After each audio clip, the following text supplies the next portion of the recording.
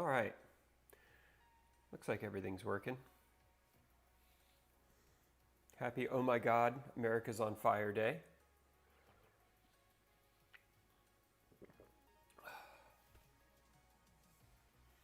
I think we've got it all. Kind of had to put everything back together since we haven't done a stream in a while, and decided to throw the Discord integration in there, and you can kind of see the little Discord icons over on the left-hand side of the screen. And so in the chat over on the right, you should see a link to where the voice chat is. So if you want to jump into Discord and join the chat, we'll include the chat as part of the stream. But I think everything actually looks like it's working. We've got the ability to move our directions back and forth. Cameras are working. It sounds like audio is coming through. At least I see it. I see it showing up on the screen there. Let's test to make sure that that is true.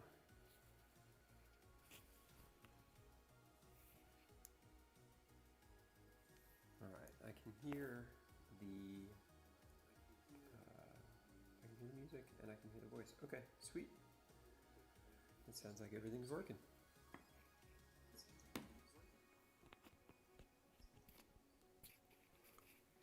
I like it. All right, so here's what we're going to do today.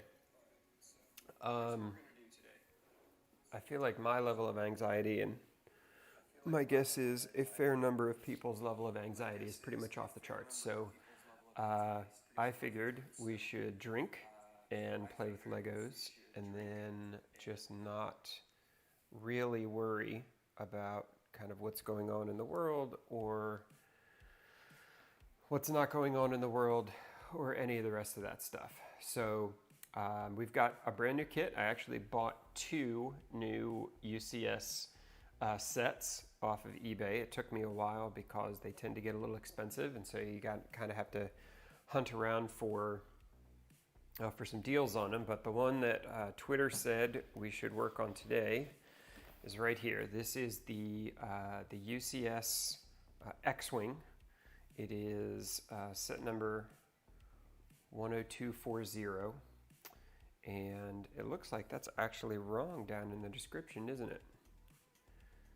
It should be 10240. So let's see. I wonder if I can edit that live. What do you think?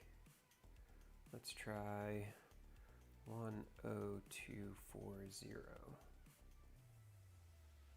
and save it. And let's see if that updates on the stream.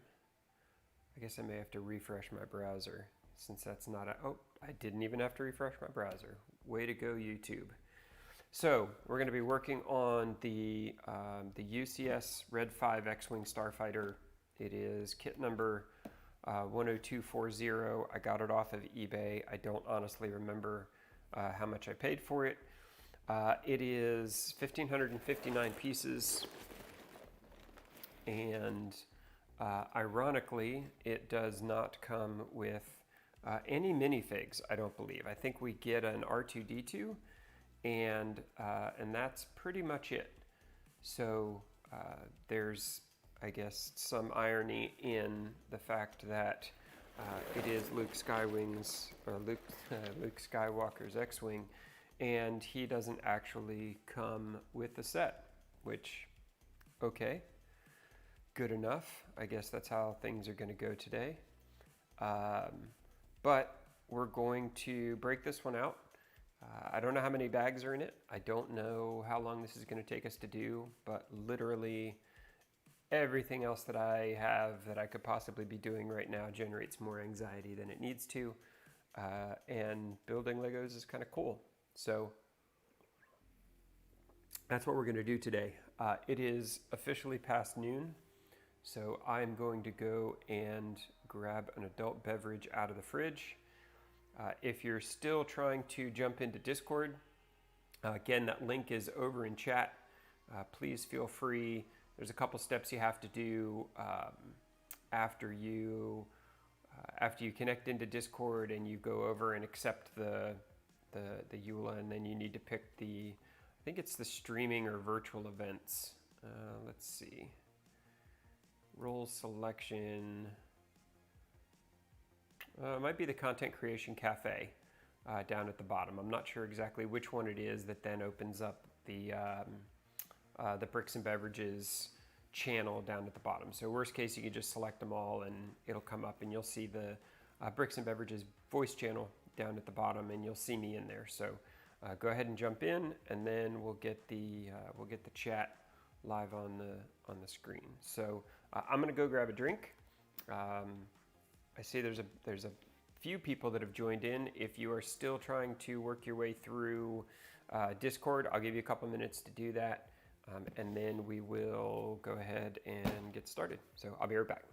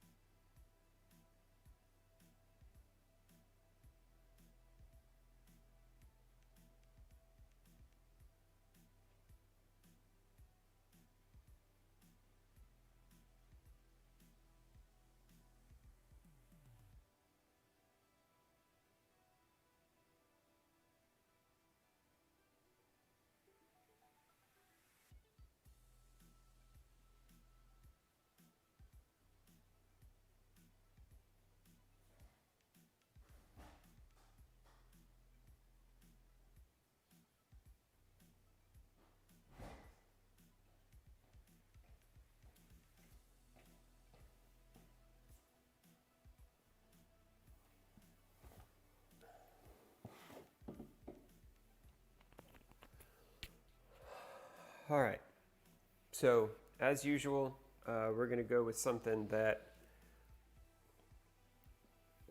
I mean, I guess it kind of fits the diet, which seems ridiculous. The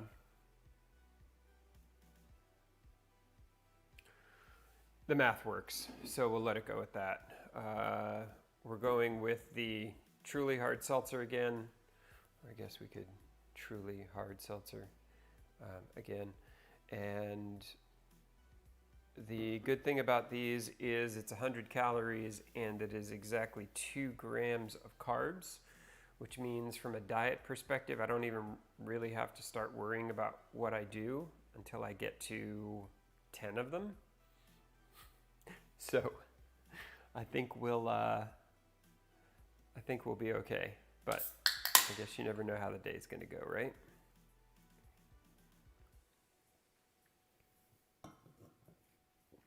All right, let's get this open. Go ahead and cut our tape on these.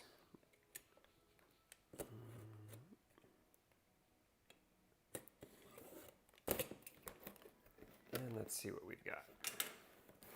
I'm just going to dump everything here, and then we'll stage it as we need to, depending on how much stuff is in the box.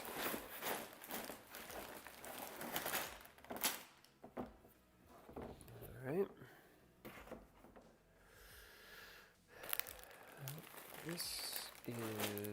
This is going to be stickers and the instruction manuals. I don't think we're going to need the instruction manual because we're going to do all of that online, but we will go ahead and pull sticker sheets and sticker sheets. And sticker sheets, and we'll stick those up there. So this one, interestingly, and you'll see this when we do them digitally as well, but it actually has 3 instruction booklets, and they're each labeled 1, 2, and 3. But it's weird to me that they didn't just put everything in one, like it's just different parts of the build. It just seems kind of extravagant to have to go through and bind 3 different booklets instead of just including one regular booklet like most other sets would. But I guess Lego gets to do what Lego wants to do.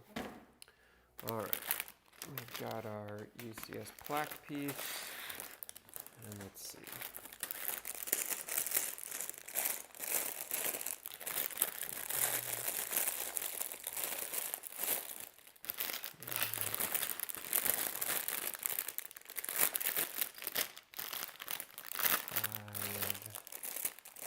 There's one. All right. 1, 2, 3.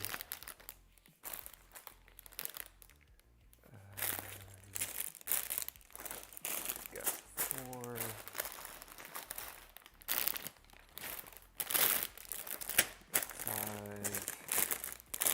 5, 6.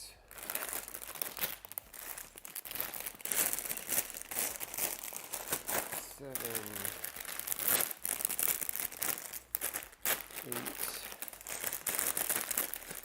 9, 10.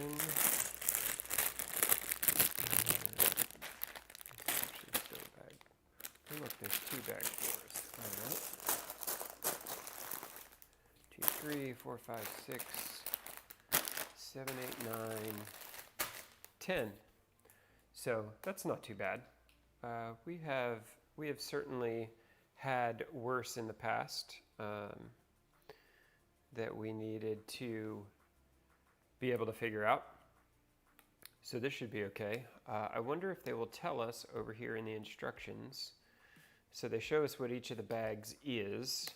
One looks like it's the infrastructure, the core of it itself. 2 is the middle where the wings come in. 3 looks like the back. 4 is the front superstructure. 5 is everything that sits on top. 6 is the UCS stand, which I have one of the Wicked Brick stands that we're going to use for this, so I may just skip that bag altogether. 7 looks like the core of the wing struts. 8 is the opposite wing struts. 9 is the engines. 10 is the quad lasers. So that looks like it's how it's going to sign up. So we've technically got 10 bags. We're probably going to skip bag 6, and it looks like there are 2 bag 4s. So it looks like we are right at 10 bags. So who knows? I guess depending on how detailed the build is, that could take a while, but I think we'll do okay. So let's take 9, 8, 7, 6, 5, 4, 3, and 2. I'm going to put them all right.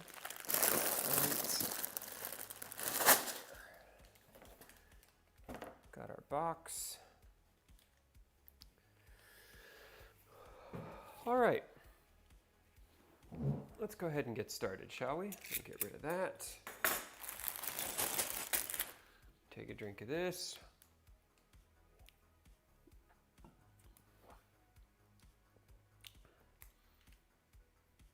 Check and make sure everything is working the way it's supposed to.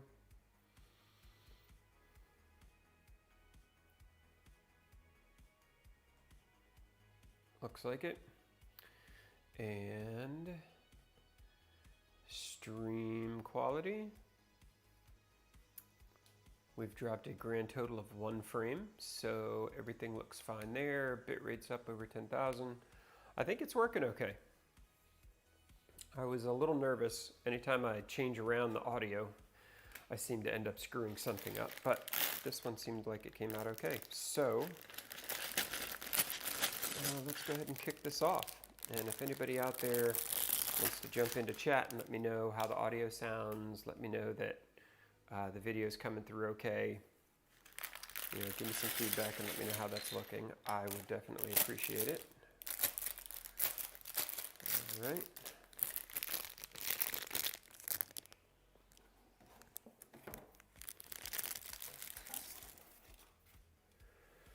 And here's bag one. Got one, just the one little bag in here.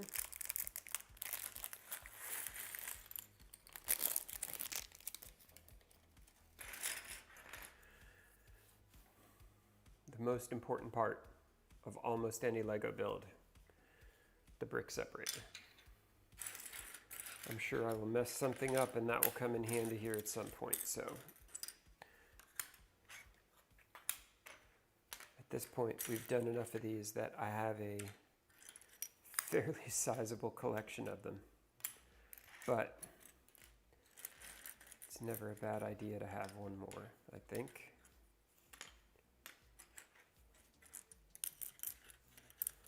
All right.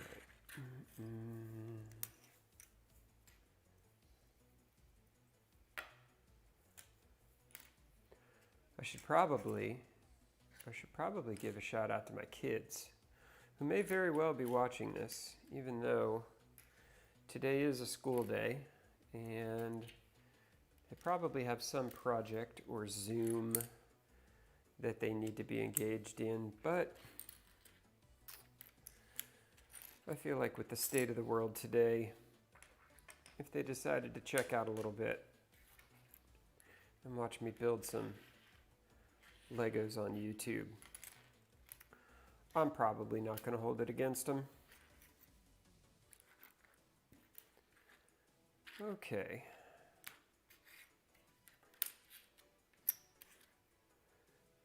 So we've got pairs of just about everything. We've got singletons of you and you and you. And then we've got this nice clear brick in the middle, which is always going to be fun. But I think we're probably not missing anything. We're just going to spread these out so that we can look through them, but probably no need to go through and lay all of those out. Okay, so there we go.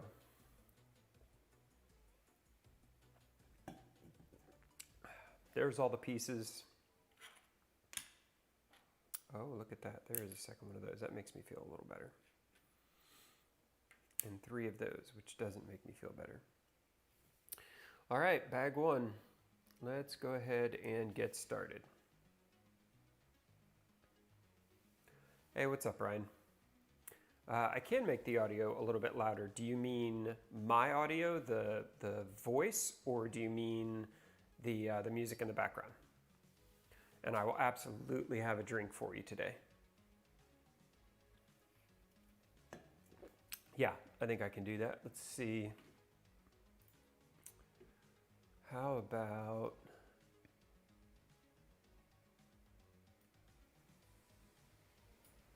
How about that? Is that any better? I figured I could probably turn that up a little bit more if I need to. Perfect. Awesome. All right. We'll have as non-stress inducing a day as possible, I guess, is really the only appropriate way to tackle today. But let's go ahead and get started. So it looks like this is going to be kind of behind the cockpit. It looks like it may be right behind where the wings are going to connect. So this will be kind of the core, kind of sitting between the cockpit and the engine. So we'll go ahead and get started by throwing things together here. It's funny, I was kind of getting ready today, got the house cleaned up, was, trying to make sure that I gave myself enough time after I wrapped up kind of digging through emails and getting work stuff cleared off my plate to make sure that the stream worked. Because again, I don't think we've done a Lego stream in, I guess, well over a month at this point since we finished the Imperial Star Destroyer. And my neighbors next door, their lawn mowing crew was here, and I could tell that I was just a little bit more on edge than I thought I was, because the sound of them revving the leaf blower over and over and over and over and over, like I got to a point where I just kind of wanted to stand up and flip the table. And I realized that that would be a perfect spot to order some alcoholic beverages and go and pick them up from the grocery store. So I did that, and we're going with the Truly, the hard seltzers again today, because I've behaved extraordinarily well, probably way better than anyone has any right to expect of me on my diet. And I figure with 2 grams of carbs and 100 calories, I can go through a few of these before I even have to start worrying about them. So that's what we're going to do. All right, we've got a couple more pieces to put on here. Got 2 of you. There, there. And I guess these are the ones they're calling brown, because I don't see anything else. And you go there. And it looks like we set that aside. Or no? Yeah, I guess we set that aside. Let me start to work on this next piece. Take you.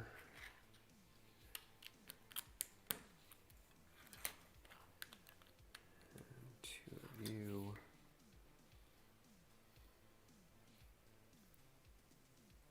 And another one of these.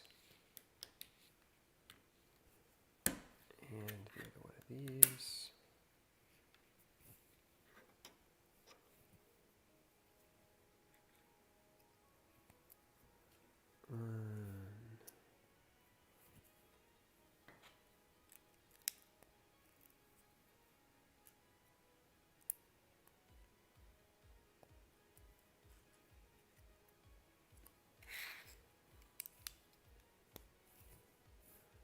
All right, and this guy.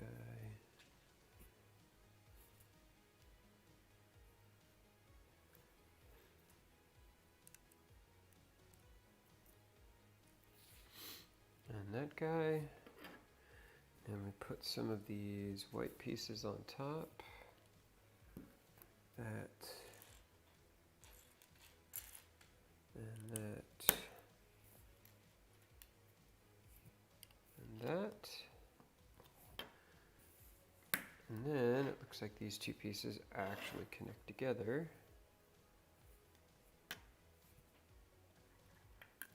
Oh. I see. All right.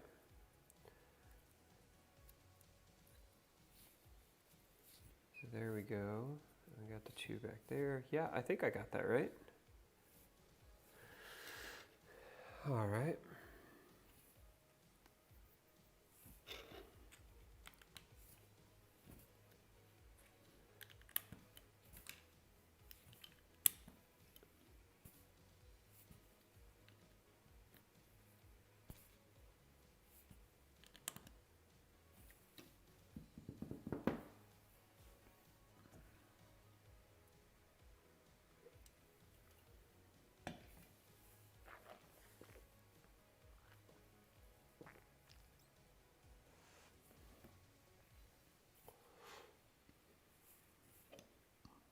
Now, to put this little dude together, I'm interested to see. I saw in the box, and I'm curious to see how it works out. It looks like there's going to be a knob on the back that allows you to open and close the wings on the X-Wing, which seems pretty damn cool to me. And I am curious to see how that works out.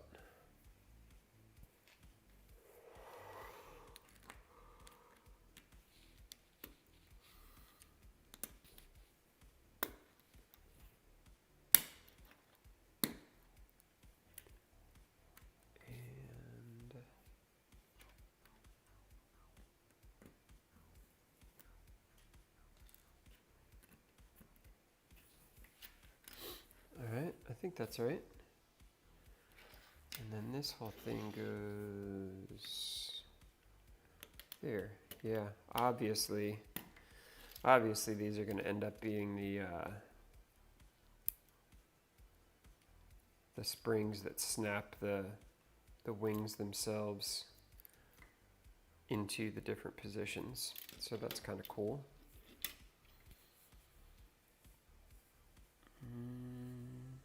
We need 3 of you, all right. And it says 2 of them go here. 1, 2. And 1 of them goes here. And that does indeed line those up as level. Now we've got another little piece. We're going to take you, put you, and you, like that. And then got the yellow spacers that are going to hold those in place, which makes me happy. And then, the hell are those? I guess that's these. These are weird. They're like little 4-way stars. Here, let me hold it up there and maybe get my face out of the way. Nope, it's not gonna do it. That Sony face tracking is just so damn good. Anyway, it's like a little star. It's like a little 4-way star with pieces on the end, and I'm not exactly sure that I've ever seen them used before, but they fit onto the axles. They are symmetrical, so it doesn't look like there's a front or a back to them, and then we hold them in place with those guys. No. Looks like yellow pieces first, and then those guys. Yellow.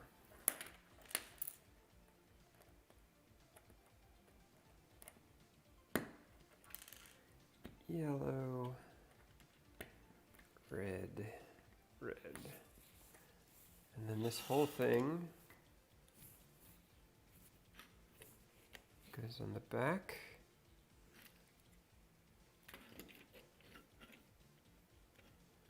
And they spin. I don't know. See how that works out. All right, we need the other one of these now. And we're going to put 2 of these in there again. And this time we're going to add a blue one from the other side. And then goes there.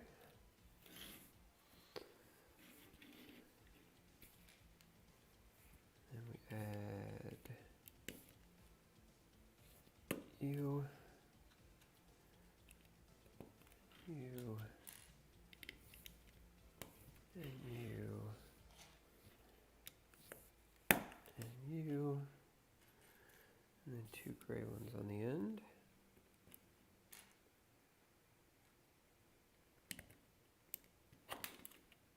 There and there. Okay. I think we're done with 11, and then 12 says put 2 more on. Oops. Let's get that back on there.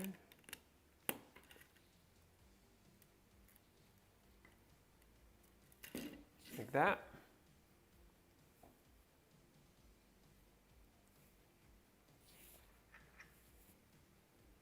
And you go there.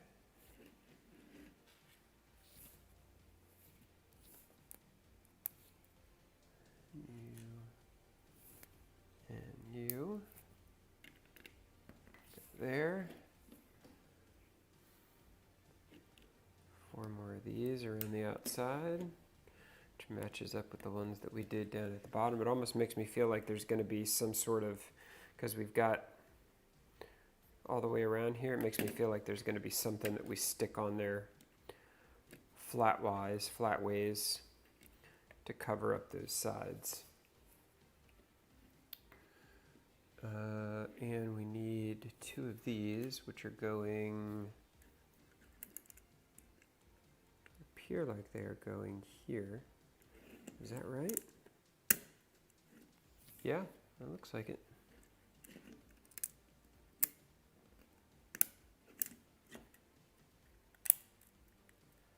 Yep, top, middle, bottom. All right, makes me think like we probably did that one okay. Let's check in on Discord, make sure everything's working. Yeah, and I still see me popping up on there, so as soon as anyone else can jump into Discord, we'll test and see if that works. All right, 14's done, 15. Oh, interesting. We've got gears and gearboxes. I like it. All right, so you go that way. And you drop right down in there. Is that right? Oh, look at that. Nifty, nifty. Okay. And then that goes in there. We put a yellow spacer on either side.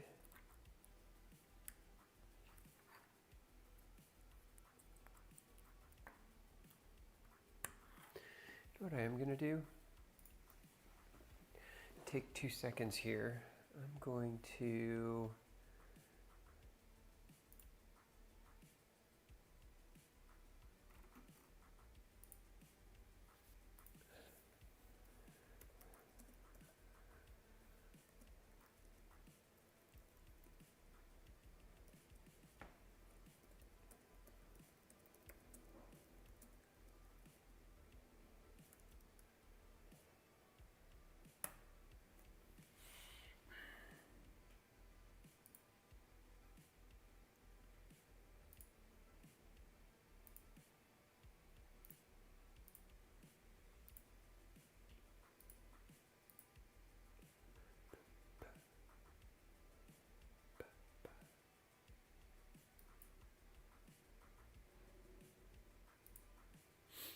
Here we go. I just wanted to send out a quick reminder tweet to everybody that we were live. Okay, so we got the spacers on there. We've got 2 more of these.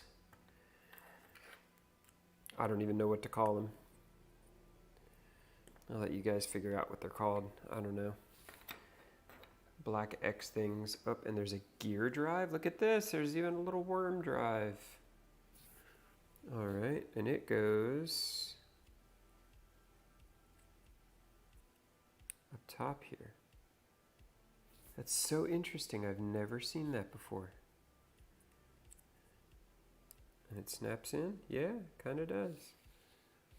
And now if this turns, that turns too. Hello. Hey, what's going on? Not too much. How are you? Oh, you know. Sure. I mean, I guess things could be better. I think they're going pretty well. I honestly, I looked when I first woke up this morning and saw that it was basically, it looked the same way that it looked when I went to bed last night. and just Yeah. immediately said, I need to go find something to keep myself occupied. Yeah. Well, Biden's ahead in both Michigan and Wisconsin, and that should probably only grow. We obviously won Arizona. That one finally got called. Well, I mean, they called it last night on Fox, but no, it hasn't been like officially called yet. But I think it's pretty safe to say that we're gonna get it. Well, that'd be nice. Yeah. So, So if I'm doing the math in my head, Arizona, Nevada, Michigan, Wisconsin, and Maine is yeah, and Maine just got called. We got Maine. all of it, because that's one of those ones that goes by Uh, districts. no, we got I think like 3 of the 4 or something, So that or is 2 of the 3. exactly 270. Right. If I did the math right in my head, Arizona, Nevada, Michigan, Wisconsin, and 3 out of 4 in Maine. Is that 269 or is that 270? It's 270. So with two mains, or sorry, with even just one main, and Nevada, Arizona, Michigan, Wisconsin, that's 270. So that's game. But that would be 270 to 267. Which I don't care. Um, I don't care. no, yeah, I don't care either. I would just be afraid that with it being so close, they might try to do some like shenanigans on the back end, but I Sure. guess we'll see. Sure, and I expect that any of the states that are within the margin of error will end up triggering some sort of recount. The problem Right. is I don't know that any of those states are going to be necessarily close, are they? Um, I mean, there were a bunch that swung from one side to the other as they moved from like voting, like election day tallies to like mail-in votes, but I didn't necessarily see that there were any that were going to be. I mean, Florida's obviously not going to be close enough to have to no, go back and recount. which good because they're always a mess when they recount. Yes, But they are. um, what is the normal percentage? Is it within 1% or is it a half It, percent? it depends on the state. I think Yeah. in Florida in 2000 it was 1%, but it went county by county. Hmm. So triggering a statewide recount had a different measurement than triggering a county by county recount. Right. But I mean, it's pretty like it feels like it would be reasonably unlikely that any of those states would have that close a margin at this point. But maybe they will. Yeah, both Wisconsin and Minnesota are currently within 1%, but I think that'll probably. I'm a bit I But guess bullish on that we'll get past that. yeah, they're all counting. I mean, it's basically all early voting and mail-in ballots at this point, right? Yeah, it should be. Yeah. And I also feel, I don't know, I feel kind of good about Georgia, but I feel like if we win Georgia, it's going to be like really close. Yeah. Like we'll just eke it out, which at that point that would just be gravy, which is fine Right. with me. Yes. I mean, it would be nice. It would be nice to win a couple of those. Like, I don't even know where North Carolina is at this point, but it would be nice to win a couple of those just to have a little bit of cushion, Right. and just to make me feel better that a vast majority of the country isn't just filled with terrible humans. But I mean, we need 270, and everything else beyond that is for the history books to worry about. Right. I don't think we'll get North Carolina, but Which is a shame, because the sheer amount of time and money that I spent trying to make that happen is annoying, to say the least. sure. Yeah, I'm kind of disappointed in the polls again because I thought That's actually, I would love, like, I'd love to know somebody in that area to have a conversation around, like, it's obvious, like, obviously the polls are broken. Like I don't, I Right. don't, I mean, after two straight elections where the polling was not even remotely close, like the polls are broken. I would love to know, like how do you move forward from that? Well, I mean, in 2016, the thing that everyone believed that was the issue in the polls is that when they were polling, they were not taking education into account. So they basically weren't accounting for non-college educated versus college educated. And so they're like, oh, hey, yeah, we messed up. Let's fix that. So they started doing that. So I had at least, like, I guess some more faith that maybe that was going to get fixed this time. But I feel like Florida was off by more than enough that it's still kind of broken. Yeah, and I feel like at some point the entire, like not even just the math, like not even just the we're going to take this is what we need to extrapolate this out into something that we can stand behind, because I honestly believe that the math is probably right. It's the actual data collection from those original Right. polls that feels like it's just not anywhere near close to where it should be. And because Right. of that, it just ends up kind of compounding down the line. So I'm very Yeah. curious to see, like for whatever reason, Americans are absolutely addicted to polling, and that polling has been pretty universally and categorically wrong Right.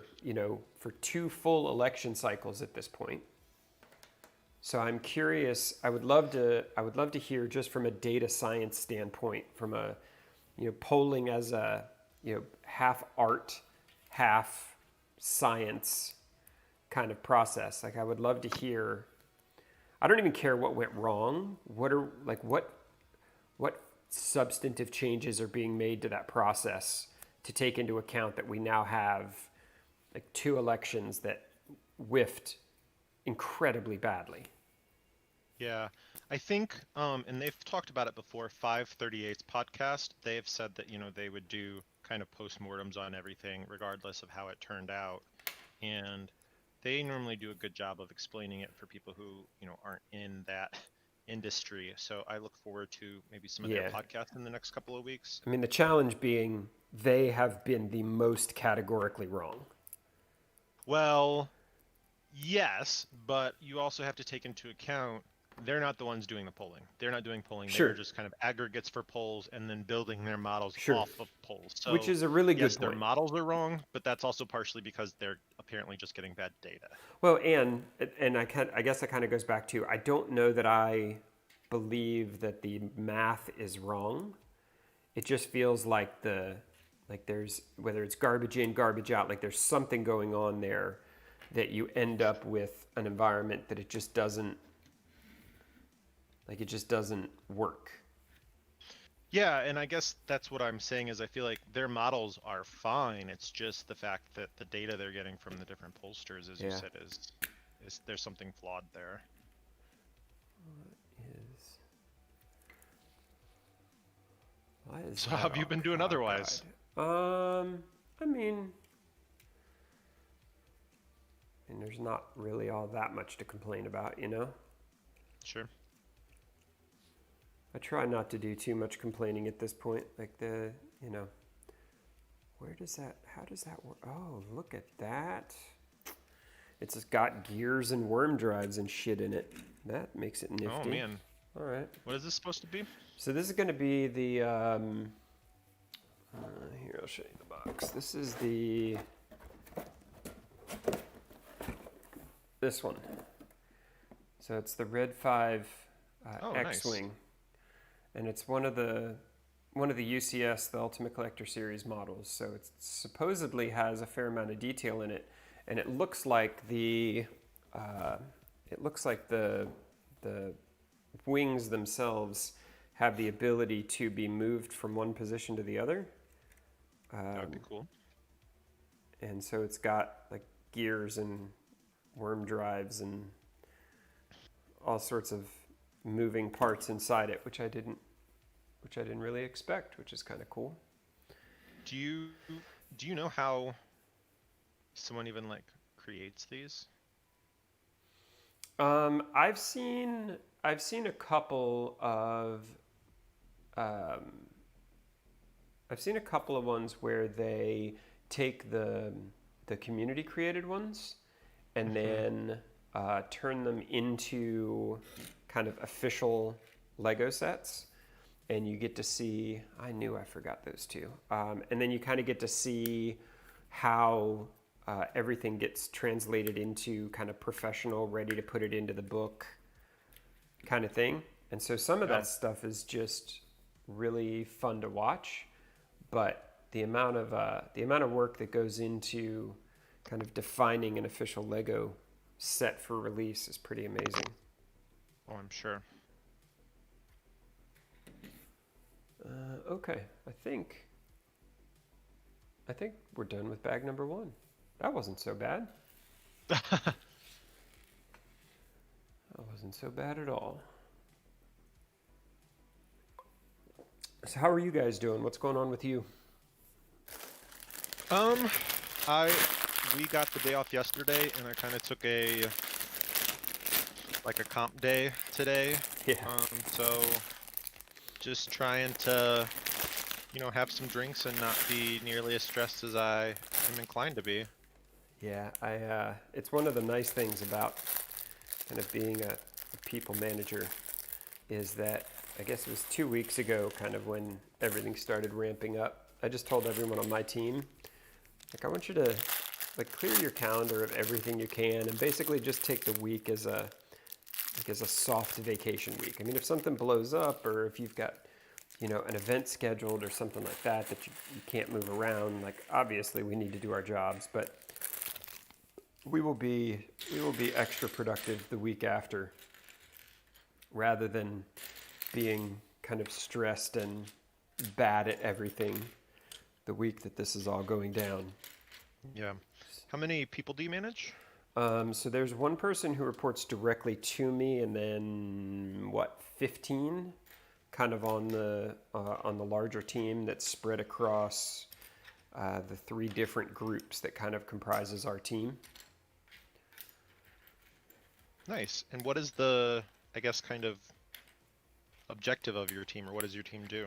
So my team specifically does Microsoft advocacy for people who are focused on enterprise platforms and tools.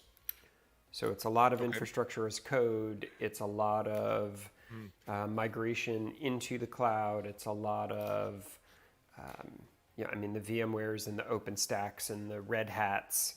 You know, where are we? Where are we going next? How are we getting there? Kind of stuff. Sure. So all of the OpenShift on Azure, the VMware on Azure, kind of all of the first step infrastructure products that people Hmm. are using as their trigger to get into Azure. Those are all the stuff that we build.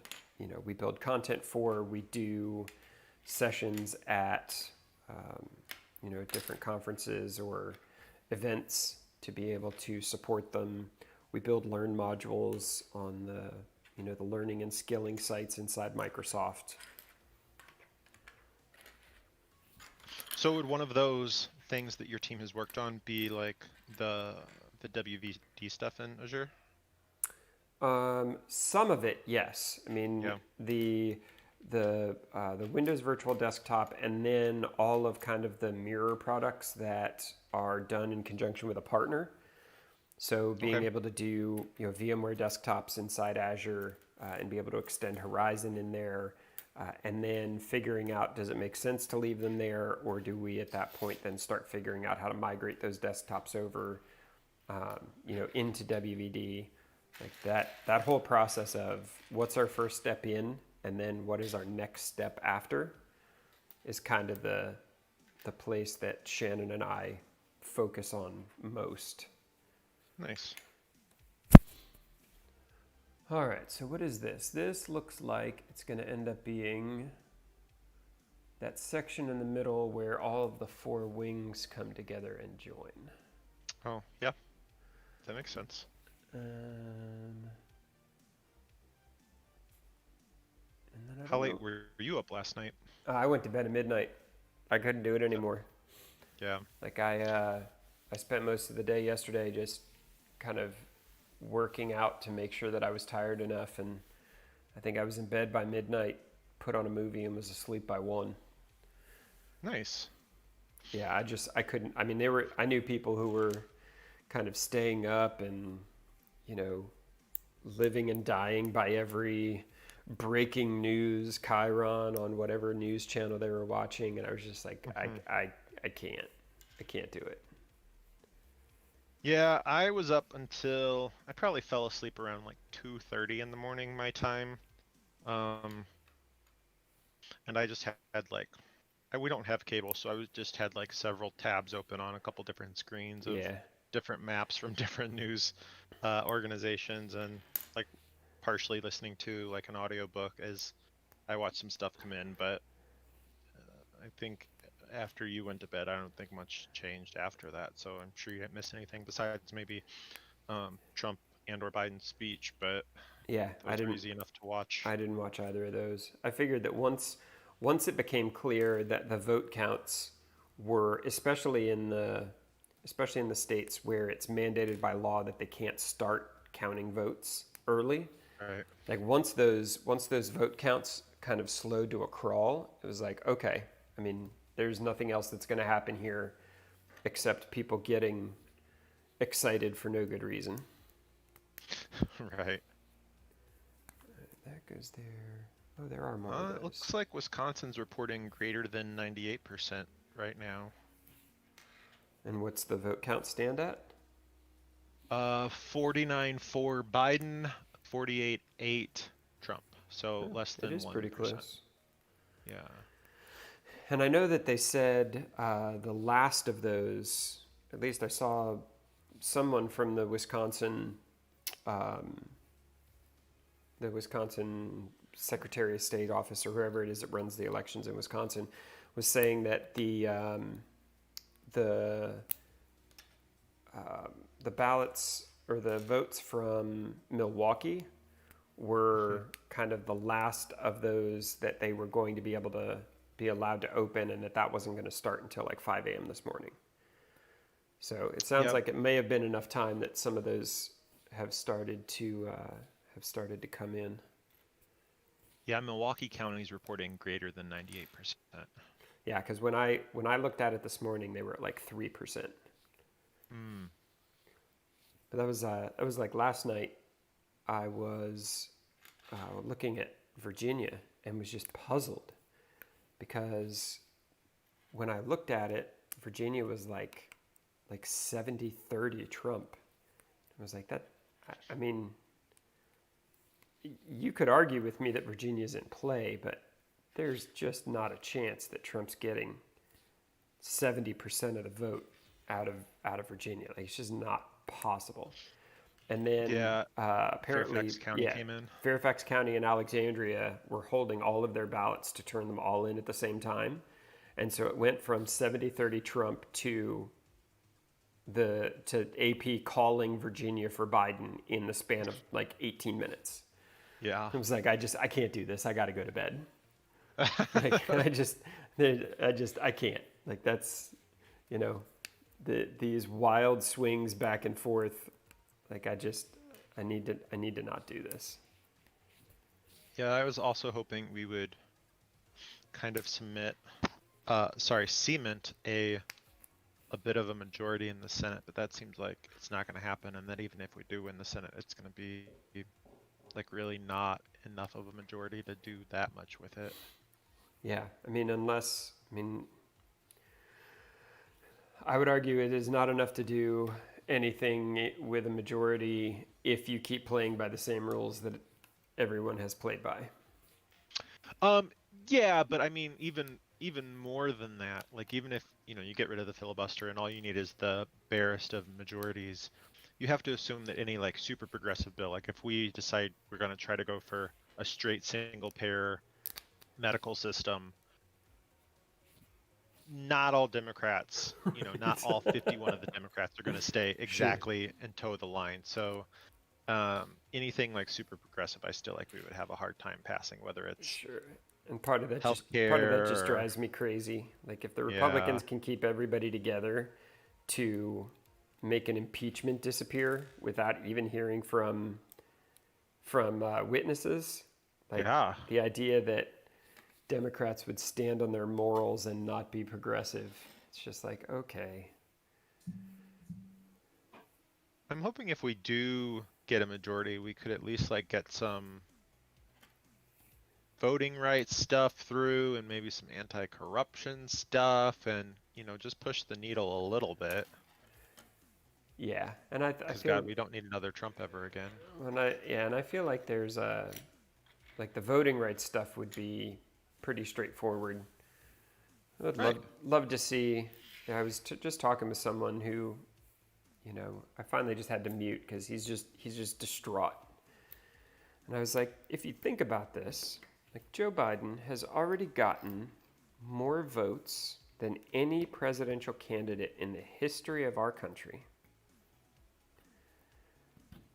Democrats have won what, 8 of the last 9 popular votes, and It's something like that. I and feel we're like I've seen like 6 of 7, but and, yeah, and we're something and like we're that. sitting around waiting to find out where the where the votes are coming from in Wisconsin.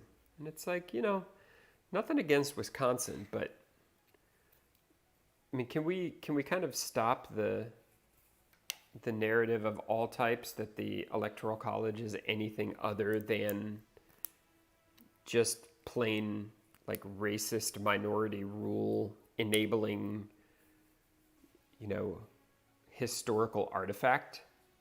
That's exactly what it is. I listened to a podcast by NPR called Throughline, and it's kind of interesting because they kind of investigate or look at things that have happened in the past and how that's affecting current events. And so they've done stuff with like Iran and all of our stuff with Iran that happened in like the 50s and 60s. Yeah. And they talked about the Electoral College. And I did not realize how, as you said, just racist and how much it was basically put in there to support slave owners at the time. And then we just Yeah. never changed it and Yeah, all and this other and stuff. particularly like just Virginia, right? I mean that Virginia was one of the more lightly populated um, one of the more lightly populated states at that point, and yet, what was it?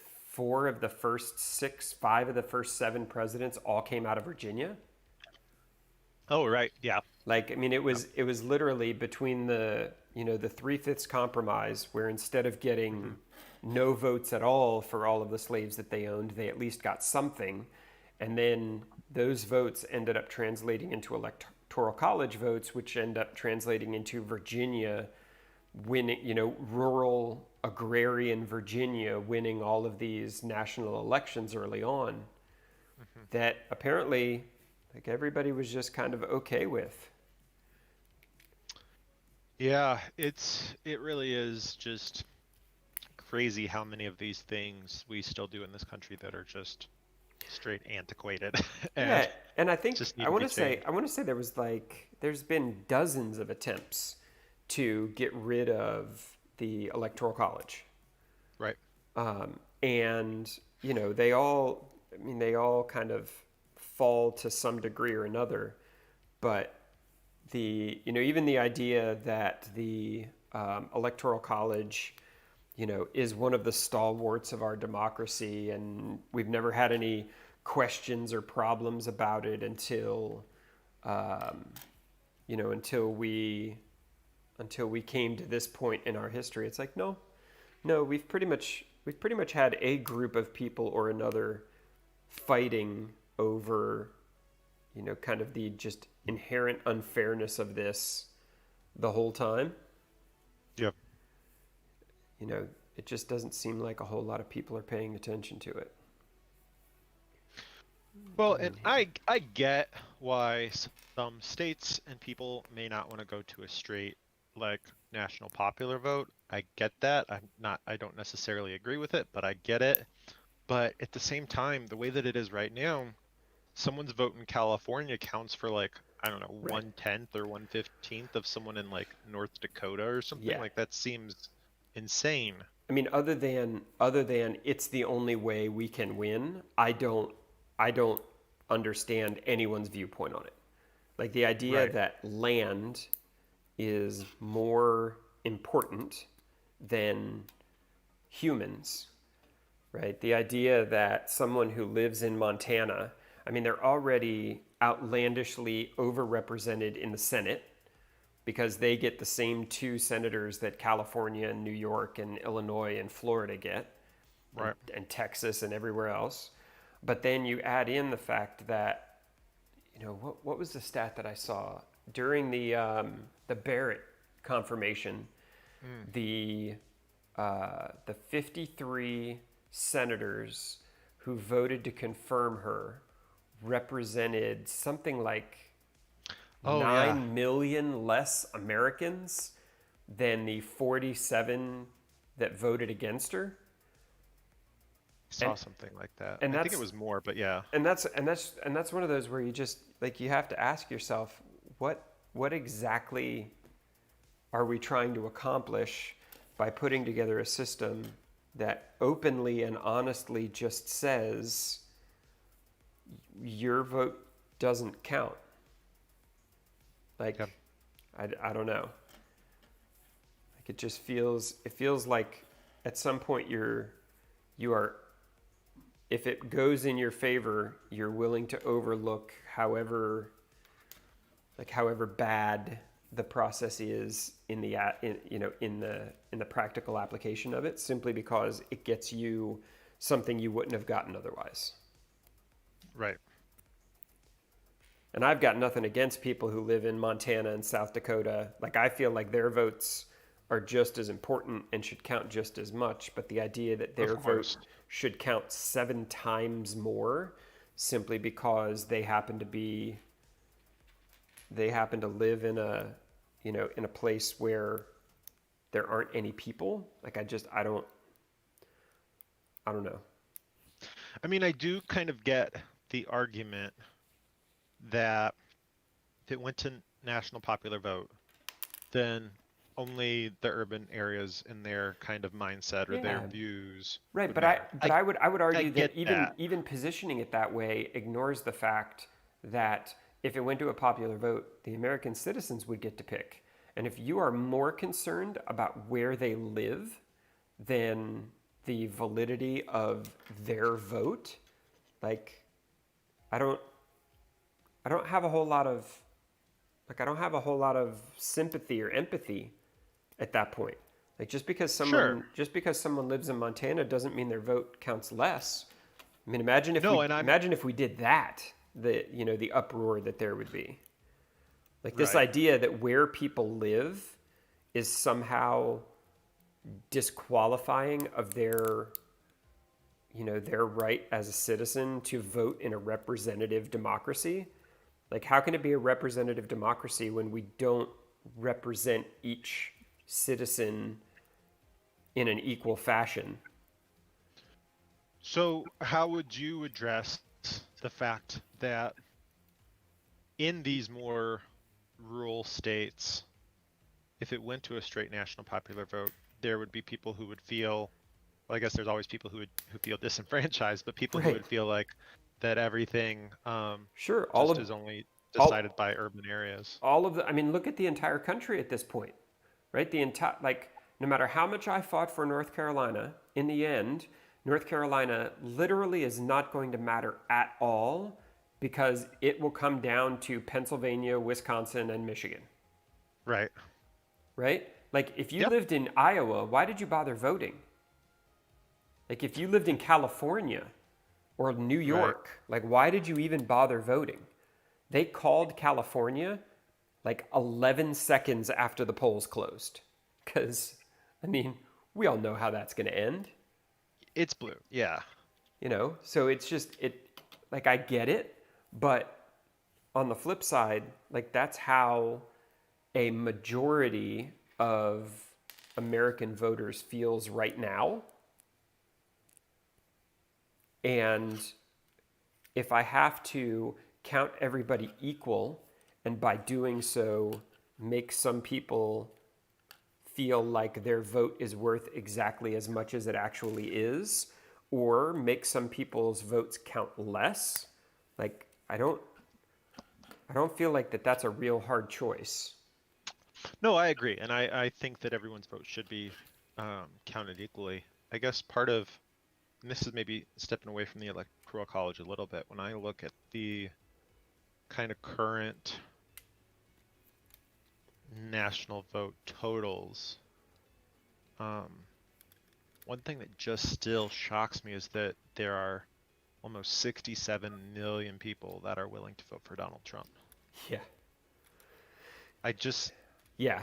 Yeah, I feel like I kind of went into um like I kind of went into this whole thing. Do I have that on the right way? I kind of went into this whole thing like willing to give America a little bit of a mulligan. yeah, Like everyone makes mistakes. like maybe this didn't, maybe it didn't work out exactly the way everybody planned, or maybe, in good faith people made choices that they regret making or whatever. um, I don't really feel like you can do that anymore. Yeah, Like this is who we are, yeah. for better or for worse. Like this is who we are, and this is the country that we have to deal with. And it's pretty obvious that as soon as given the opportunity, how the fuck does that not go on there right? As soon as we're given the opportunity, there are going to be people who, are not interested in giving up anything if it means that, someone else gets it.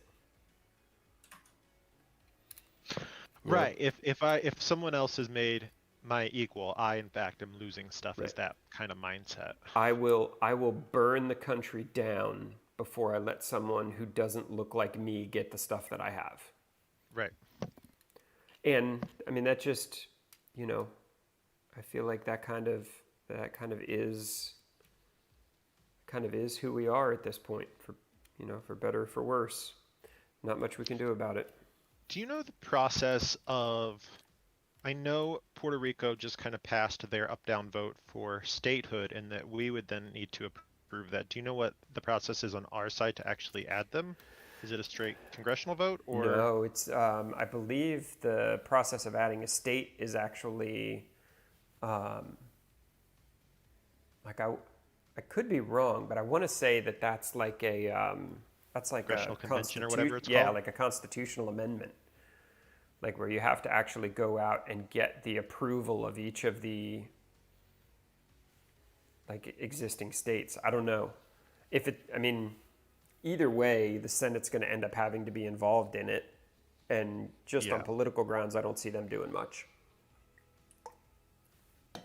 Right, because if Puerto Rico came, that would be like one big blue state, which would throw off their Senate majority and a bunch more Yeah. House members, and Or even probably DC. even a decent amount of electoral votes as well, because they have a bigger population than, like, I don't know, 5 or 6 I other see. states combined at least. I see what I did. Yeah, I mean, in DC is the same way. Like that DC isn't a Yes, state exactly. and still pays income taxes is kind of the most absurd of all possible scenarios. Yeah. All right, I think I figured that out. Let's try that again. Oh, look at that. So much better. But getting rid of the Electoral College, adding, adding DC, adding Puerto Rico. I mean, really, if you look at any of those protectorates, you look at Guam, you look at, I mean, there are all of these areas where, I mean, they're U.S. citizens. Their votes count in the election just like everybody else's does. And yet they don't get to kind of partake of the larger stuff that is America. I would be interested to see like how many of those countries. I mean, DC would do it in a heartbeat, if only because it means that they could then manage their own budget. Mm. But I would be interested in seeing how many of those countries would even be interested in joining the U.S. at this point. I mean, that's got to come with as much down as up, you know? I don't know. I would feel like you would get more upside than downside. What do you think is the downside with that? Um, that Besides just being affiliated with us. well, I mean, the upside is that you kind of get much more control. Like, I mean, we've goat fucked Puerto Rico Oh yeah. legislatively for decades. That has caused a whole bunch of their stuff. I mean, the downside is everything just gets politicized, and like you're not a sovereign country anymore. And I feel like that the sovereign country patriotism is a real thing that I respect, and I just don't know how many folks would be jumping up and down in line at this point. Not the politicians, who I can understand why they would want to do it, but the actual citizens. Like, we're kind of a shit show.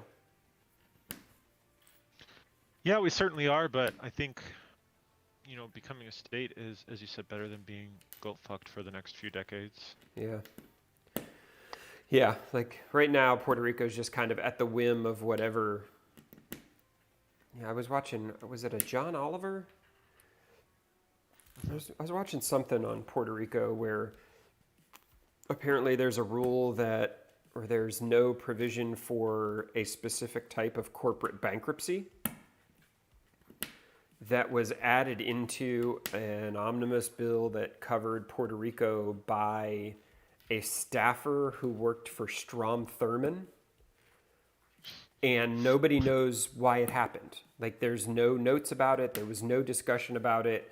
It's buried on like page 300 or whatever of this giant bill that has ended up being the biggest reason that Puerto Rican businesses can't restructure debt. They can't restructure, any of the stuff that they would need to in order to be competitive, because this one line got added into a bill 30, 40, 50 years ago, and now they're stuck with it because there's no good way to, no non-political way to go back and change that isn't immediately going to turn into a fight. Right. Well, and that's another thing too, is that whether it's the House or the Senate, they come up with these really long bills and try to like pass votes on them within a couple hours that no one would ever be able to read, a few hundred pages and get a real good idea of everything that's in there in that short amount of time. So it looks like, and don't quote me on this, but it would be a simple majority in both houses, House and Senate, and then the president would sign the joint resolution. But then like a state can happen, Huh. I guess. Interesting. That might be wrong, but Hey, what's up, Mike? Not a lot, Hey, what's up, man. Mike? So it'd be interesting. I read a story where, in the kind of aftermath of the Civil War, West Virginia was created, and historians are not 100% positive whether West Virginia was actually ever really admitted to the Union, because it was kind of just pushed through real quick as a way to like pacify a whole group of people who like all of the historical background, but apparently like there was an argument that West Virginia had never been kind of formally submitted and ratified by the country to be a state. And by the time somebody brought it up like 50 years later, everybody was just like, shut up, let's just not talk about it. They're on the flag. We're calling them the state of West Virginia. Like, let's just all move on.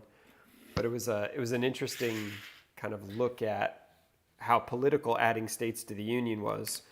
For a long time, the states being added were simply a way to prop up, votes in support either for or against slavery or for or against the construct of the American Union, that sort of thing. And so a bunch of them just kind of got pushed through from a political standpoint, and it sounds like maybe didn't necessarily cross all the T's or dot all the I's. Yeah, that's interesting. I did not know that. It'd be funny to have somebody come back and be like, yeah, I'm going to, like, can you imagine if somebody got the death penalty in West Virginia and then sued the state of West Virginia for not being A state. an actual state that has the ability to carry out or to levy that kind of sentence? That would have to go all the way to the top, I'm sure. Yeah, and I'm sure, I'm confident that it would get to the top, and wiser heads would say that even if that's true, like, we're not gonna relitigate a state that was added to the Union, 200 years ago.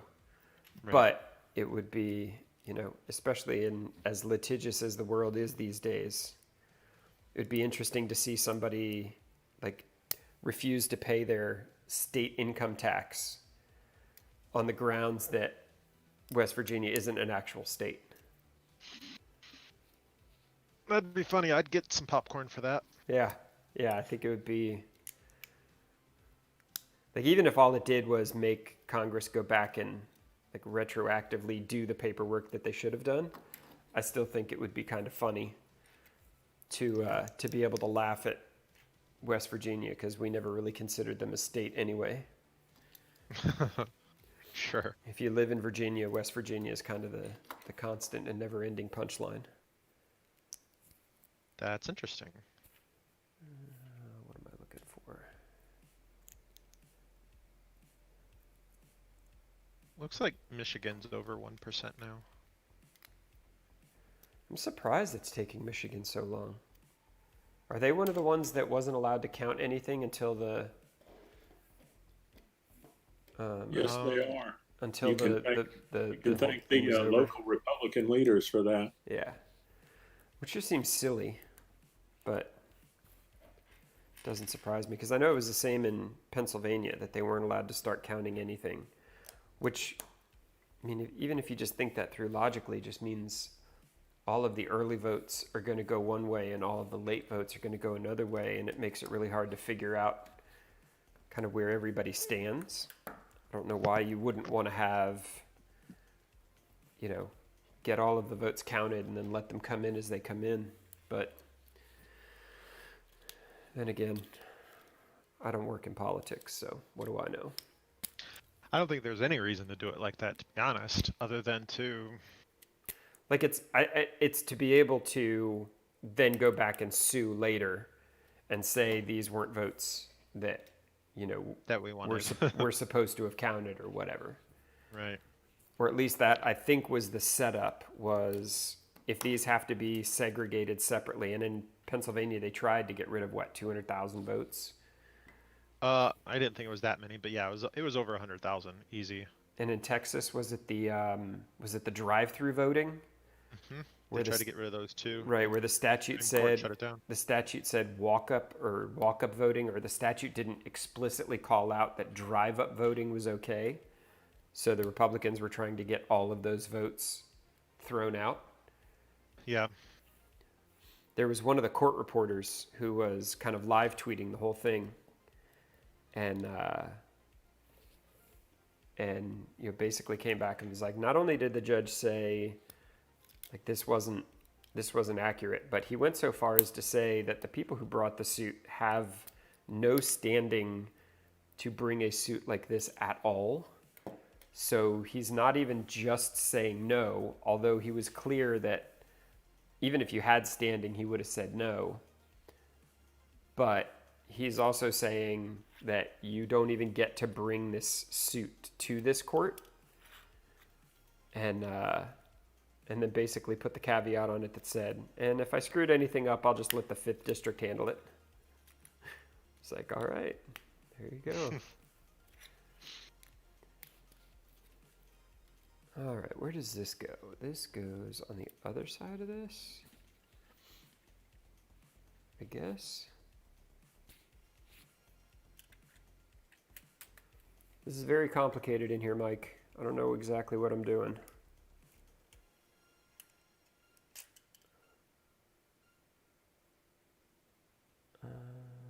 Definitely looks complicated. Oh, I see what's clicking. Okay. Here. All right, I'm gonna bounce and try Yay, to get some wings. stuff done around the house, but it was good talking to you, Dooley. Yeah, it's good talking to you too, Conrad. Enjoy the rest of the day. You too. Later, guys. Later. How are you doing, Mike? I honestly considered just trying to sleep all day, but figured that would not be very productive. Yeah, I did it last night. I was happy that you're going there. I wore myself out in the gym and then was just like, nope, going to bed. Like once the nonsense started, I was like, I can do no one any good, myself included, by staying awake any longer. So I was in bed by 9:30 last night. Well, now that's just ridiculous. But yes, I was in bed reasonably early. I mean, I guess reasonably early for me. I just scanned through a Twitter thread because I saw yesterday that some judge had ordered a bunch of postal service locations to sweep. Yeah, and they many just said states. no. Yeah, in many states for ballots, and evidently they just didn't do it. Yeah, I don't get it. Oh, I was very confused for a second, and then I realized they turned it upside down on me, and I didn't see it. All right, there we go. Yeah. So what ended up happening with that? I know that the judge. Are those all the same size? Yeah, they are. I know the judge had called them in and that contempt of court was on the table or whatever, but I didn't see kind of how it ended. I'm reading here. It looks like 27 minutes ago, in a tense hearing Wednesday, Judge Sullivan excoriated USPS leaders and suggested he might demand testimony from DeJoy, the secretary or postmaster general, whatever his title is, for defying his court order to sweep postal facilities for undelivered ballots. Yeah, I saw that the excuse was like we couldn't do that and do our regular jobs, and we figured the court wouldn't want us to not do our regular jobs or something. And I was like, that's the equivalent of saying I was going to do my chores, but I figured that meant I couldn't do my homework, and I can't imagine that my parents wouldn't want me to do my homework. And it's like, no, in fact, you should do both. Yeah. And you should stay up as late as it takes to get both done. Right. Like, that doesn't seem too difficult to figure out.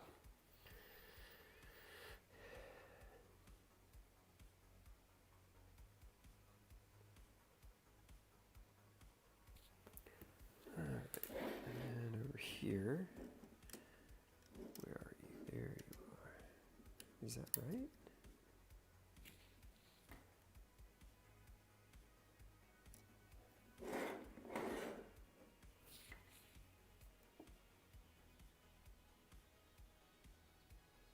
We're not going to do anything with the other side just yet.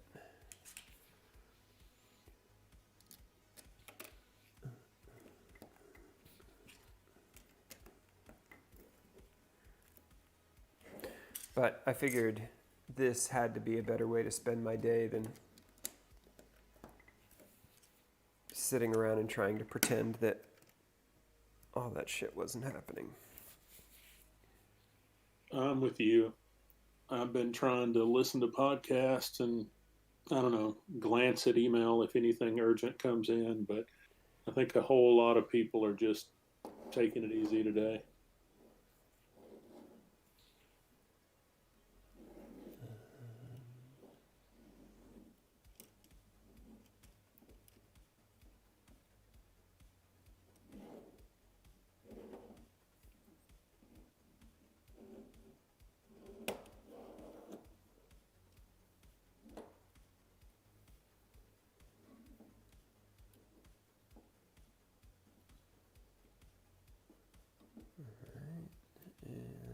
guess.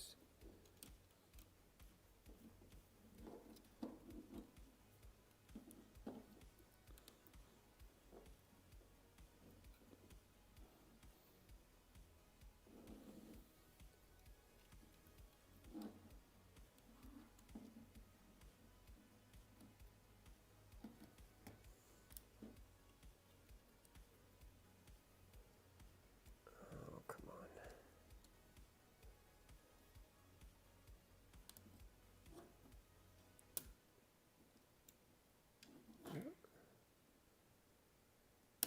There we go. So apparently these wings are going to move and lock into position, and we've got gears and worm drives, and look at that. It actually does work. Huh. That's kind of nifty.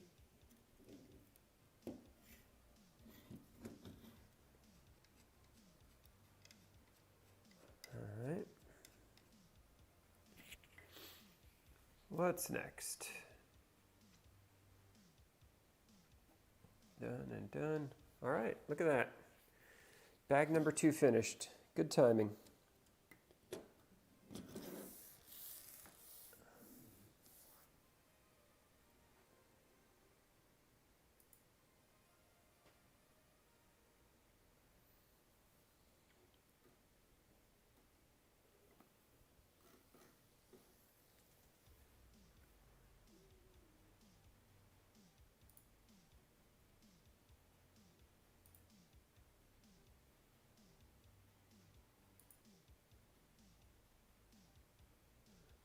Twenty 28% of gay, lesbian, bisexual, or transgender voters in exit polls voted for Trump. Wow.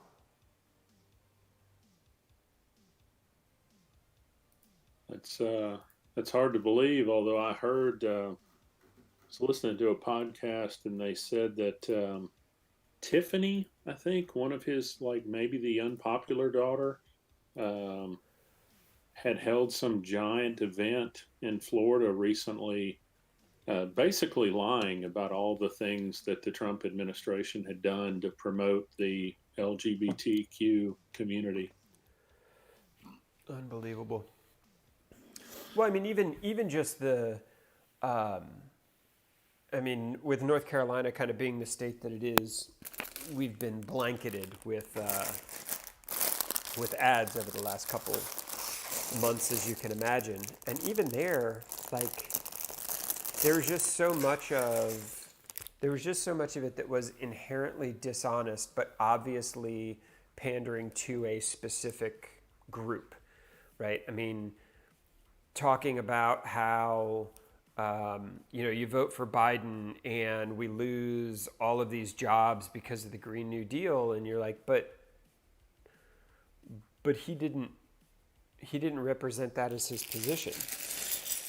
Like, he never said that you were going to go single payer health care. Like, he never, like, none of that is objectively true in any sense. And yet it is put into political ads and then blanketed across, states for whom that is a significant source of worry. And it's like, I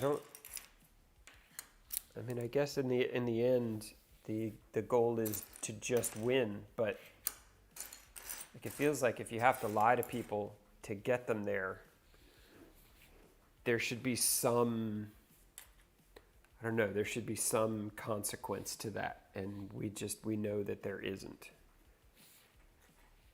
Yeah. I mean, there have been all these studies that have shown that conservatives tend to, and I'm not saying like conservatives as an entire group, because I know some pretty thoughtful, intelligent conservatives, and I think some of the people that buy the stuff that's just not true, they're not stupid people. Right. We've become so tribal, yeah, that we all tend to want to believe the things that reinforce our current beliefs. But all I know is my progressive friends tend to be more willing to just pause and go, whoa, that sounds nuts. Yeah. I mean, I remember, I used to watch Keith Olbermann on MSNBC, Speaking of nuts. and I would routinely just, this is back in the TiVo days and everything, I would routinely just pause and go, that just doesn't sound right. And then a quick Google search would prove that it wasn't Yeah. right. But a lot of folks, I think on both sides, not to make this about both sidesism, but on both sides, they'll hear bad things about the other side and just they're so naturally inclined to believe it. But some of the stuff that that our current president says about anybody, there's just not a lot of critical thinking going on among the people who are hearing it. The target audience for those remarks aren't really, they're not filtering them at all. It's just reinforcing.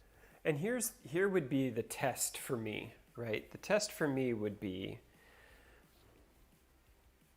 I mean, I feel like if it is true, and it's kind of hard to argue at this point, at least for me, but if it is true that a vast majority of America would rather see democracy burn than give up or share even that which they have with people who don't look or worship like they do, how much faster would that process work if you had an actual politician who just stood up and said, all the racists get in line behind me, we're going to fix this shit? Right? Like it feels like Trump is one means to an end, but maybe not necessarily the most effective one if the reality is that you want your platform to be, white people are the only ones who get to partake in this country.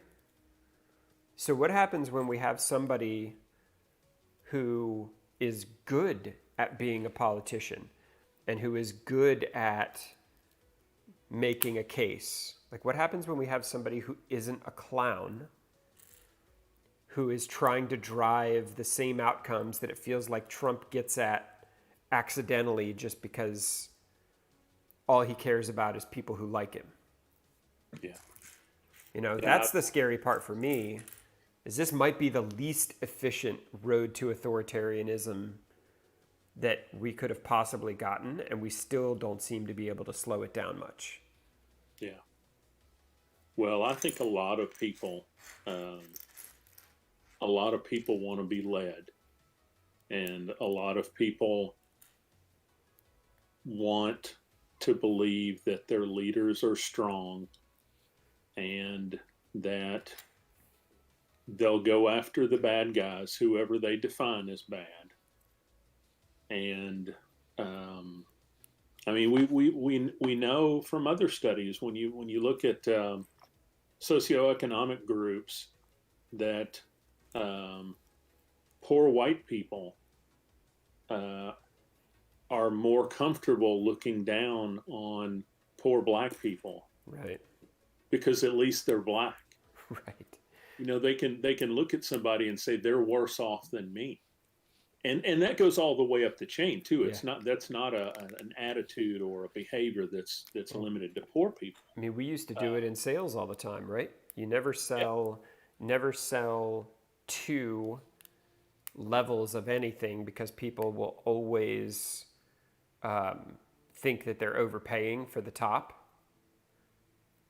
but they refuse to buy what's on the bottom. You always offer three and give the middle group to everyone and the top group to the people who feel like they need to have the top end, and you put the bottom end in there simply to make everyone else feel better about their choices.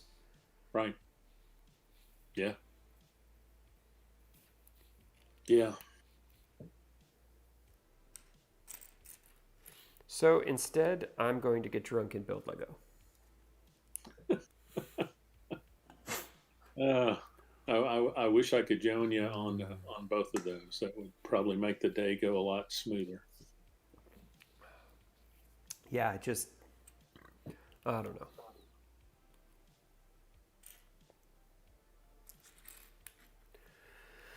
We'll see. People drop in every once in a while and give me an update on vote counts in Wisconsin, and it's like, okay, it's hopefully things will work out. I'll be here drinking and playing with Lego. Yeah. Well, believe me, I'm having to learn that I don't have a whole lot of control over anything. So uh, Yeah, practicing that with the results of this election is just more practice for me. yeah. Well, and the part where I really feel bad is, I mean, it feels like it's sometimes people roll their eyes at it, but like I am very aware of my privilege. Like I am very aware that if things go south, that I have the least amount to lose, that my kids will be impacted the least, Yeah. like that all of those things are true. Yeah. And so like it feels like because of that, kind of not standing up and speaking out is an even worse indictment of the overall system. Like no matter how this ends, I'm going to be able to look at my kids and say, like, we're white, we live in the suburbs of a blue part of the state, we're going to be fine. And that just makes me feel bad about the millions and millions of people who will never have the ability to say that to their kids. Yeah. And it's like, well, Yeah. that doesn't make me feel better. Well, and I mean, I've had the thought, not that I could do this because I am the person I am. I'm not the person I was 20 years ago. Yeah. Um, but the person I was, I hate math. I didn't vote for Clinton Right. either time. Wouldn't have voted for Clinton. Couldn't have imagined voting for Bill Clinton. That's the Right. Clinton I'm talking about. Did vote for Bush the first time. Um, it would be a lot easier for me to just rewind the last 16 years and go be that Mike. Right. You Yeah. know, No, I hear you. I would be more comfortable at church. I would be, I would bother fewer people at church. Um, Work is a mostly a safe spot for anybody just because I work at a university. Right. But I do work at probably the most conservative part of the university, Right. given Which the makes stakeholders sense. and the clientele we work with. Um, it wouldn't be easy because, like I said, I'm not that person. But if I wanted to make this have much less of an impact on me personally, I could just say, this last 16 years of being a progressive, that was a huge waste of time. Right. Why don't I just Right. focus on what's good for me and my family? And join the entire rest of the country who seems to be capable and willing to do exactly that. Yeah. Yeah. Especially in red states where it feels like there's so many, like, and I know, and I mean, I'll just use North Carolina as the example. Like, I know that there are stunning amounts of amazingly conscientious, hardworking people who try every day to offer a progressive, um, alternative to the status quo in North Carolina. But like that doesn't it doesn't get you anything. Yeah. It just ends up being all of this effort and time that you put in, and some white guy in a suit runs in and waves his hands and yells, black people bad, they're trying to take your jobs, they're going to kill your kids, and all of a sudden like everything that you've worked for just kind of disappears. Yeah. And it's like, well, why am I doing this? Like, why am I putting this effort in? Why am I making this investment in the state that I live in when it appears that, like, you can be the largest recipient of funds from the pharmaceutical industry while denying benefits to the people in your state while fighting to take away pre-existing conditions. Like, you can take money from from a group of companies whose ask is that you directly negatively impact your constituents, and you can get reelected. Like, why am I fighting this? Yeah. Like, what is the point of fighting this? Well, and there are times when you think I could go somewhere else, and you know, I'll be frank. Most of the reasons why I'm still in this state, all of the reasons why I'm still in this state, have to do with family. Sure. Yeah, Um, that'll be that you bring up an interesting point. It will be, I wonder how much, I mean, you can look at the map, and if you are a black family, it becomes pretty clear the places that you will feel safer living. yeah, So how much is going to be kind of voting by relocation, which doesn't make any single problem better, right? I mean, it doesn't, like, it certainly doesn't fix any of the issues or make it any easier to, overcome some of these forces inside the state. But, like, I wonder how much, like, if I looked at a map right now, and I was a young black man looking to start a family, Washington and Oregon and California and the Northeast, like, those all look like pretty good places to me. yeah, Which, the depressing part is really the exact same calculation that a black person had to do 250 years ago before the Civil War. yeah. Right? Like, that map of states hasn't changed significantly in all of that time. Just kind of makes me want to break things. Well, I guess I have to hope, especially since family will keep me here for years to come, because the one thing I'm not going to do is move my Yeah. son far away from his grandparents, um, especially in their twilight years. Yeah. See, your Uh, mistake was having parents who actually cared about your grandkids. yeah, yeah, I don't necessarily have that issue, because, I mean, if I moved to Bosnia tomorrow, my parents would see their grandkids the exact same amount as if I lived next door to them. So yeah. I don't necessarily have that issue to contend with, but I definitely know what you mean. Yeah. But I guess I have to hope, that the organization I work for, and we started.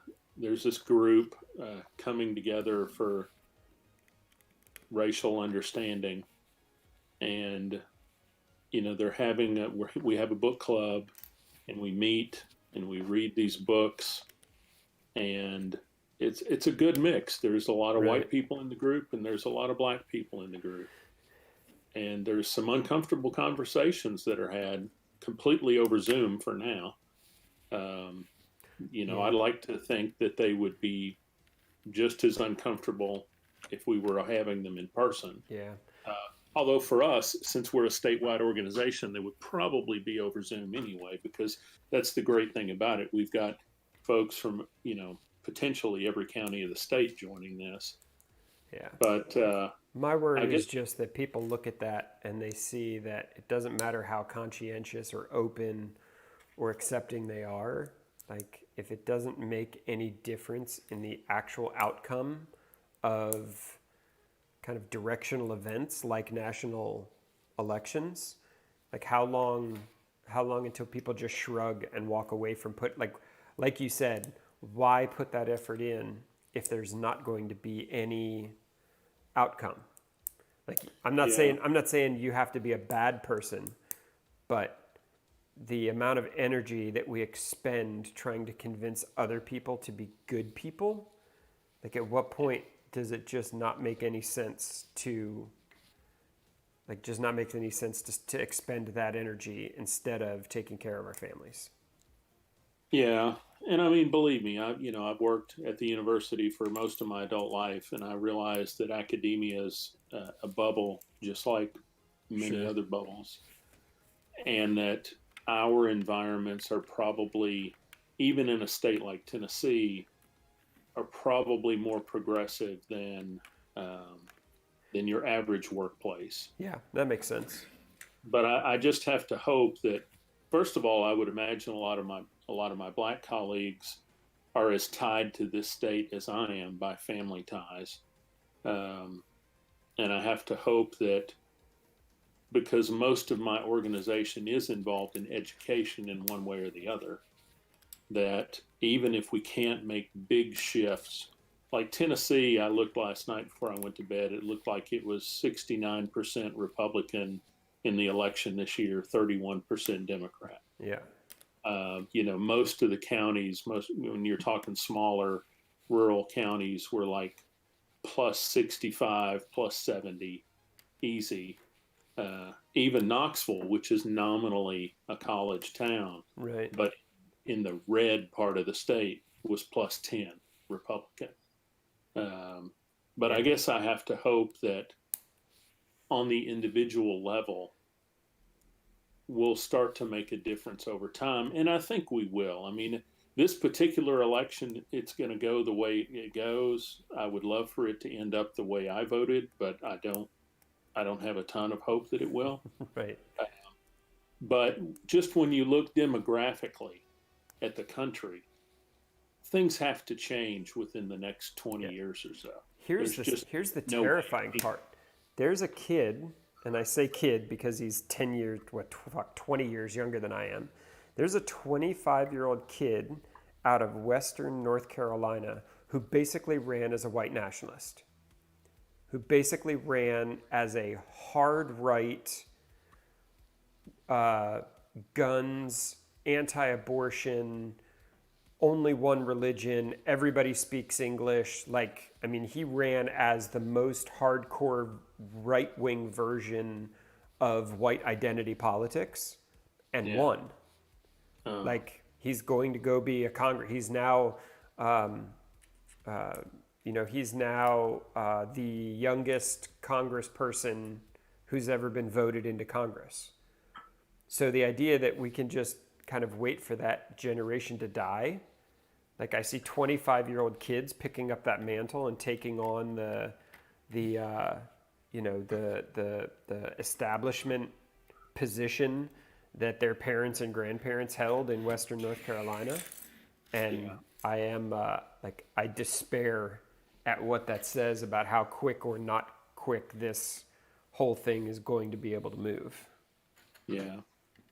Well, and I'm concerned too, about the way the courts have been filled these last few years with ever younger, and in many cases considered by the board, whatever the bar association. The bar association, that normally gauges these people, in many cases completely unqualified judges.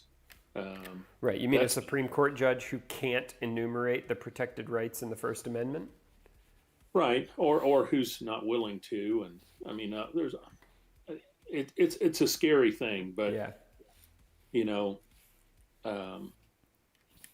the truth is at some point, people that look like you and me aren't going to be a majority anymore. And frankly, I think the country will be better off. I was going to say, one can only hope. One can only hope. Yeah. I feel like at this point, At this point, if we just let black women run the country for a while, like we've had our chance, we've screwed all of it up. Yeah. Like the amount of like just talking to friends and kind of getting to hear them discuss their experiences, like the amount of shit that there are American citizens who are, nominally as valuable as you or me, just the sheer amount of shit that they have to go through that, you and I would never think of is just astounding. Yeah. So at this point, I'm like, you know what? I'll give you 20 years. For the next 20 years, you can run American politics, and then we'll reassess and see where we are and see what we want to do going forward. Yeah. And look at you. This is actually, at least this far, has been a really fun build. Like this one little piece here that I've built, kind of the middle section where the wings are going to attach, is so dense with pieces. It's amazing how heavy just that section of the build is at this point.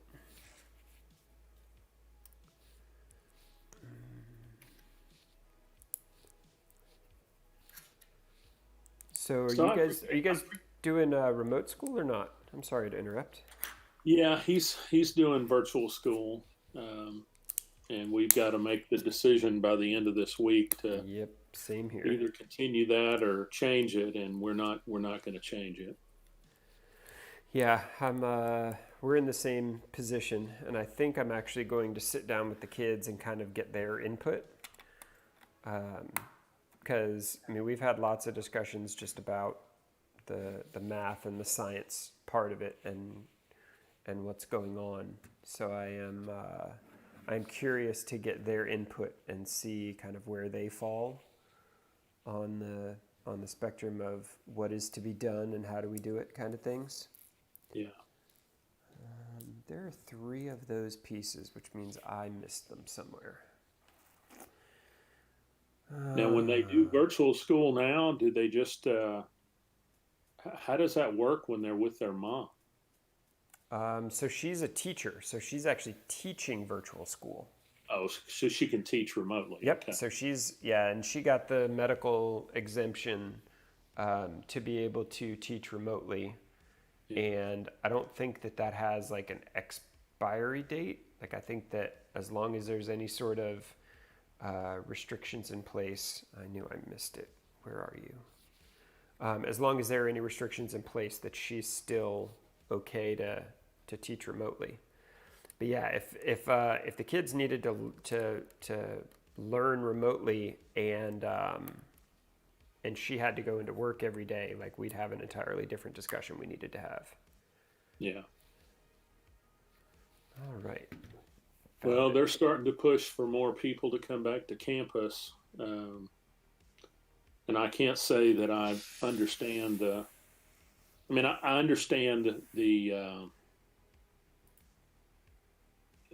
whole university system, the pros and cons of having people on campus and everything else, and how the university can charge tuition and room and board and everything, and that's a whole argument that I'm frankly just not qualified to have. Right. I'm so far down the totem pole that I know that I don't understand all the economics and the PR and everything else that goes into it, but they're starting to push for more people to come back to campus, and that shouldn't have any impact on me because I'm high risk, and Right. Whatever official process they come up with, because they're going to come up with one rather than just let it be casual. And if your boss agrees, you get to stay home. Right.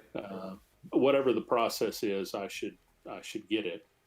But it just seems a little off to me that for a university that is by its very nature driven by science and data, Right. that one of the things they mention is, well, we've had very few cases among students after we got, student cases spiked, and then they really clamped down on them. They put a lot of restrictions on them. Right. Frankly, I don't understand most of them, that because they're just trying to get young people to not be silly young people. Right.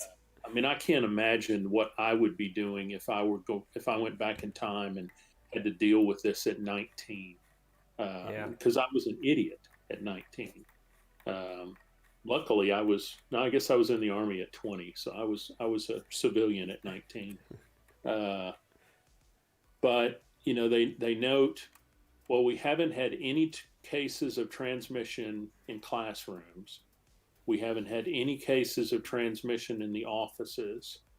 So we should start ramping people back up on campus. And but then they leave those classrooms and they go places where they do dumb things. Right. Well, and part of me wants to wave my hand and say, shouldn't we talk about the fact that there's only 14% of classes with a person-to-person component? I mean, that means 86% of the classrooms are virtual. So there's no chance for transmission there. Right. That you've got any transmission or any risk of transmission with such a reduced class load anyway should be the first red flag. Right. And my guess, if I had to guess, like I said, I'm not on campus right now, but I hear from people who are, that mainly the people who do come to campus, they go into their offices, they close their doors until they leave for the day. Right. They don't have a good place to work at home, is what that means. Right. Or they've been told all the offices have to be open in some capacity. Gotcha. Somebody has to be there, and they rotate people in. But, like my office has 12 people, or my group has 12 people. Is it really significant that none of the 3 people we have in the office at any one time have spread the disease to each other? Right. When they're all 3 in physically separate offices? Right, and never talk to one another. And right. Yeah. If 10% of the workforce is on campus right now, I'm not sure I would say that's a good test for it's safe to be at work. Right. And honestly, if we want to ramp it up, we're talking about an experiment. Right. Except that it's an experiment with people's lives. Right. And it's an experiment that there's plenty of data, but what it feels like is I have an outcome that I need or want, and so I will take whatever statistical means necessary in order to be able to support that outcome, which I mean, humans do that all the time, but again, you're right. Like this is not just the kids' lives, but their parents, their grandparents, like anybody who's a commuter in and out of the school. Like there's just a whole different level of concern that you need to have that I don't necessarily think there's a whole lot of organizations that do. Like even the going back to school, like in in primary school. There are, I have coworkers who have 2 and 3 generations of family living with them. Yeah, my parents are like that. Yeah, like you can argue all you want that even if kids get it, it doesn't impact them as much, which scientifically I would say you can't say that at all. But even if you said that, like they're going home to their grandparents. Like who exactly are you gambling with here? You know what I mean?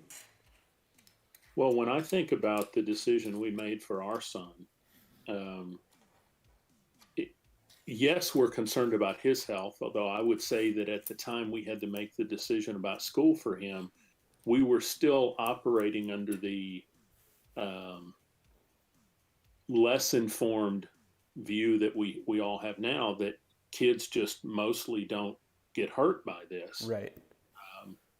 But I'm high risk. So it was a pretty easy choice. Don't send him to school because he might bring it home and give it to me. Right. But, of course, if this were all over, I would prefer for him to be at school. Oh, we all would. 100%. Virtual school is absolutely terrible compared to the Yes. alternative. And he hates it. My kids hate it, Yeah. right? Like, even the fact that my son can have Discord open the entire time and talk with his friends doesn't take away from the fact that he's sitting at home all day and hasn't seen his friends in months. Like, I, I am number one in line for when you can convince me scientifically that it's safe. My kids will be first in line. They're dying to go back to school. But they're Yeah. also they're also smart enough to realize like there's math behind those decisions, and you have to decide, what is the thing that you're going to choose to make important. And for them thus far, like, it hasn't been, they don't like it, they're not excited by it, but nobody is questioning that it's the right thing to do. Yeah. And I am Well, I mean, also missing a Lego piece, and I'm annoyed by that. uh-oh. That doesn't happen very often. No. Do you know which one you're missing? Yeah, that 2x4 flat gray piece that sits between the two white pieces there in step number 5. Okay. Like, it doesn't exist. So you just opened the bag, right? Yep, just open the bag, check the bag to make sure nothing was in there. It probably got dropped into another bag, Yeah. but I don't really want to go digging through. Oh, wait. Oh, you know what? It wasn't loose in the box, was it? There are 2 bag number 4s. Oh. So I will bet you it's in this bag number 4. So these are wings, right? I think so, yes. I don't know, or maybe not. Maybe this is the front. Like, this is the fuselage that comes out of the front. Yeah, could be. Yeah, it is. Yeah. Oh, look, there's the piece I needed. Miracle. Yeah, I tell you, every single time I've thought that Lego has shortchanged me a piece, Same here. they haven't. That's why I spent the last 10 minutes trying to find it before I actually opened my mouth and said anything, because it's like, come on, Lego never screws that stuff up. Yeah. In fact, the only piece that I've legitimately ever found that was just missing wasn't missing, it was the wrong direction. Like, it was the very top, and it was one of those 1x2 pieces that has the angled top on it. And it was supposed to be an angled left and an angled right, and I got 2 like angled lefts. Yeah. And that's in all the Lego kits that I've built, I think that's the only legitimate issue I've had where the pieces that came in the box didn't match up with what I needed. Yeah. Did you get it off of Bricklink, or did you call and ask them to send it to you? Nah, I went upstairs and pulled it out of another kit because I've got so many Legos I don't know what to do with myself. All right.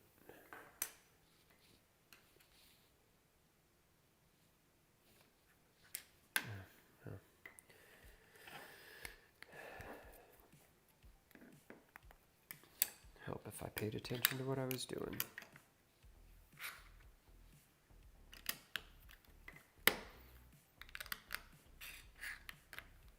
There we go.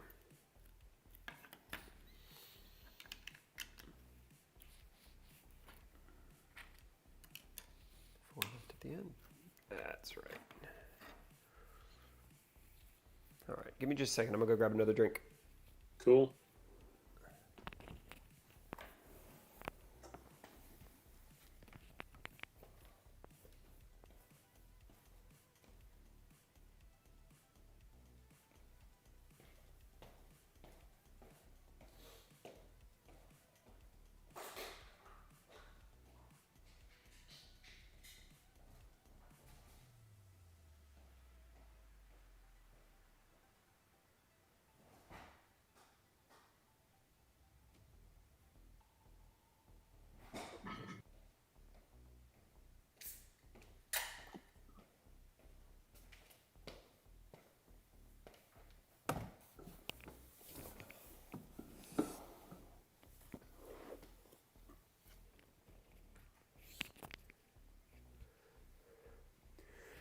for this special America Day of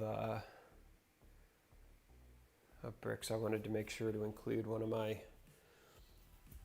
favorite shirts that just says "I'm sorry about our president" in like 16 different languages, because I figured that was appropriate. That's cool. Somebody just pulled into my driveway in a white truck.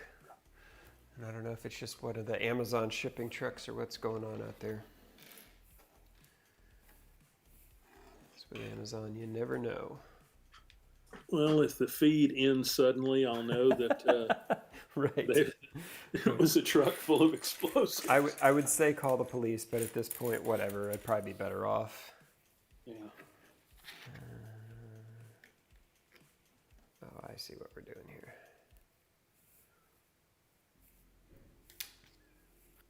So what is Truly? It's just one of the hard seltzer. I mean, there's dozens of them. It is DHL. And if it's DHL, I bet you they are bringing me new shoes. Nice. Because I don't know, why not? Yeah, I guess I missed the whole hard seltzer thing because I don't know, maybe it's been around for 10 years, but I only became aware of them within the last year. Yeah, no, it's definitely something pretty new.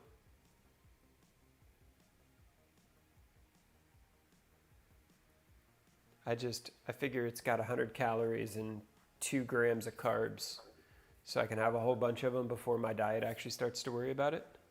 Oh, yeah. Well, one of the things I'm going to do if I get an ablation for this AFib is once I'm relatively certain that it's done the trick, is I'm going to enjoy 2 or 3 nice bottles of Magners. There you go. All right, looks like he just dropped something off. This will be fun. Let's see what he dropped me.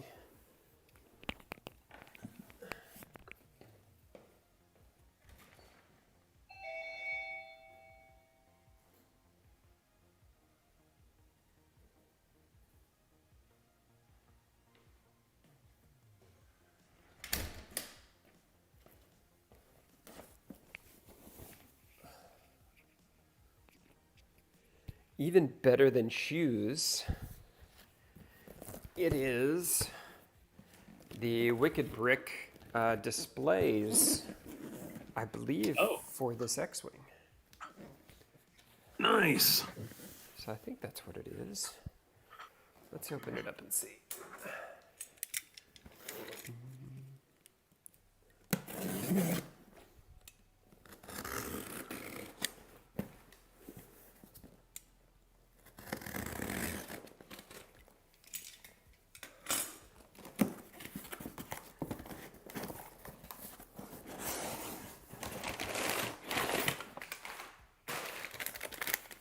Ooh. Don't know what that is. Excellent.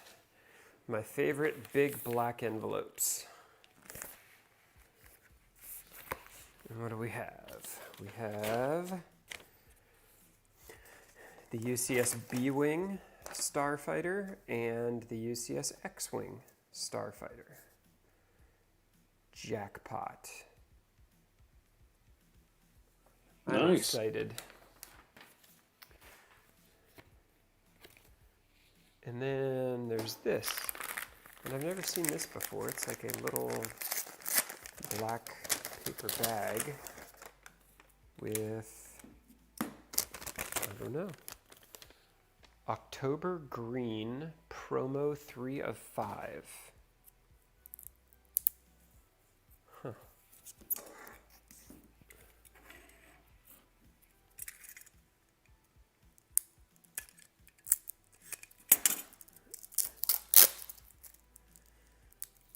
What on earth is this?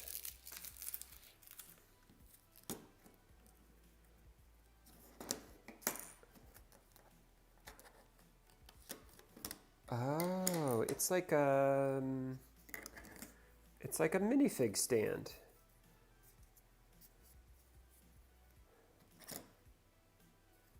Like it's...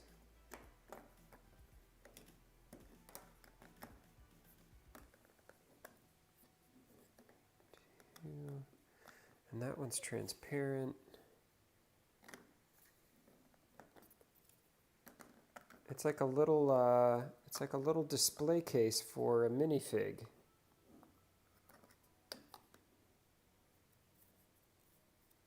Is that for like a pilot or something? I guess it can be, I mean, I suppose it could be for anything. But it looks like they're doing a different color every month, and this is the green one. So it's just a little, you put the minifig on there, and it's just a little stand, like display stand for a minifig. That's kind of cool. Looks like they threw it in for me free, so I'm not going to argue. I like it. Cheers, Wicked Bricks. I appreciate it. All right. Throw those over there. And check and make sure I didn't miss anything.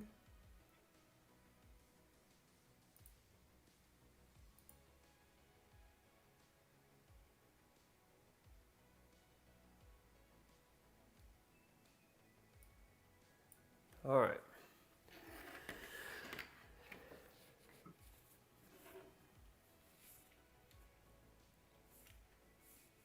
So where are you getting your Series X from? Christina Warren. I struck out everywhere. I struck out on the internal. I struck out at Best Buy, at Target, at I mean, Amazon. Like I struck out everywhere. And Christina Warren, one of my coworkers, actually got a second one. Like she had jumped into two of them and ended up actually winning them both, or getting to check out for both of them. And so she is sending me one of the two that she got. So is she just going to have it shipped to you, or Nope. are you going to have to wait for her to get it? I'll have to wait for her to get it and then send it to me, which is fine. I'm totally okay with that. Yeah. Well, I just checked the other day, and it looked like Target has turned my pre-order into maybe you'll get it a week later. Really? Yeah. No official word yet. That's just what the order page at Target.com says. So. Interesting. Yeah, I've got one of my friends, Dave, who's in the Destiny group with us, or has been for a good long while. He just saw his Best Buy order change to shipped, and it shows that it's like sitting in Illinois somewhere and won't be, like, is being held for delivery because the shipper asked them to, kind of thing. So his has been shipped and is waiting, and as soon as the 10th hits, UPS or FedEx or whoever will bring it to his house.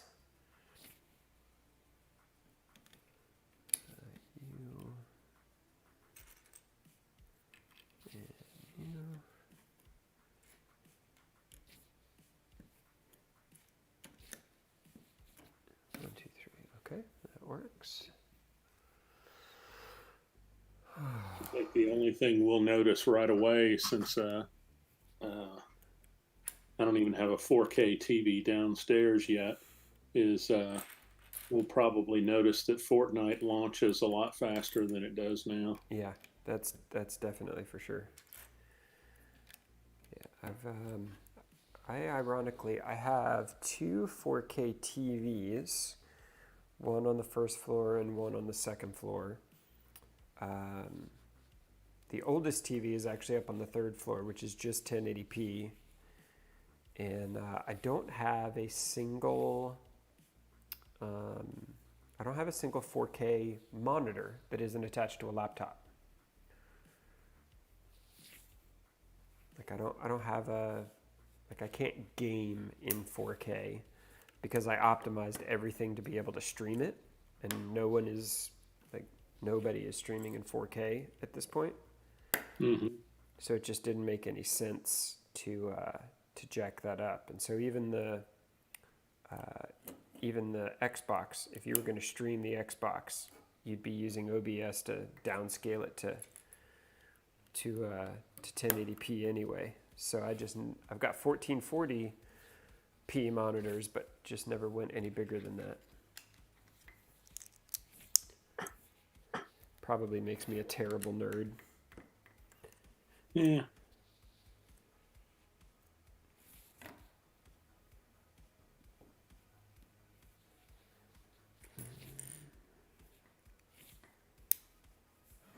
I'm tempted to buy one of those. Is it Secret Lab? Those are the chairs you have? Yeah, the chairs are really nice. They have a World of Warcraft set out, Yep. or they're available for pre-order now. I saw that.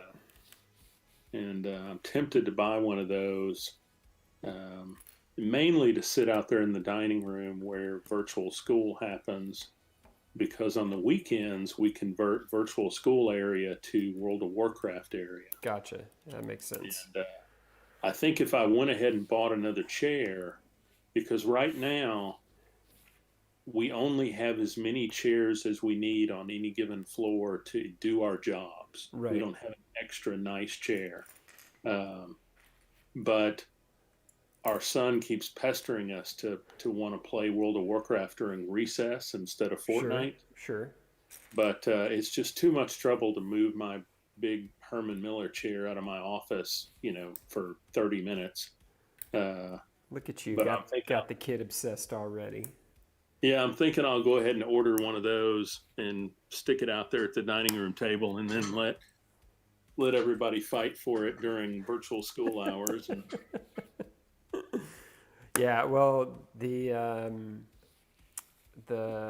ones that I have are pretty spectacular. Like, I've had no issues with them. I've certainly had no support, like anything that I would have had to have called Secret Labs for. And in the grand scheme of things, like, they are significantly cheaper than like an Aeron.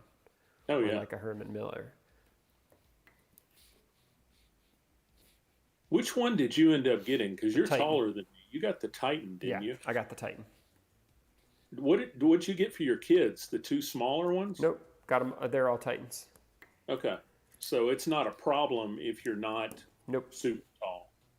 Nope. Really, if I was sitting at a desk all day and typing, for them, since they're not big enough to use the armrests on the chair, I just push the keyboard back from the edge of the desk a little bit so that they can actually rest their forearms on the desk while they're working. Yep. So that's really the only accommodation that I've had to make for them, just being smaller than me. Yeah.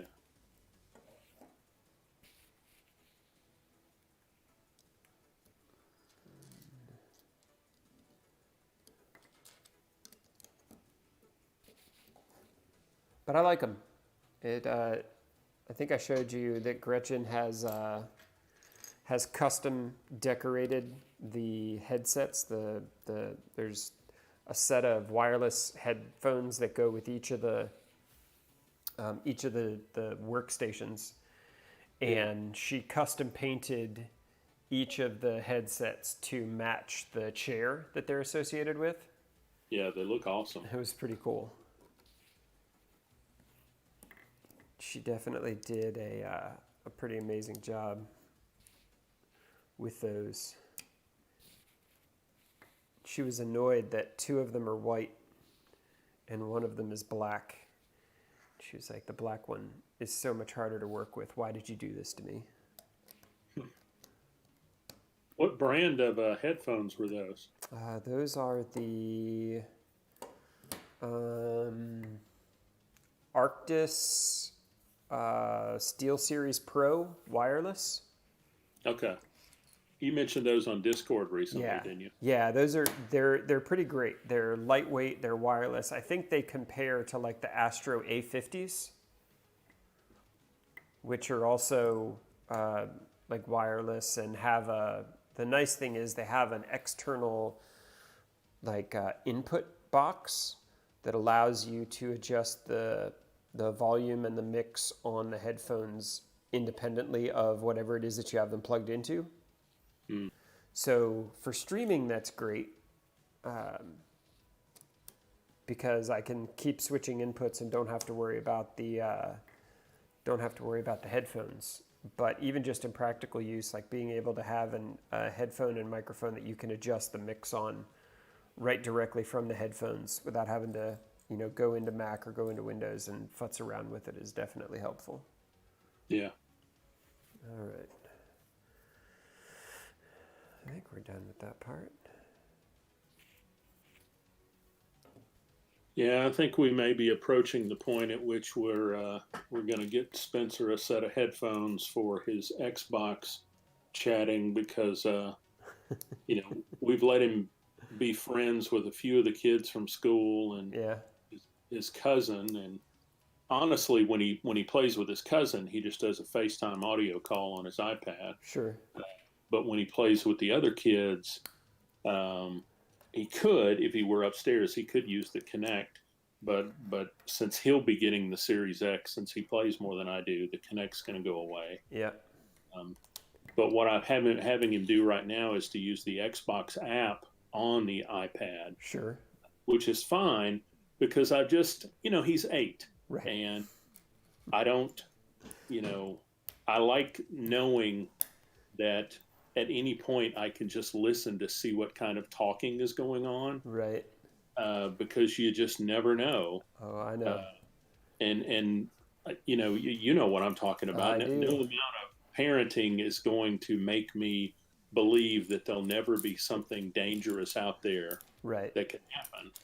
But and not even dangerous, just like I feel like there are teaching moments that you can have around so many different topics that unless you're paying attention, you don't really know when they happen. Yeah. Well, and we've done that. I mean, we've, we'll mute and we'll say, look, this is a point at which you could share better, or, right.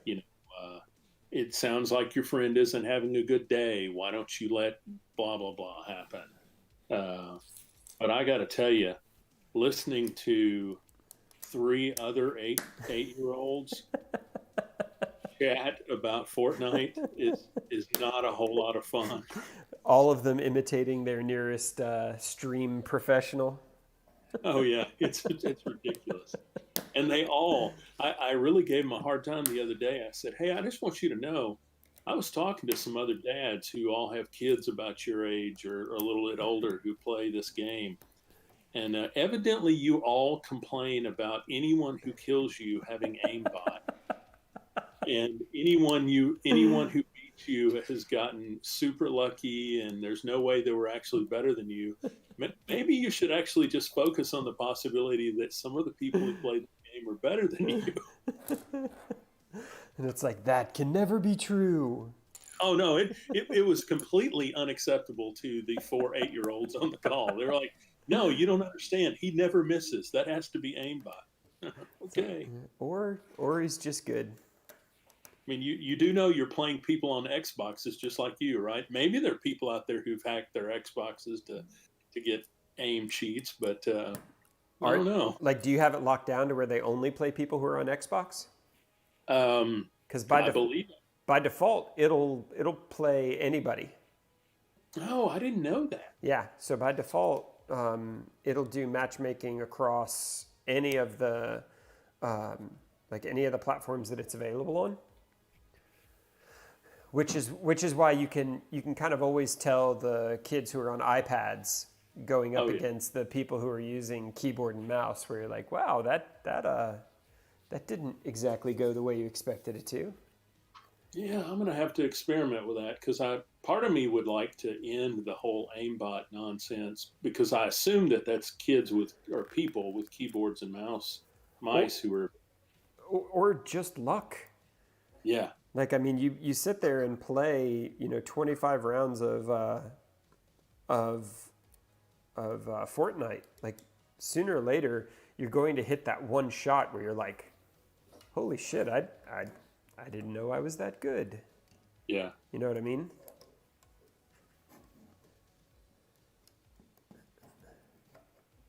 All right, there's one side.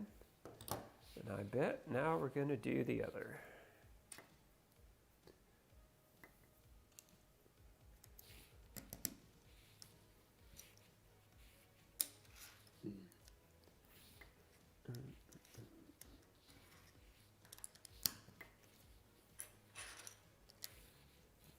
What time is it? 2:30.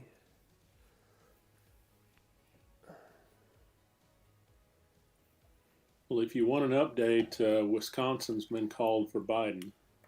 That's 10? Uh, Is that 10 electoral votes? I don't remember. Let me check. I know it's 237 to 213, but that's what Politico was showing earlier this morning. So maybe they had already called it for him. Wisconsin was 10, yeah. And Michigan is 16? Yes. Let's not talk about how I have an unhealthy obsession with this, shall we? Yeah. All right, so if Nevada and Arizona and Wisconsin and Michigan, and they gave, what did we get, 3 of the 4 in Maine?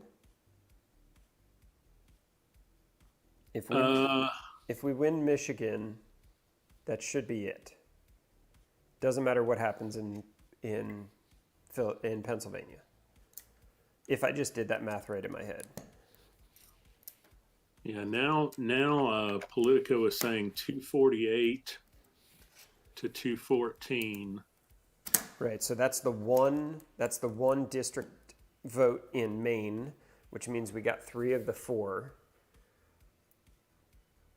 Yeah, so I would absolutely double check my math, but I think Nevada, Arizona, Wisconsin, and Michigan is 271. If we got 3 out of Maine, I think that's 271. Yeah, for some reason it's showing Maine as being 2. Oh, because is Maine only 3 total? Or is Maine just 2 total? I don't know. It says 2 electoral votes. Okay. Then it might have just been split 1-1. Either way, well, I don't know. Well, I mean, if he's at 248, Michigan 16, Nevada is 6. That's 22. That gets you to 270. Yeah. No matter what happens in Pennsylvania. I assume North Carolina is going to go Trump. I also assume Georgia will go Trump. Yeah. Yeah, I want to take that kind of variable off the table. I'm just trying to figure out. Pennsylvania is going to take forever to figure out, which is fine. That's the process they have to go through. I'm just trying to figure out, like, at what point can I exhale?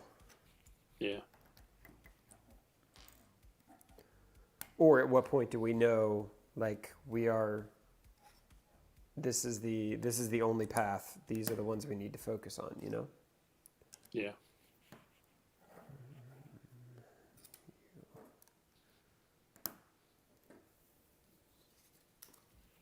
You're right. Maine has 2 districts and they're split. Okay. Nebraska has, I guess, 3 districts and they're split 2 and 1. Oh, interesting. I wasn't sure that Biden would even get 1 out of there. Okay. So yeah, like, I would want to look up the little calculator and plug everything in, but I'm almost positive that we can lose North Carolina and Georgia and Pennsylvania and still have a chance to win. I don't think we're going to lose Pennsylvania. But smack me for being optimistic. Well, from what I keep reading, they're saying that there are outstanding votes that should go Biden that total more than the lead that Trump has right now. Right, because everything that came in late, and it was the same way in North Carolina, it's the same way in Michigan.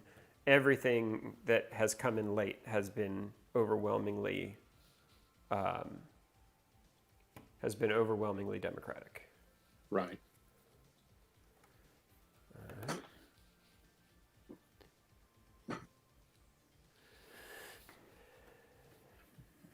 I tell you, I would love to have conversations with.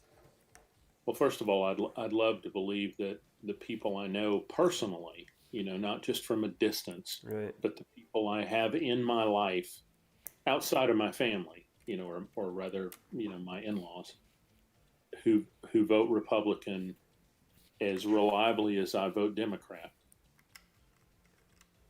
I would love to have a conversation with them at some point about what they feel about the disenfranchisement efforts that seem to be so completely one-sided. Yeah. And the easy way out of that conversation for folks on that side is, well, we have to secure the vote. Everyone should have an ID, blah, blah, blah, whatever.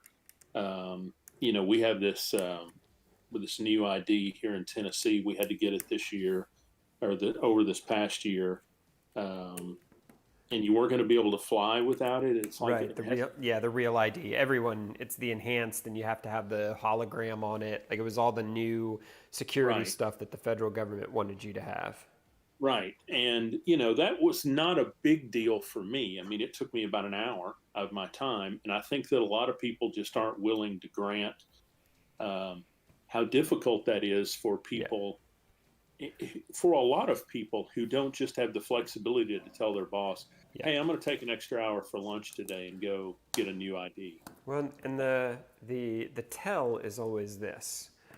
When I say to people, I will give you the ability to put in place any voter ID law you want, anything, as strict as you could possibly want it. Here's what I want in return. I want Election Day to be a national holiday.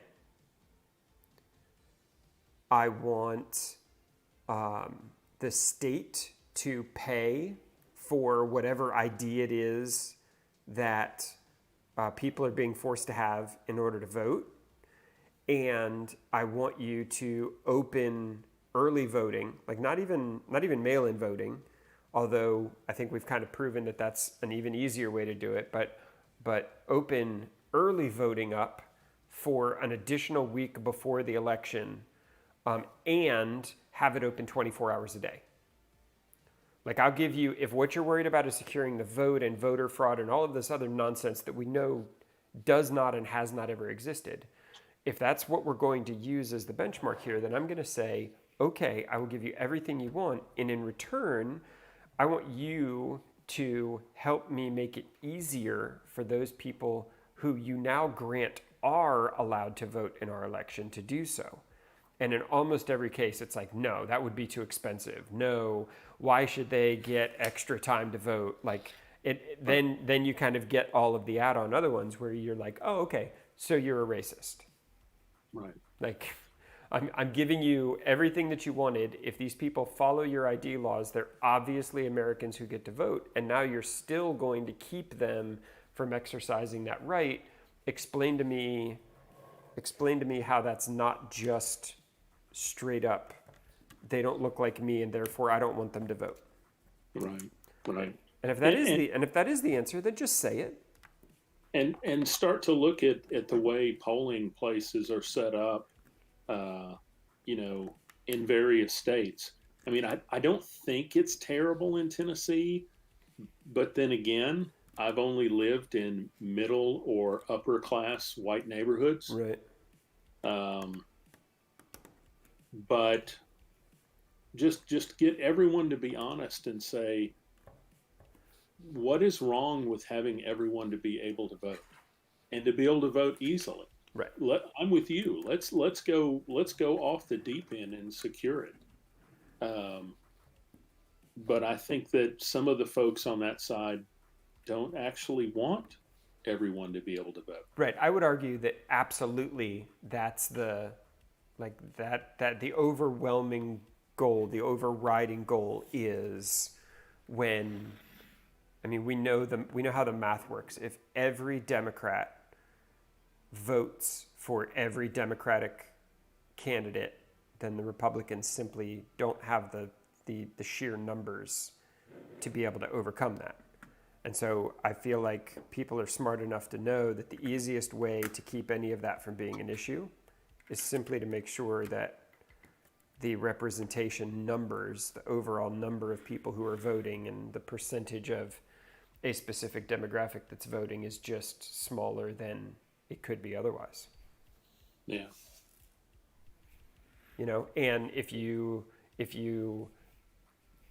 make that a centerpiece of what you're doing and then control the legislature, now all of a sudden you have the ability to have places like the 5th District, you know, upholding or overturning these, you know, kind of ridiculous, these ridiculous environments where, you know, people are trying to figure out how can we get the entire city of Houston into a single remote polling station and stuff like that. Yeah. Yeah. All right. Well, Bag 5. early voting here, I think, is actually in Tennessee. Again, from my experience, early voting is fairly, I don't want to say generous, because there are certainly states that do it a week longer than we do it. But I would like to see it run more into the evening. Yeah, I think that's my big deal is if we're going to assume that the people we're targeting with early voting are not the people who would have the ability to stand in line for 6 hours on election day, like if we're targeting people who work weird hours, if we're targeting people who work multiple jobs, there was one state, I don't remember which one it was, there was one state that actually did 24-hour early voting places. And people loved it. I mean, especially people who are working shifts, people who are working multiple jobs. It might be, 9 or 10 o'clock at night before they're heading home, and have the ability to get out and vote. Like, I feel like that's a really cool way of making that available as well. But I mean, the reality is, whether it's, if you have a felony, Florida's my favorite, where Florida charges inmates $50 a day for every day that they're incarcerated.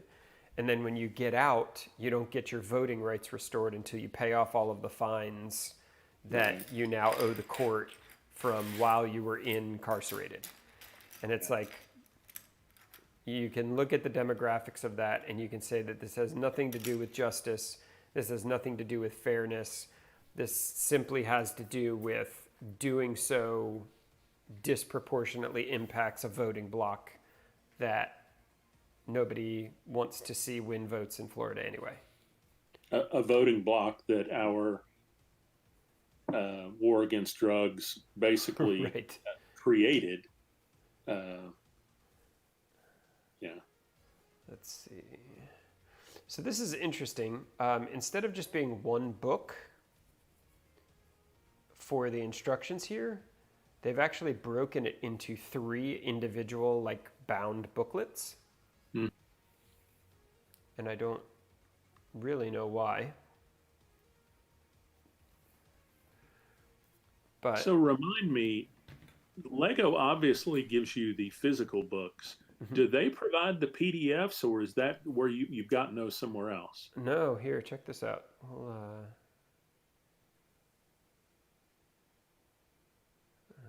Let's do.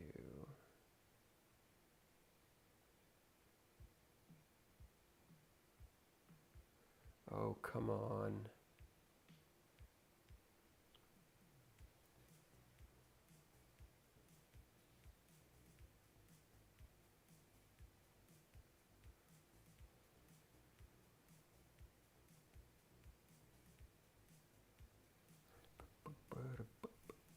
Let's do it this way.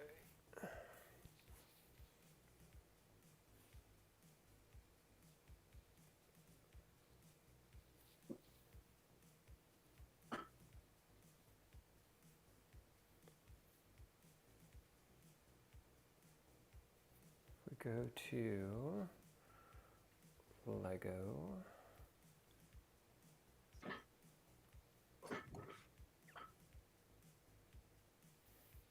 So if you pick anything, I mean, you can basically go and grab any, like go to the Lego store and look up anything. Like here's the one that we've got. If you scroll down, there will be a button that just says building instructions. And when you click on the building instructions, it'll show you kind of the set, the year that it was released, and then any of the booklets. Close these blinds. Any of the booklets that are that were included from an instruction standpoint. Huh.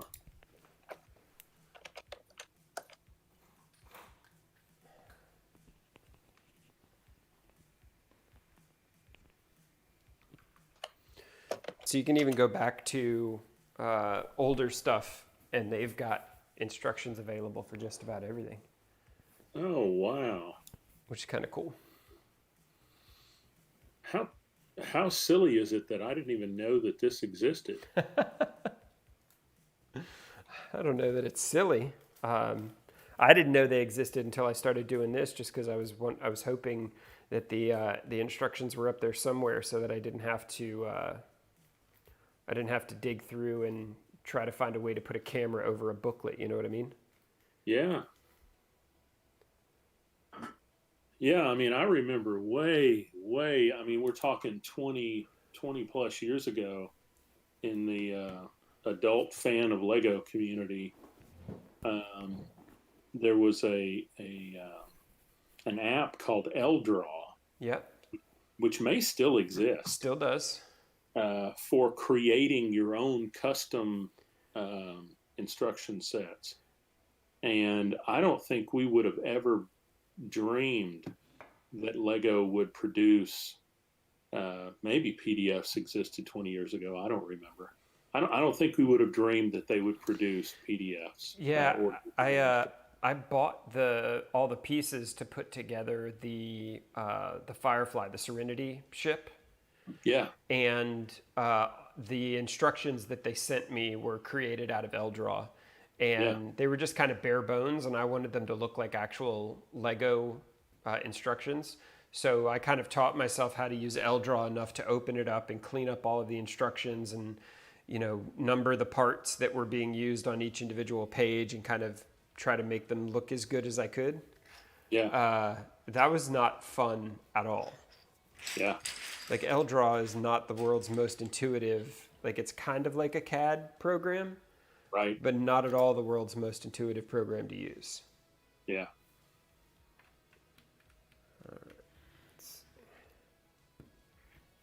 Yeah, I knew the people who created that format and presumably created the first apps that worked with it, and they were. No, I mean the output, like what I got out of it, was exactly what I wanted. Like I was really happy with it. The learning curve on it was pretty steep. Oh yeah, yeah.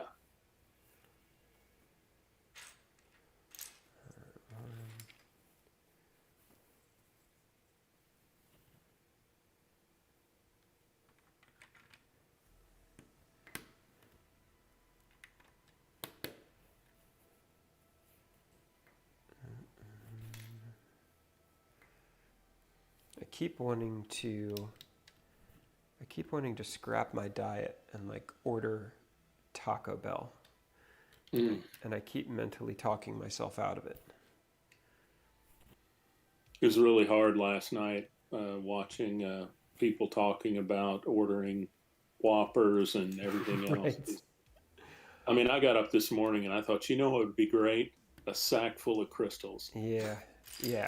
And I mean, I love Pumala. I've never seen a human being able to manage the food to weight ratio that woman can. Yeah. Like I have been with her in, where were we? Stockholm. So Sweden. No, it wasn't Stockholm. We were in.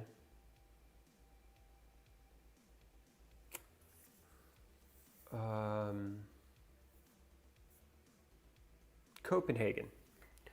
We were in Copenhagen for one of the Ignite Tour events, and we got done, and we're trying to make dinner plans. And she was like, "Can you just come with me to Burger King?" I was like, "Yeah, sure, that sounds fine to me." And she went into Burger King and proceeded to order.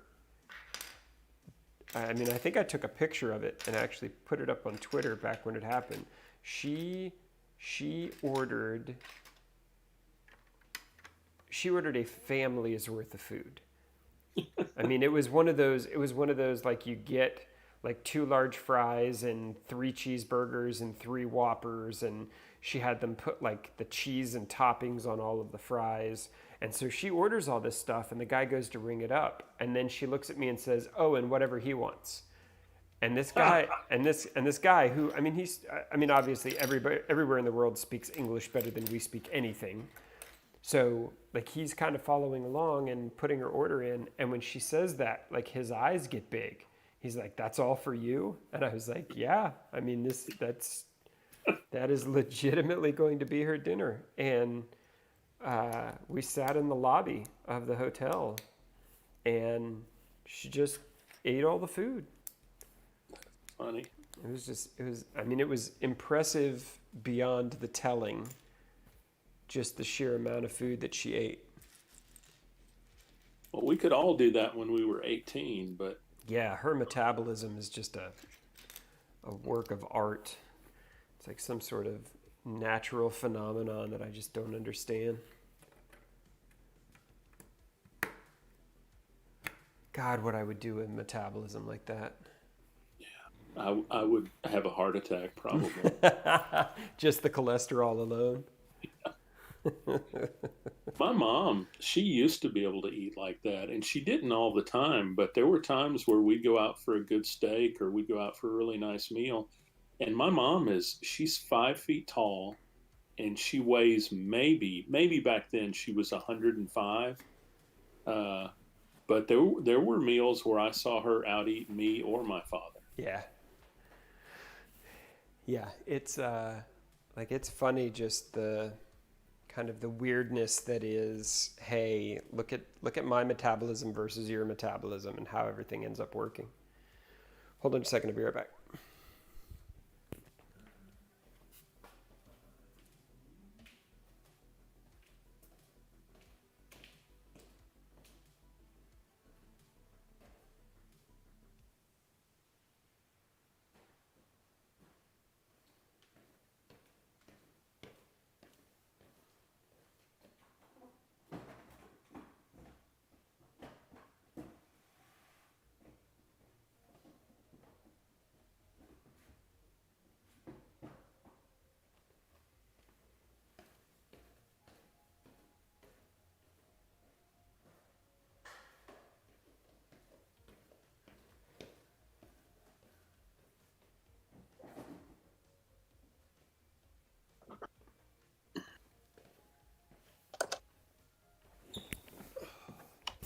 That's better. I closed those blinds thinking that it was going to help the sun coming through, and then realized the part it was coming through didn't have blinds on it. So a couple quick boxes later, we are good to go.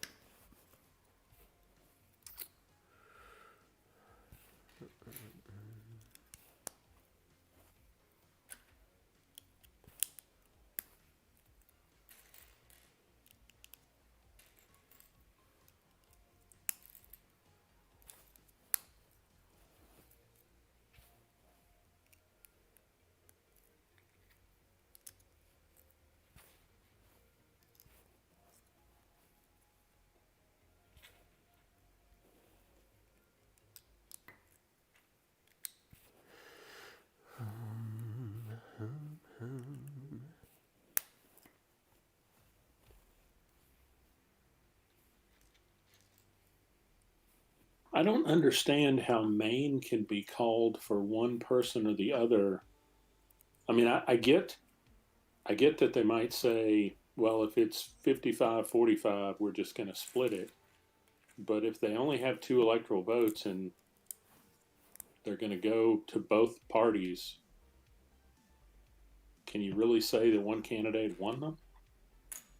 You can say they won the electoral votes. You can't really say they won the state. Yeah. I mean, it looks like he's at 53%, Trump's at 44. Certainly, I would say, he got the majority of the popular vote. Sure. But if you're going to distribute the two electoral votes, yeah, I agree. It's some of the sites that I was using to do kind of electoral math actually would stripe it. So if both parties got a vote in there, it would be like blue with red stripes or red with blue stripes. Yeah. So that you could tell, like, it's not a matter of winning the state. It was a matter of being awarded the electoral college votes. Yeah.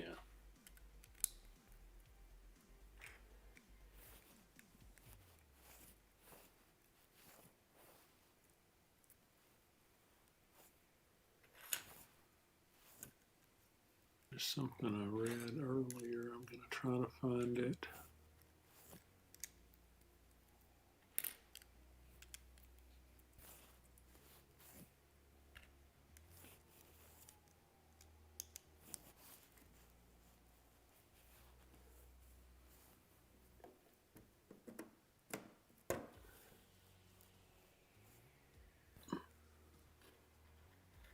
What's your favorite part? I'm going to put stickers on. Oh, yeah. I can't wait to watch. Yeah, so here's what the Biden campaign said earlier today. They expected to win in Michigan, and the results would be out today. That has not happened yet. They expected to win in Wisconsin, results today. That did happen. They expect to win tomorrow in Nevada. And I think we looked at the math, and if all three of those happen, then it's over. Trump's already, he's requesting a recount in Wisconsin, but even Scott Walker, the Republican former governor of Wisconsin, notes that previous recounts have shifted ballots in the low hundreds, and Biden's got a 20,000 vote lead. So, yeah, and that's okay. I mean, he gets to ask for recounts anywhere that he feels is appropriate. Like I'm fine with that. That's how the process is supposed to work. Yeah.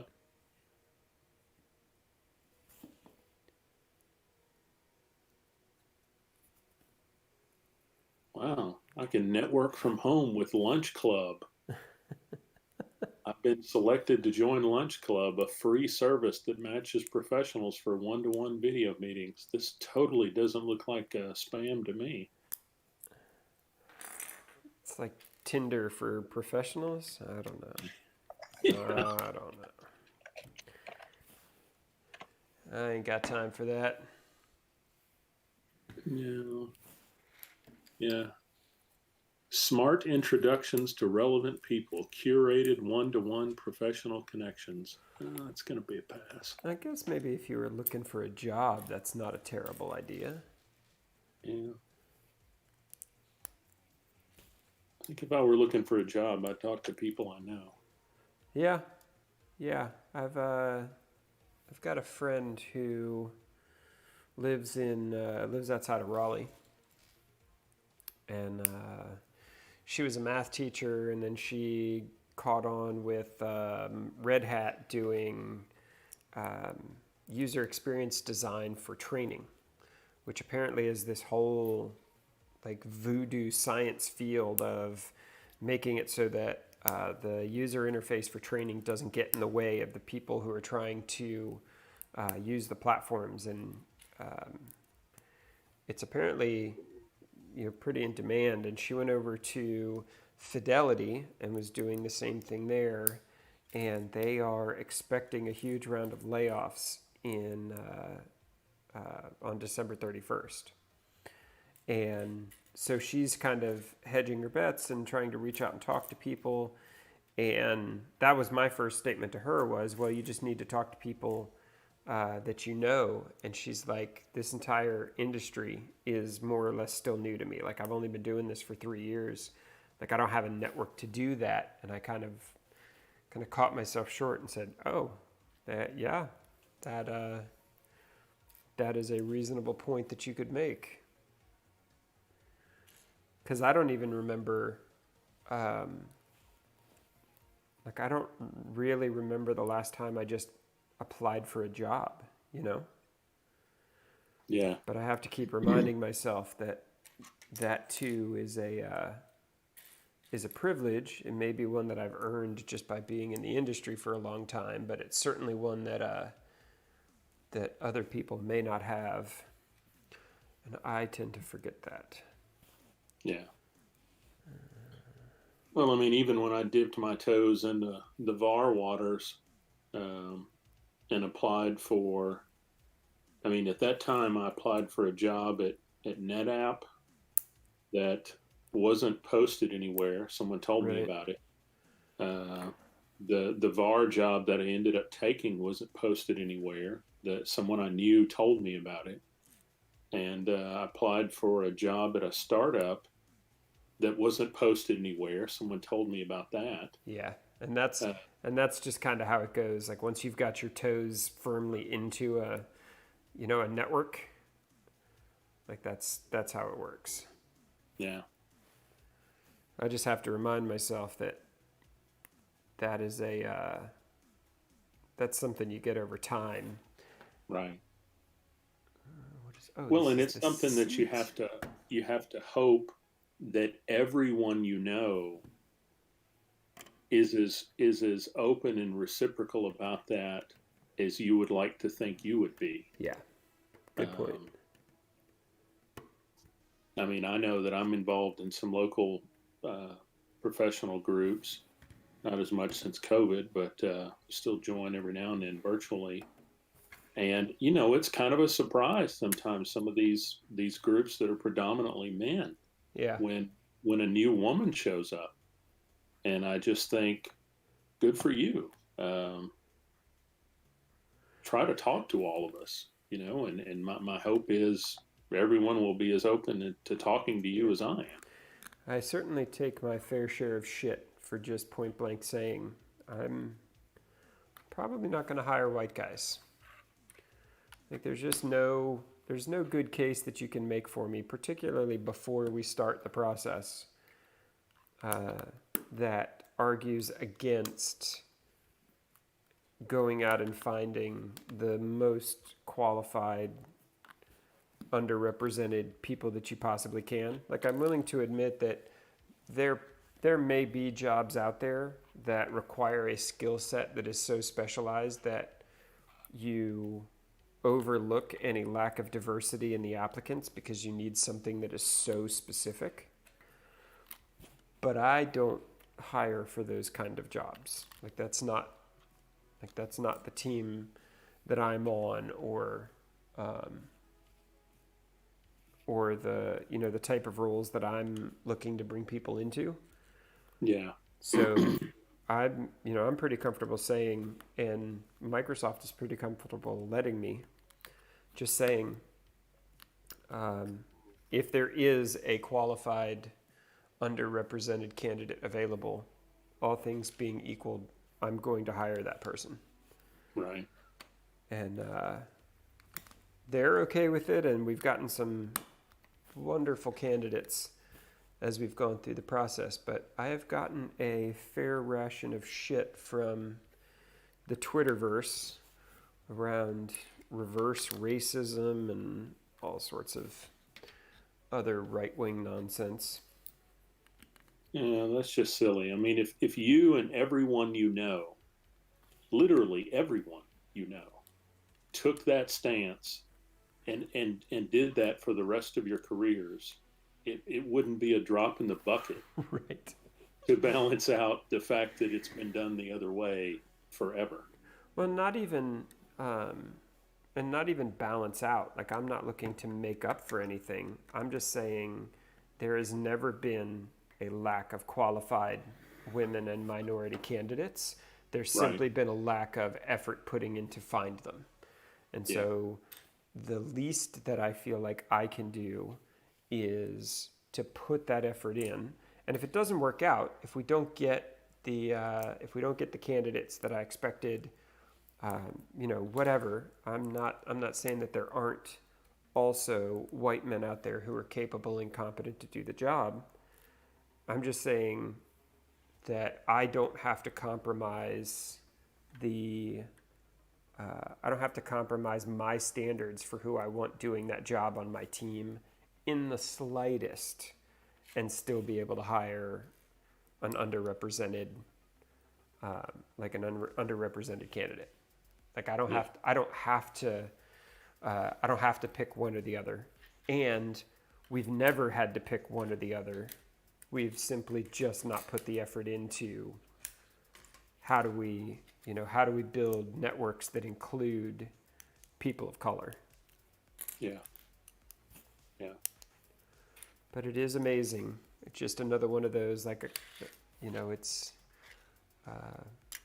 at the end of the day, kind of everybody wants to hold on to their place and their network and their spot. And, I've long argued that the default position for all humans is selfish, which is understandable. I mean, even genetically is understandable.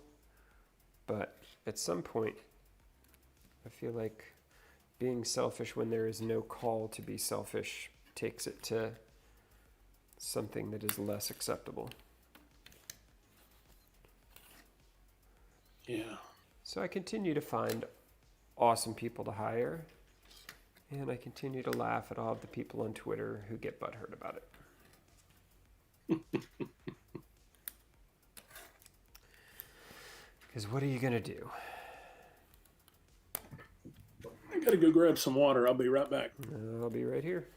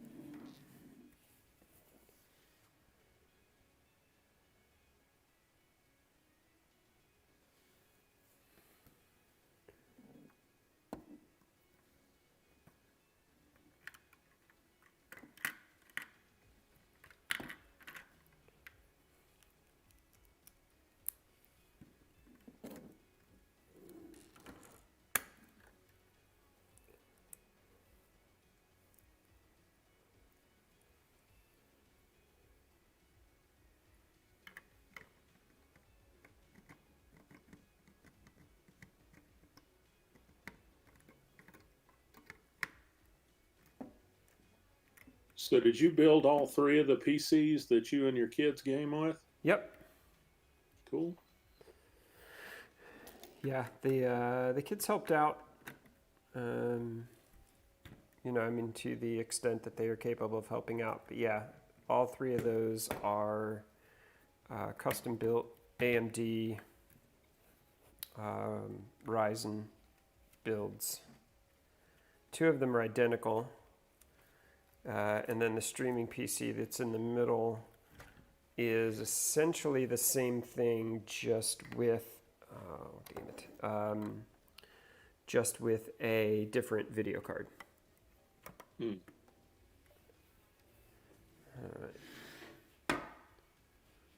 What video card is in the other two? The 2080 Super. So didn't go TI, didn't go kind of stupid high end. I figured those were gonna refresh sooner rather than later anyway. So went with the 2080 Ti, and it's been, I mean, they're only 1440 monitors. Mm-hmm. It's been more than enough for everything that I needed to do in there.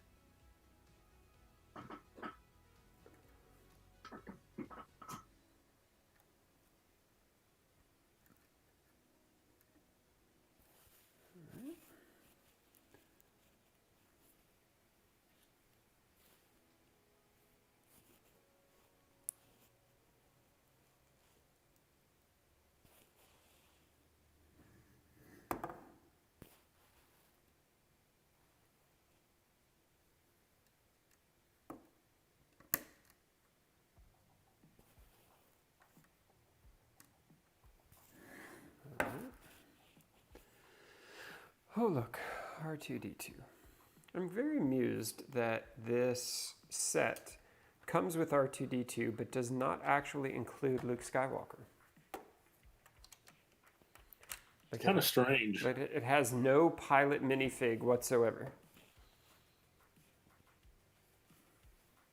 which I just find fascinating. Didn't they specifically identify the ship on the box? Yeah, absolutely. Like, I mean, it is specifically called out as Red 5 X-Wing Starfighter. It just doesn't have the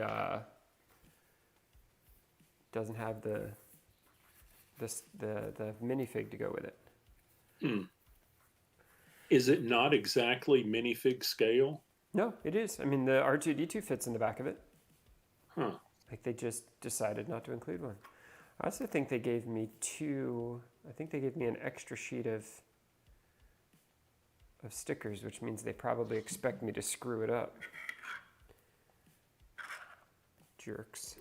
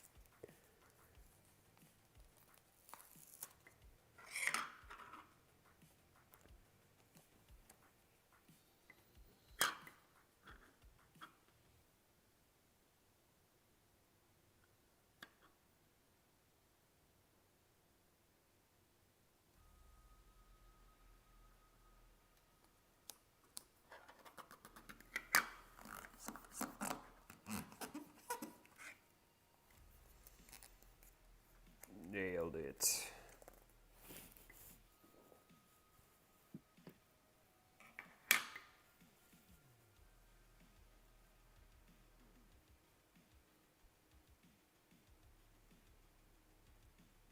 Try not to watch.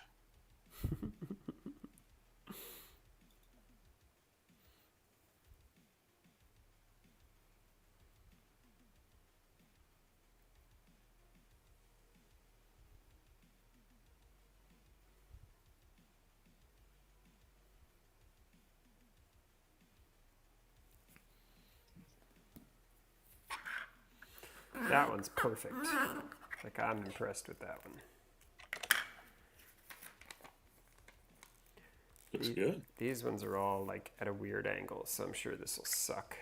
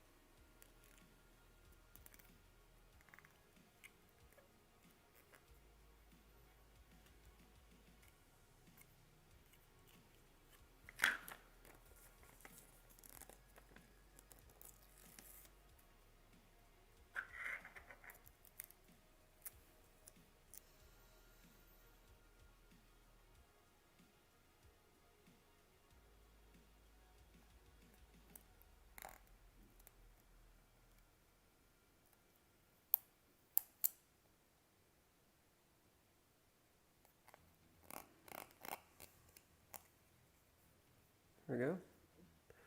That's not bad. I'll take it.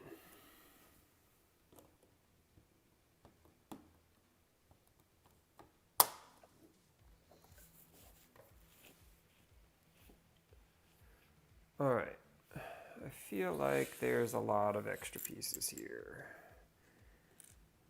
And there's 3 of those, which means I definitely missed something. All right, let's see.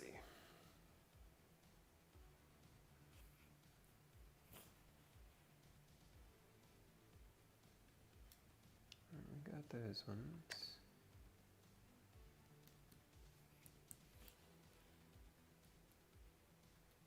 Ah. 2 of them go on that side. That's what they wanted me to do. All right.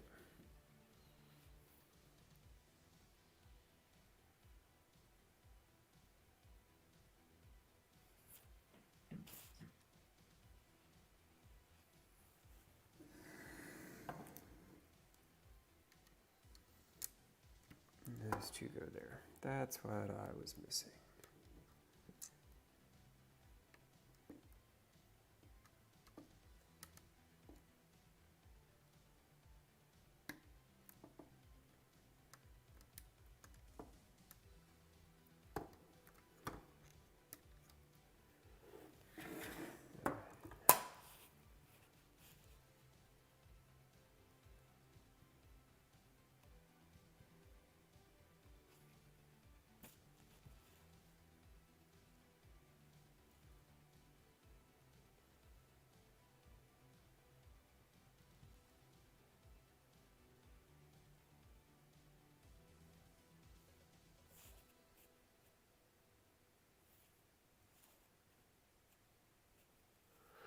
I think we're okay. All right, and we are done with bag 5.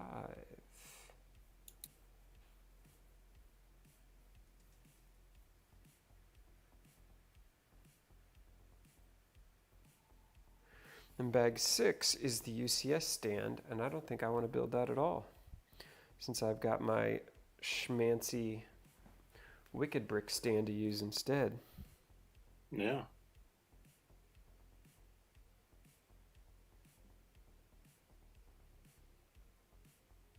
Now, are those pre-assembled, or do you have to build those too?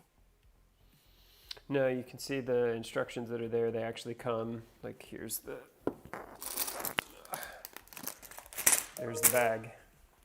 It's just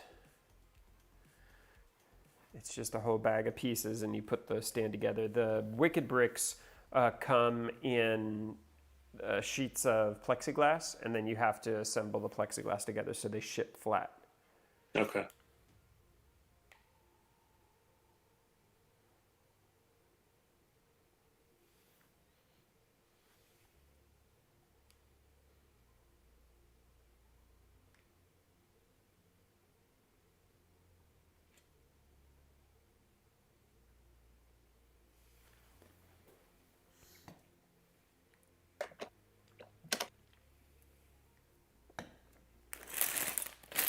So I think we're going to skip that one altogether,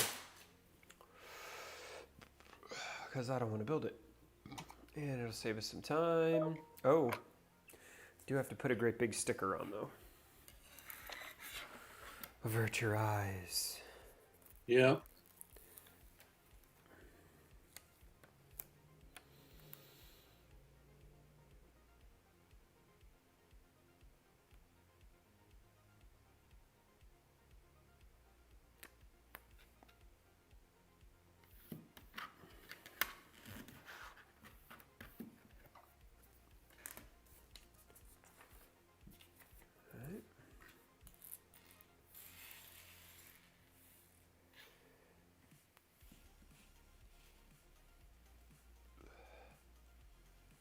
And bag 7.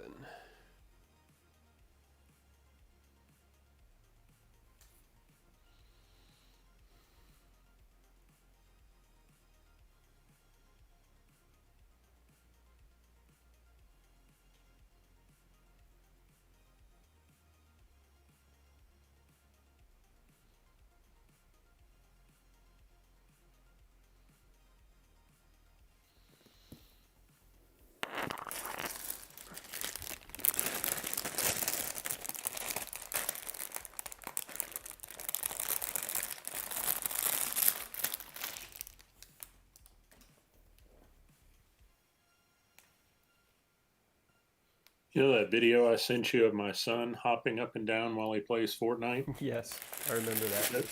He still does it all the time. Good, let him get a little bit of a workout. Oh, yeah.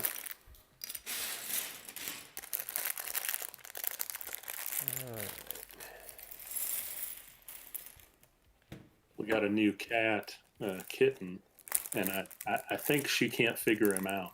'Cause the first couple of days watching him do that, I think she thought that he was trying to play with her or to, do something. So she'd like run over to him and try to jump on him. And now she just sits there and watches him, probably completely confused. Yeah, I can imagine that for somebody outside that situation, you would just kind of be like, exactly what is going on here?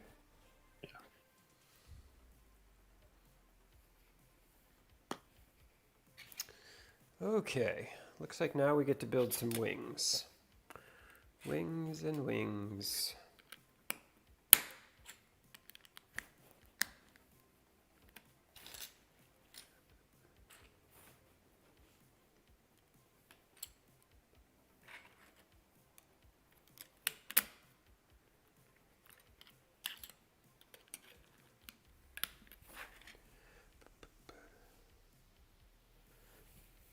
Oh, so much hair. So much hair.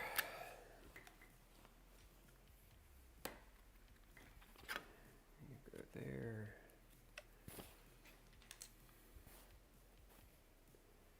And you go there.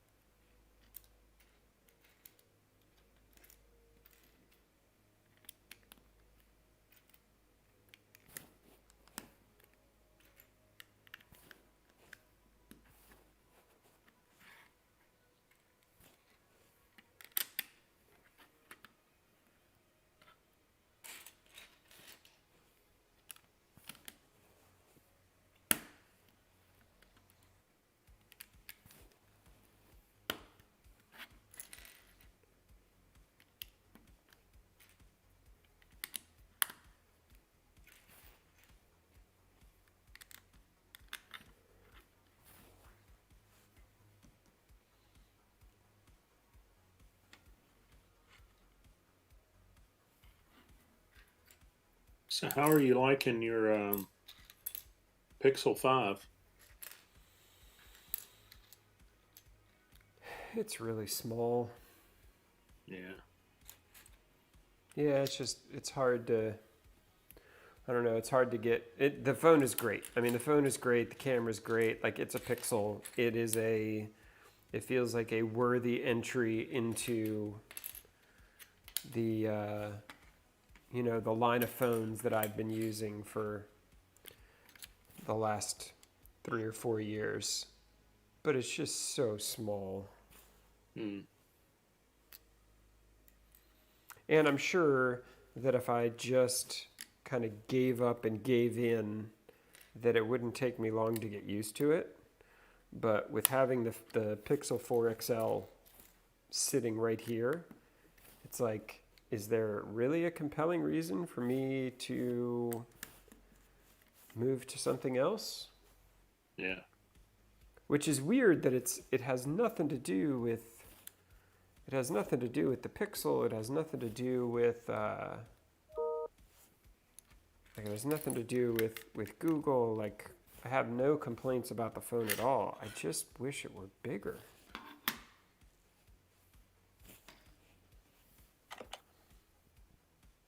Did Google give any reasoning behind not making an XL? No, they just said it wasn't what their customers were asking for. It's like, well, I mean, okay. Huh. I still wish I had Well, one though. I mean, the whole Pixel thing is basically it's like a little boutique operation, right? I mean, they don't sell those in the numbers that really make them compete with anybody. Isn't it more like it's more like their version of Microsoft Surface, right? But maybe even at a much smaller scale. I think the scale has gotten bigger. The big deal is that I think strategically they wanted to set the expectation that pure Android is beneficial to customers. Stop stop bastardizing it with all of your shit before you hand it to them. Yeah. And the Pixel is the perfect example of, I mean, it is the best, hands down, the best Android experience that you can have. And so that's why, I mean, Samsung makes great hardware and OnePlus makes great hardware, and it just doesn't feel as good when it's not plain vanilla Android. Didn't Microsoft do something? I know that they do that with the Surface, but didn't they also have a line? Yeah, they called it the Microsoft Experience, where you could buy anything at the Microsoft Store, and they would give it to you in a stripped down, nothing but Windows. Right. No version crapware. of it. Yeah, like I have an old XPS 13 that I got from the Microsoft Store in Boston a billion years ago, and it came with the Microsoft Experience, and it was pretty great. Now, do you think Microsoft just subsidize the cost of those units a little bit? Did they actually re-image them with plain Windows, or did they just contract with Dell or whoever to say, look, just give us a certain percentage of these units that have nothing on them? I think that because it wasn't an additional cost or anything, I think they just said to all of the people who were delivering them that, you know, this percentage of them need to be plain Windows. I mean, I guess maybe they could have imaged them themselves, but that feels kind of fraught with peril. Well, I just figured if they didn't have any of the crapware, like the 90-day version of McAfee or all the other stuff, that somehow that translates into lost revenue for a Dell or a Lenovo. Yeah, that's a good point. I don't know. I guess Microsoft must have been. It was either part of the deal of being carried in the Microsoft Store, like we'll give you retail space, but in return, this is one of the things that we're going to offer our customers. Yeah. Or they were subsidizing it. I can't imagine Dell ever walking away from money ever. Yeah. Especially not for a petty thing like customer experience. Yeah.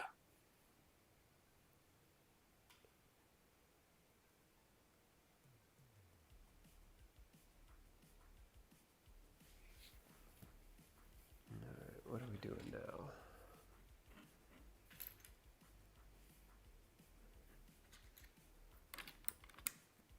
That. And this.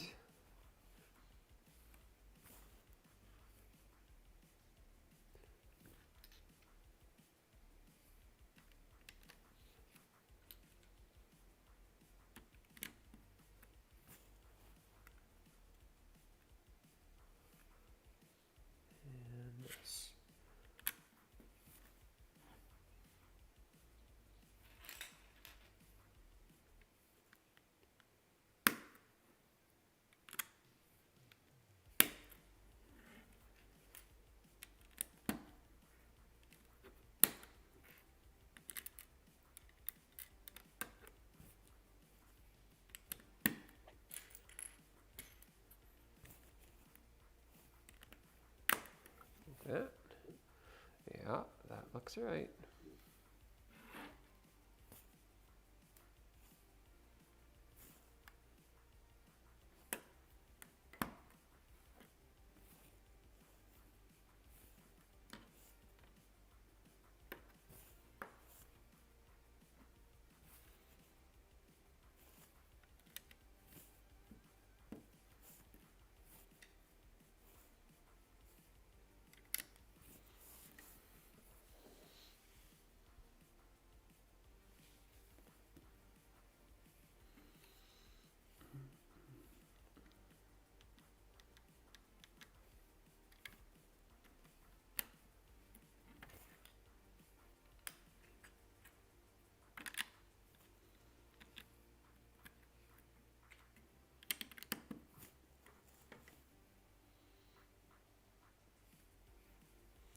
These are kind of cool. I don't know that I've ever seen these before.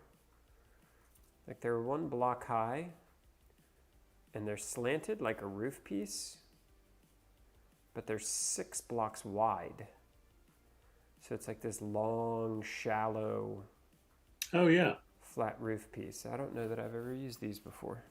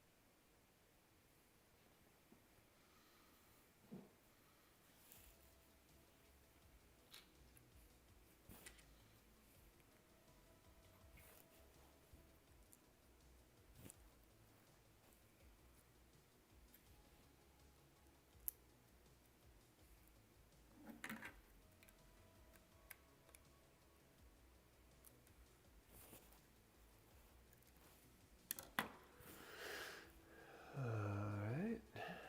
And then what are these?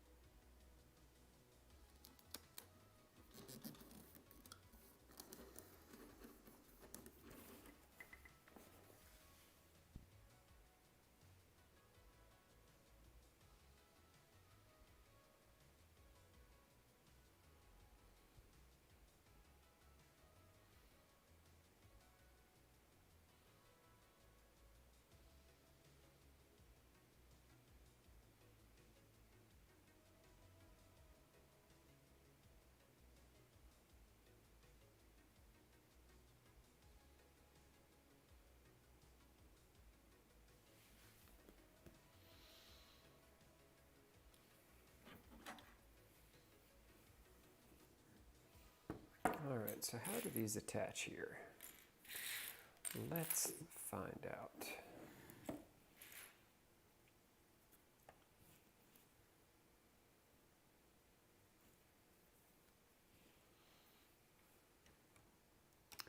Oh, interesting. Okay.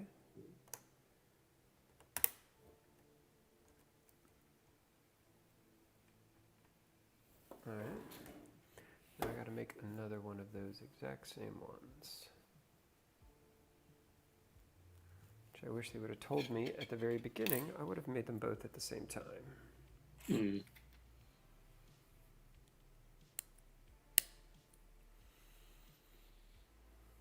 Such jerks.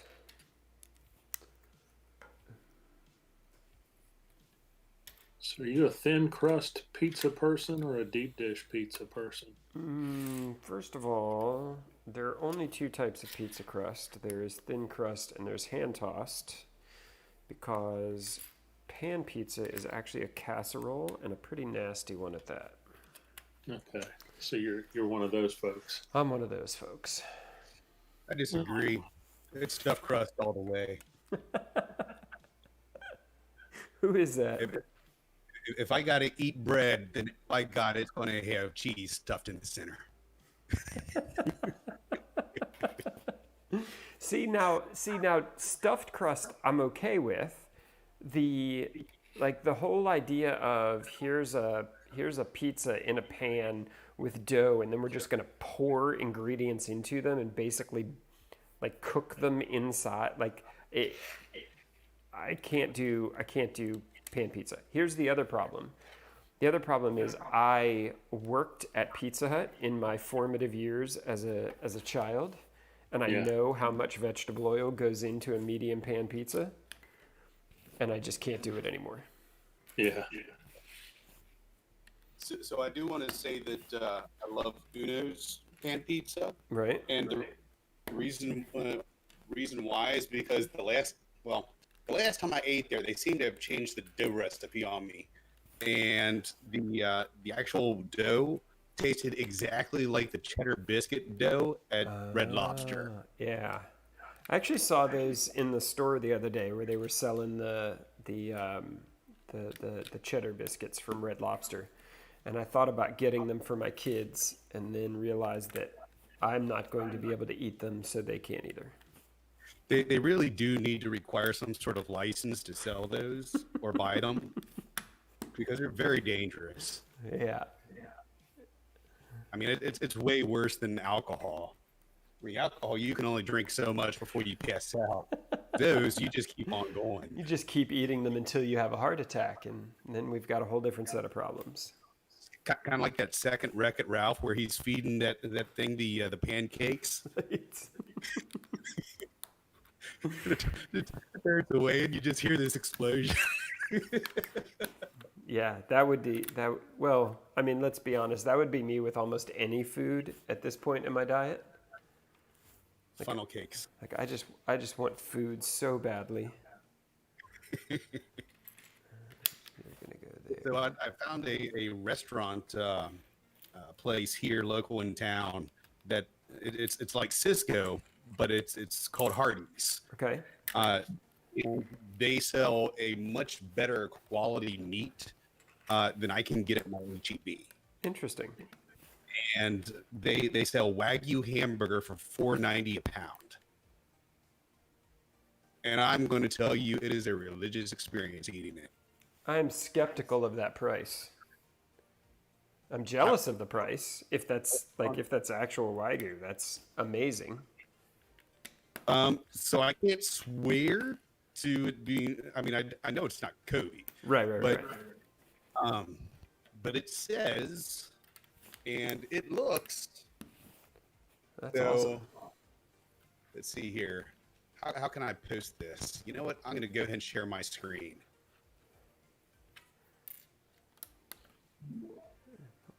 Let's see. So this is the 6 ounce hamburger, and as you can see, 10 pounds, $49, and you can see Wow. the level of realization in that burger right there. Yeah. Damn. Hardee's. This company is Hardee's amazing. Direct. Now they have quite a few different places too. So like for instance, where are you at, Jeremiah? Charlotte. All right, let's see if they have one in that area. Ooh. Okay, Austin, Dallas, and Houston. That's going to be a hike. Austin, Dallas, and Houston. But the thing that's interesting about this too is that even the chicken is flipping awesome. Which is amazing considering chicken's basically just one of those throwaway meals at this point. Yes. So I have eaten chicken probably for 90% of my meals for the last, let's see, 29 to 42, so 13 years. And so I have had and have a good amount of experience with chicken breast. No shitty chicken. Yes. I've mentioned it before, but I am the Genghis Khan of chicken. It's good chicken.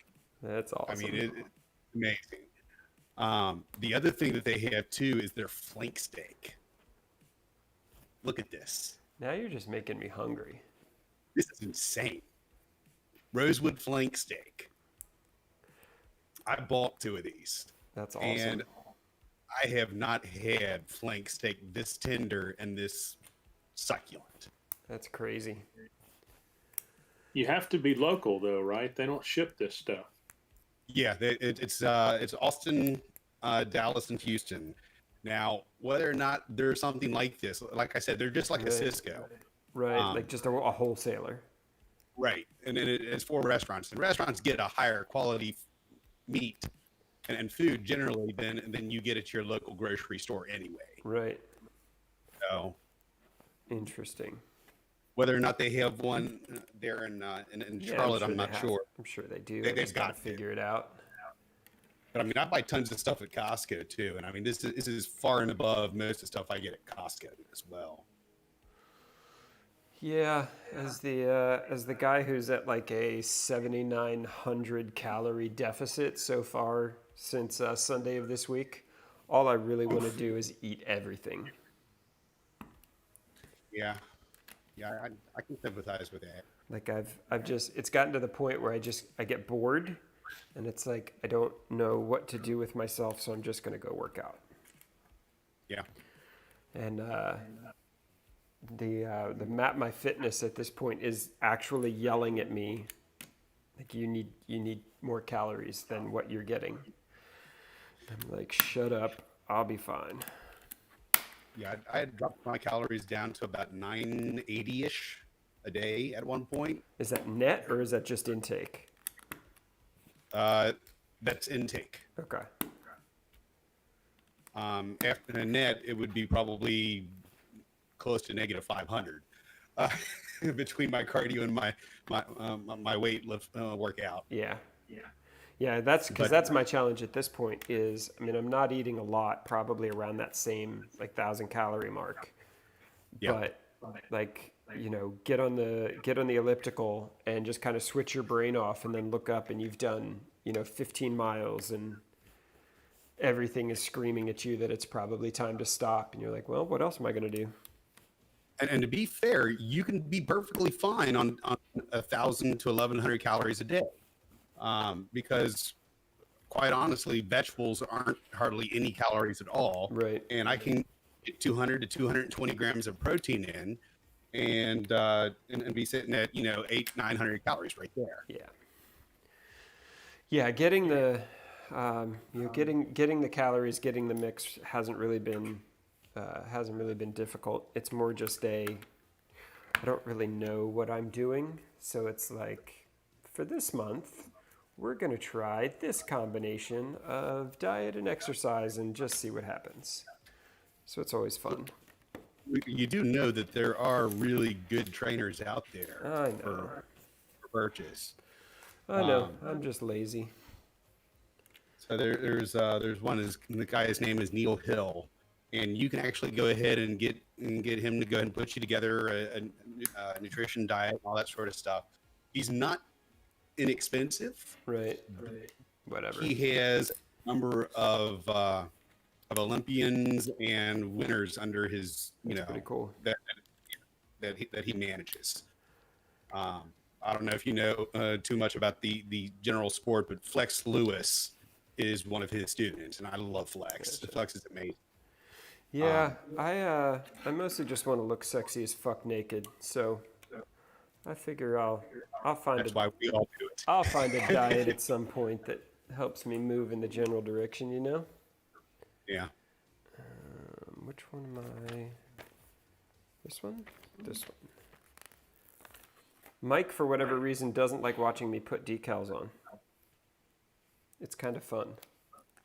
Just makes me uncomfortable. It's so cool. Are you broadcasting somewhere? Oh, yeah. Oh, yeah. Oh, Why am I not seeing that? Live or? Yeah, no, I didn't. I'm not actually streaming it into Discord. It's actually just right on YouTube. Oh. Here, I'll get you. I put a link somewhere. Is it that one? Yeah. Oh, it's. Where am I going to put it? I'll put it in. Oh, it's in live streaming. Uh-huh. There we go. But Mike is lucky because I absolutely rock at putting decals on. So no matter how much he's worried about it, I always end up doing a good job. That's actually true. Now, I think the next level up for Legos is they go ahead and include Legos, but put IKEA directions in them. Right, where you get the Legos and you get like every third instruction and have to figure the rest out. You've gone from beginner to intermediate now. God, that just sounds terrible. It just sounds like the most miserable experience. By the way, here's a meatball. Right, and we just tease you with meatballs along the way because everybody loves an IKEA meatball.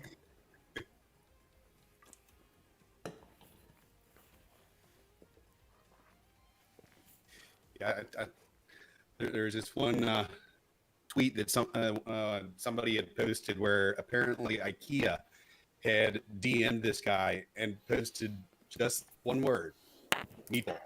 Meatball. And that's it. That is our support stance. No matter what the problem is, the answer is meatball. This is vaguely aggressive. Well, I mean, we've all worked for companies who that one word that they send to everybody who has a problem is upgrade. So I guess I can't be too upset at them, you know? True.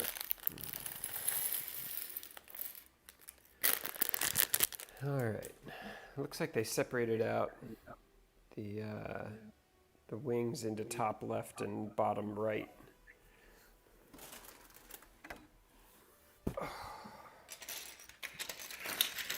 Let's see what we got here.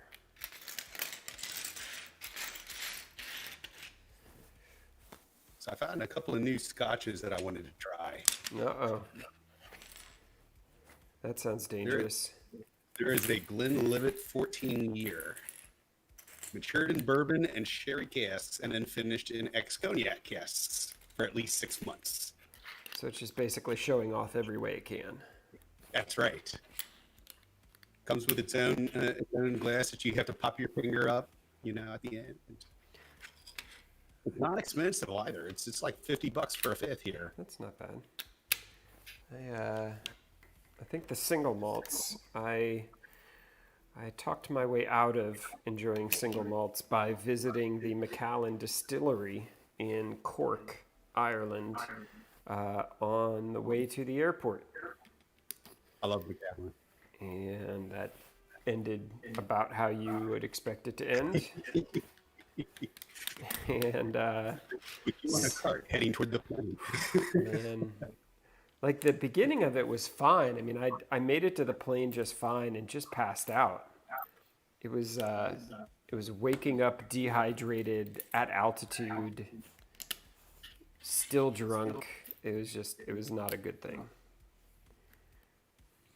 So drinking before I get on a plane immediately joined the long list of I will never do this again. And that has certainly helped, but it's hard to be excited about the single malts anymore after that particular experience. I don't know, man. They've got this Balvenie here. Hopefully, I'm saying that right. It's a 50-year Scotch, Jesus. and we can get this for the low price of $46,000.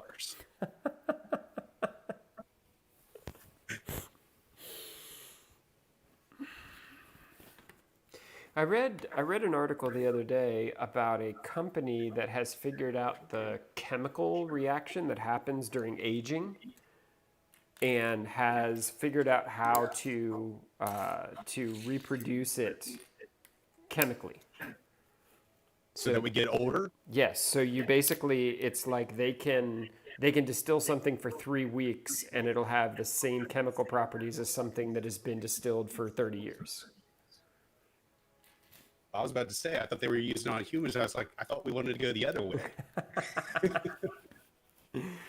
Yeah, that would be funny. No, but I mean, there's so much money in the differences between, like you said, the differences between a 5-year and a 50-year are just off the charts. If you could scientifically, I mean, it's kind of like the chemical diamonds. If you can reproduce something to the point where it is indistinguishable from the real thing in a lab, like, would you? Of course. I'm like, hell yeah, I would. It's about the taste. I don't care about the, oh look, I'm drinking a 50-year-old scotch. Well, some people like the collecting, and I'm okay with that. But for the people who just like drinking it, I feel like that's a reasonable compromise, you know? Yeah, and to be fair, I mean, I don't think anybody's taken away the ability to still collect, Right. even No, with it. I agree.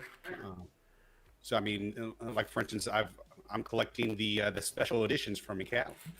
I buy 2 bottles every time I find a new one that comes out, one to drink and one to save. Yeah, and I used to, and you know Kenny Coleman. I used to work with Kenny at VCE, and he takes it to a whole new level.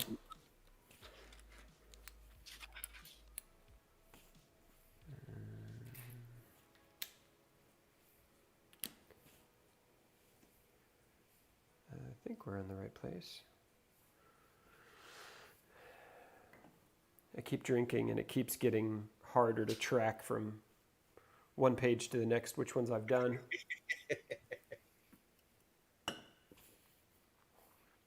The table, why is it tilting on me? God, one can only hope. I figure no matter how out of control things get here, it's still better than watching the news. Yes, so speaking of out of control, HEB has now declared a restriction on the amount of briskets that you can buy. Oh God. And we thought that it was going to be Democrats who caused a revolt in Texas. Nope. Nobody cares about toilet paper anymore, though that is on the restricted list too. But dang it, you can't restrict our brisket. That's funny. Incidentally, I did just buy one from Costco. It's a 20-pound brisket. Like, did they give a reason, or is it just supply and demand? Like, what's the emergency? They're saying that lack of supply. Wow. I mean, it is listed out here on the news channel. Limited food items at all HEB stores. You can only buy 2 briskets at a time.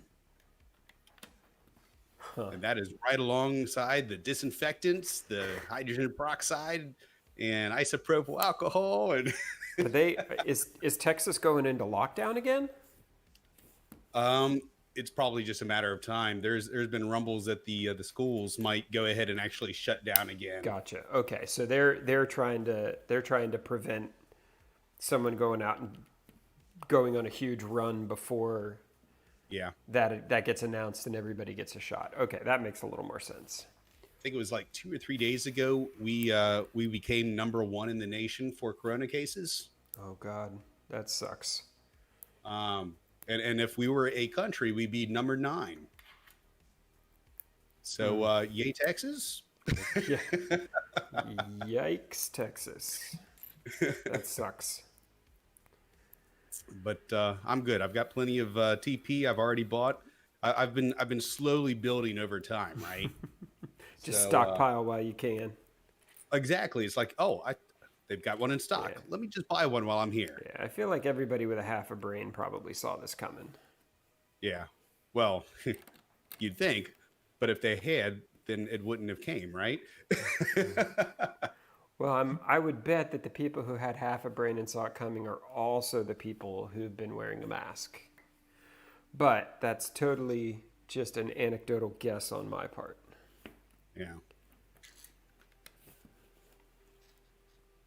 And of course, I think lately here, most people are wearing masks, but then we still have about 10 to 15% that are wearing them wrong. So they'll have their nose hanging out, or they'll pull it down to go ahead and talk, and then put it back up again. It's like, you do realize it didn't help anything. I didn't really need to hear you anyway. I'm still waiting for martial law to be declared down here. It's like, look, if you cough on me, I am legally allowed to go ahead and enact martial law. I will fix this problem on your behalf. Exactly. I mean, that's assault, right? Well, yeah, it's it's always so curious to me kind of where we draw the lines on stuff like that.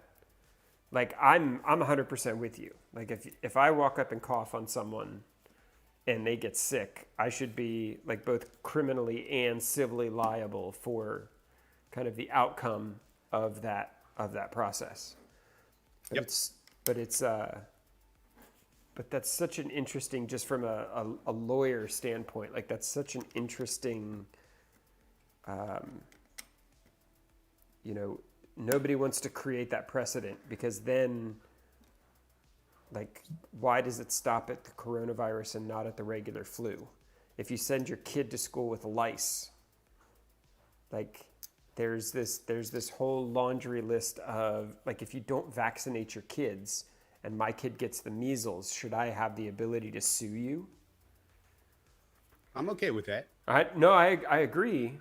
I agree. Like we did it, like some states have done it with AIDS. Like if you have AIDS and you Exactly. have unprotected sex, like you can be criminally liable for that. But it just begs the question, like, where does that, like, how far do we take that before it ends up being unreasonable?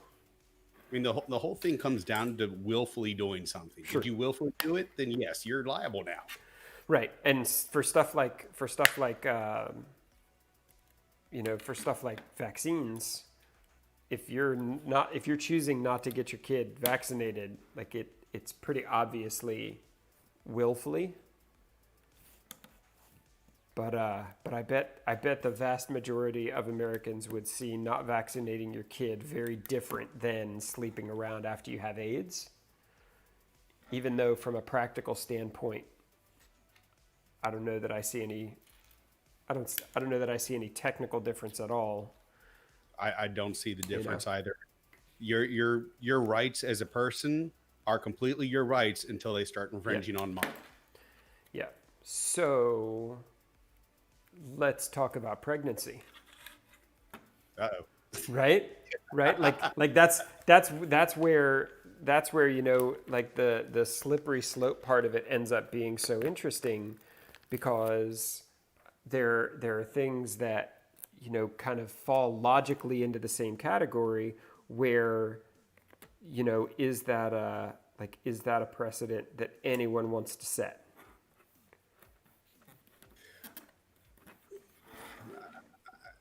It just gets, like, I don't even know that I necessarily have a right or wrong answer to it, but if you really want to go down the path of your rights stop when they impact me, then it opens the door to lots of interesting use cases that aren't necessarily bad questions to ask.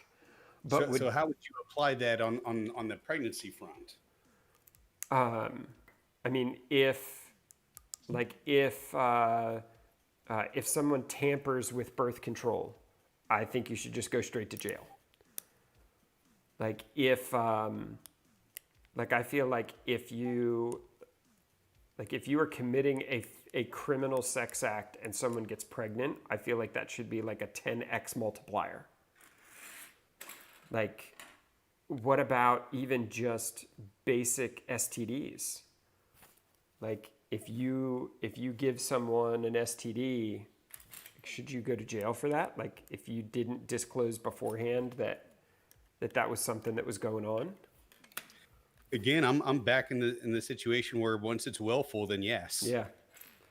Same thing with drunk driving. You got behind the wheel of a car while you were drunk. Imagine. Well, and speaking of drunk, I'm obviously and certainly there at this point. Imagine if at the age of 16 we just gave every kid a vasectomy and just said, this is the path of least resistance. It's reversible. It's a extraordinarily low risk procedure, and when you are at a point where kind of financially and emotionally the choice to have kids is something that you make, in an educated fashion, then you just go get that bad boy reversed and away you go.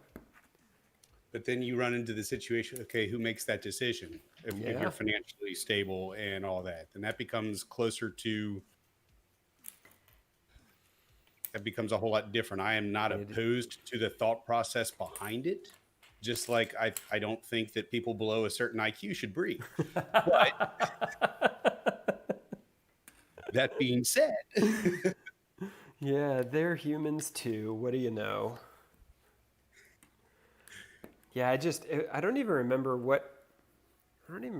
like who I was having the conversation with or what it was about. But all of a sudden, like I just stopped and thought, imagine the sheer number of social problems that we could eliminate by simply making it so that the act of procreation had to be a deliberate, conscious choice instead of something that just happens to happen at the end of something that feels good.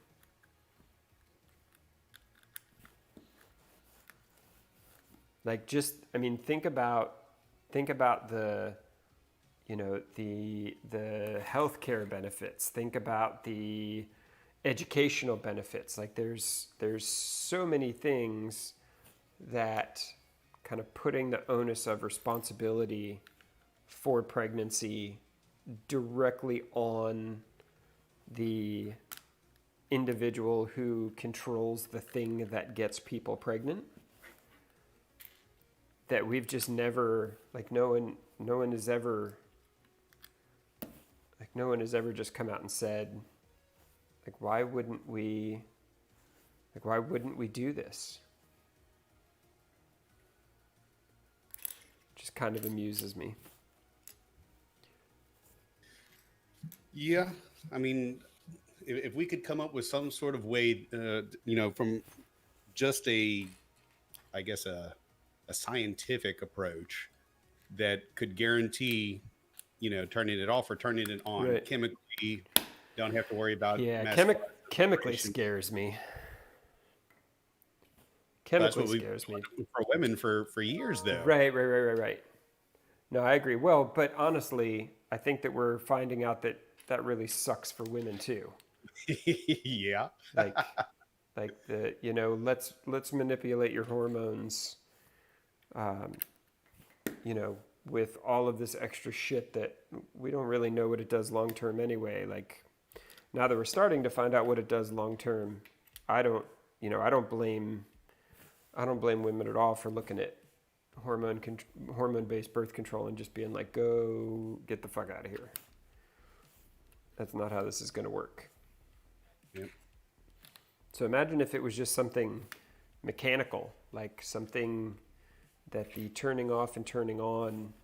Well, technically it is mechanical. You just do or don't currently, but yeah. Right. But then you look at the reality of the situation and realize that people are going to, right? Yeah. Like that kind of gets back to the why aren't you just celibate? That fixes all these problems. It's like, well, you're not wrong. You're just unrealistic. Well, I don't know about unrealistic. I was until I got married. But Well, more power to you. More power to you. That seems like it's it's dying breed. Well, I feel like it's just a lot to expect, and it's certainly a lot to plan on. Particularly when there are religions that are just as open on the permissive side as some pieces, some parts of Christianity are on the the abstinence or waiting for marriage side. Like it feels like if there's a if that would even be an interesting use case where if you want to wait until marriage, that's fantastic.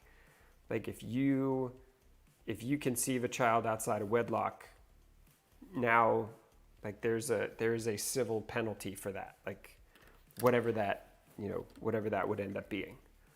Like Yeah.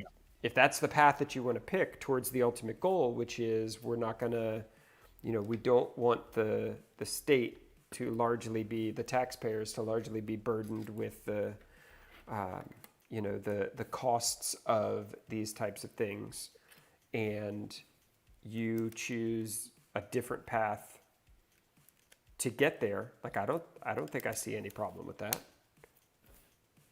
It's a lot harder to, have a long night of drinking and accidentally reverse a vasectomy than it is to have a long night of drinking and actually accidentally end up with your girlfriend pregnant.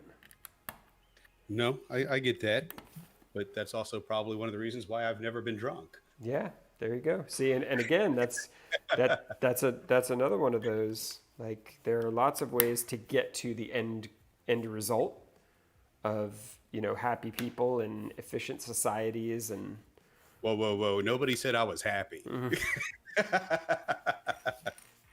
all right, fair enough. But seriously though, yeah, I mean, and yeah, I get it. It's not easy. I mean, But I think the more important part is everybody should get to choose kind of which path it is that they're going to take. Be held responsible for it. Yeah. And I think that's the key part is, being able to say we're all adults, we're all Americans. There are things that are important for us to be able to do together as a state or as a country or as a, whatever.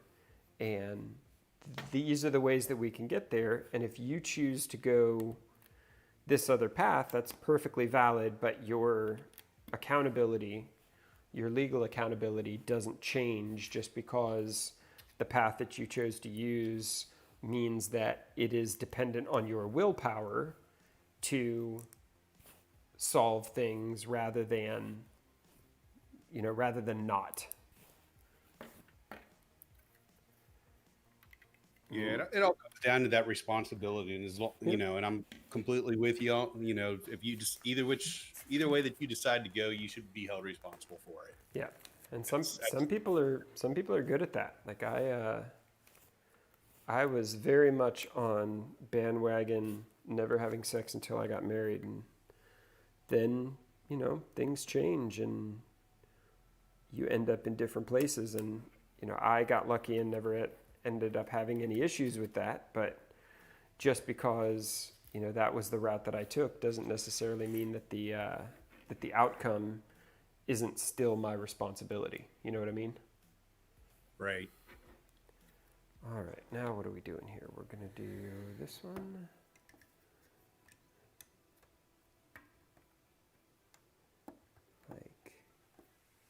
Man punches downtown Austin bar manager after being asked to wear a mask.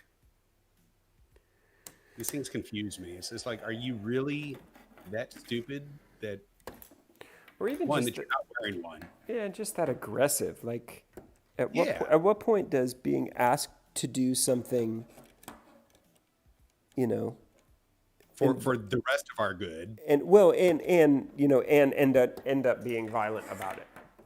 Yeah. Like, that's the thing. Like, I've been asked to do lots of stupid things in my lifetime. Rarely has it come to the point where I wanted to, or actually carried through punching somebody about it. Like that last part, yeah, you may have thought it. I may have thought it, but I never actually did. Right.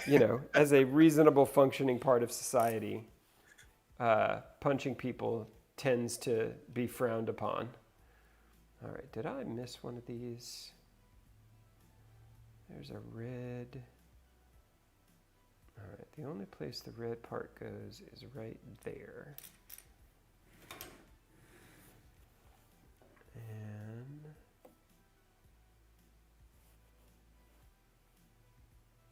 no, I think we're good.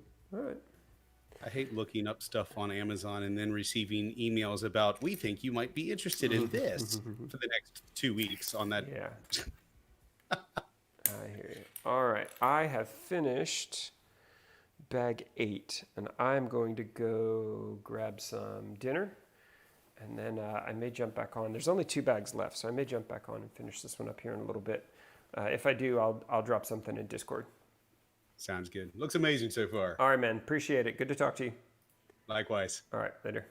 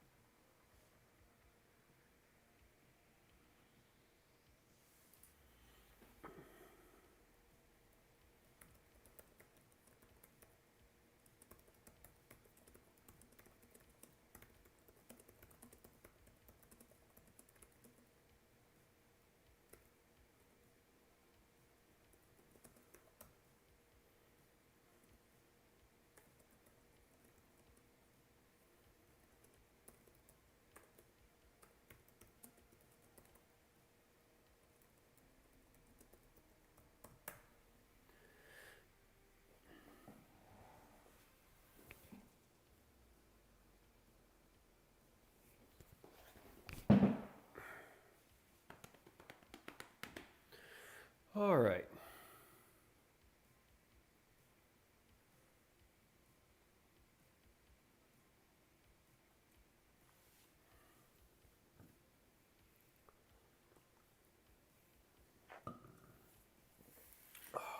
So we've got 2 bags left.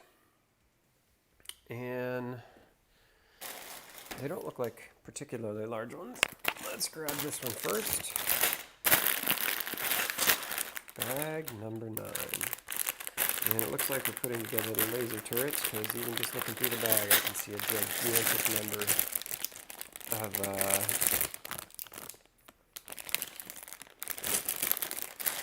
round cylinder pieces. Alright, and 2 little bags. Good times, good times.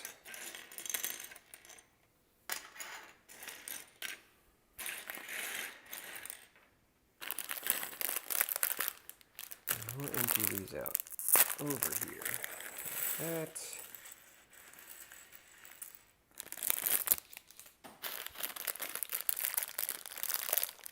And put this one over here. Why not?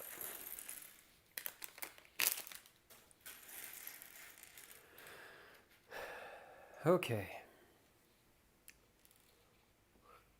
Let's see if we can't get the instructions back up and working.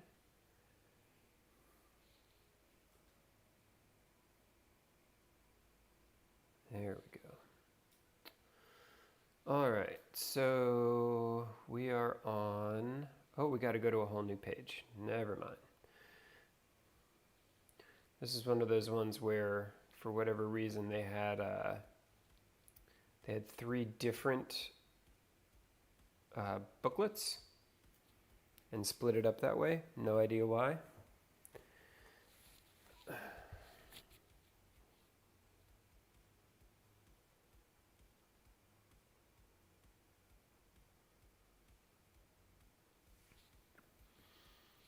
And we'll get started.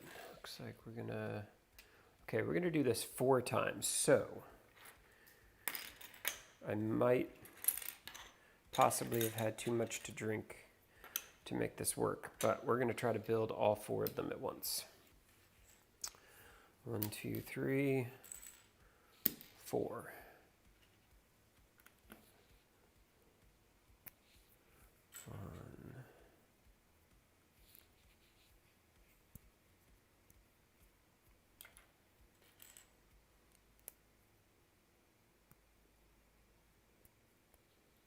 Two,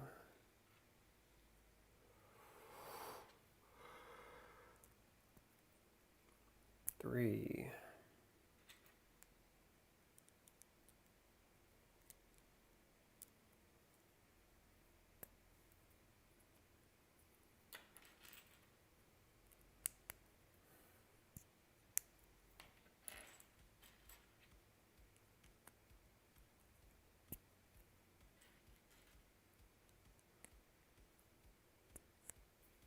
4. And then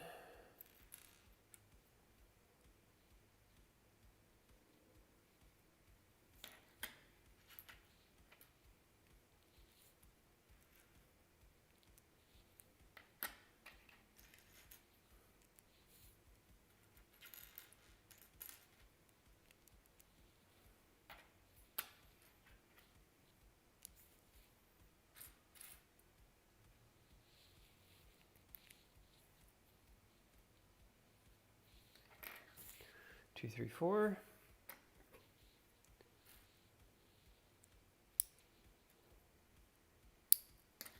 1,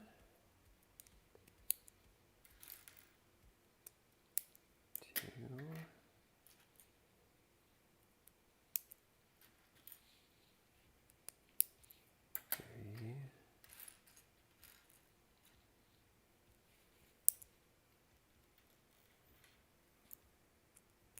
4.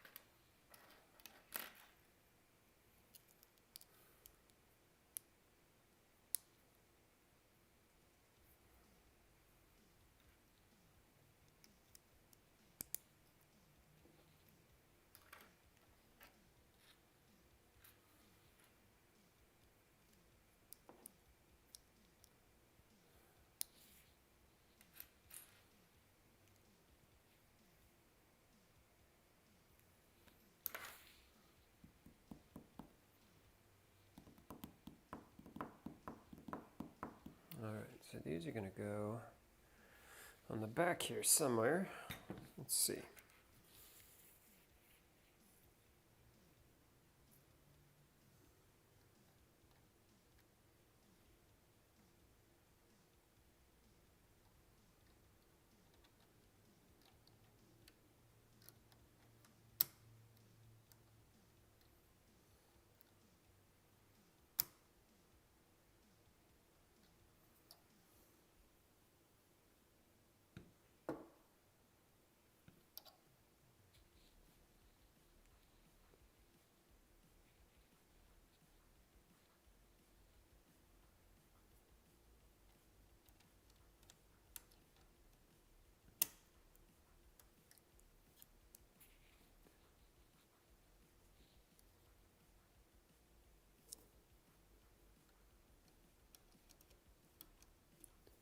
Do those just sit in there? Like, I have to attach at some point, don't they? I don't even know.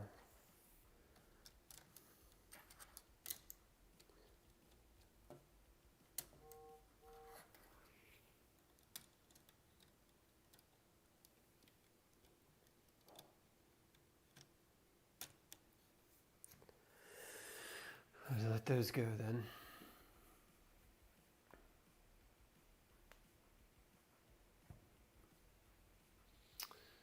All right.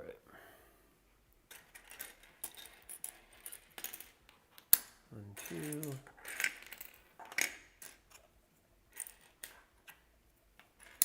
3, 4.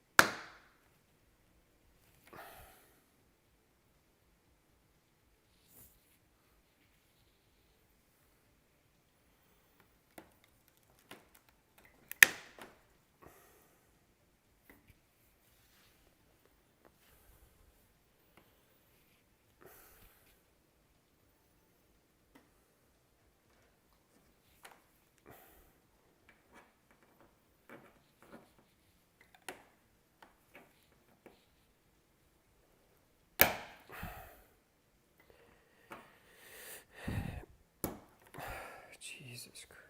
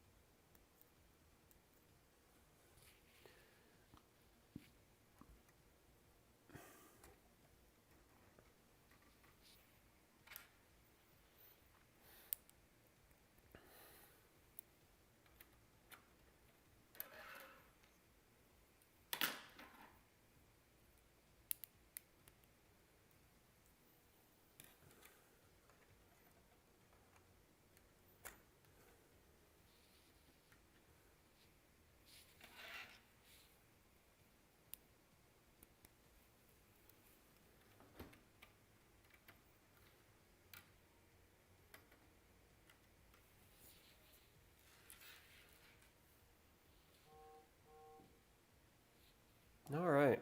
Well,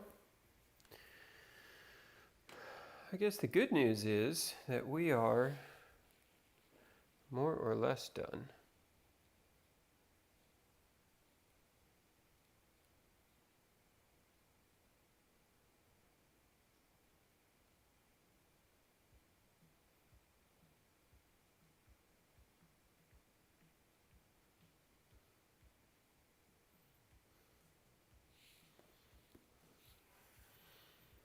Let's get let's see. Which one are we looking for? We're looking for the X-Wing, which is Def 7.4, which is this one. All right. So we're going to do a little extra bonus stream magic. We're going to set this guy out of the way. And we're going to do a Wicked Bricks build. So Wicked Bricks, if you guys, I guess, kind of, there's the logo. Wicked Bricks is a group that I've used for a while. They're based out of the UK, and they make these amazing acrylic stands for all of the X-Wing, or all of the UCS Star Wars Lego kits. And they make them for a couple of the other ones, like they've got a couple different ones for some of the NASA stuff that's in there. They do them for the cars, like they've got a bunch of different display solutions for different things. I have used them for pretty much all of the Star Wars UCS stuff that I put together. They look way better than the standard black, like the bag 6 that we just didn't even put together here. It looks a whole lot better than the included mount, and it ends up being more space efficient, like for both the Imperial Star Destroyer as well as the Millennium Falcon. They angle them up on their sides, so they don't take up as much depth front to back on the table to do the display. So you can see here we've got, a half dozen acrylic pieces that we're going to go ahead and put together. And the first thing that we have to do is we have to peel off all of the protective plastic that goes all the way around the entire thing. And sometimes I can get that with my fingers, and sometimes we just use a utility knife for it. And we go all the way around. And they've got the little Wicked Brick notch.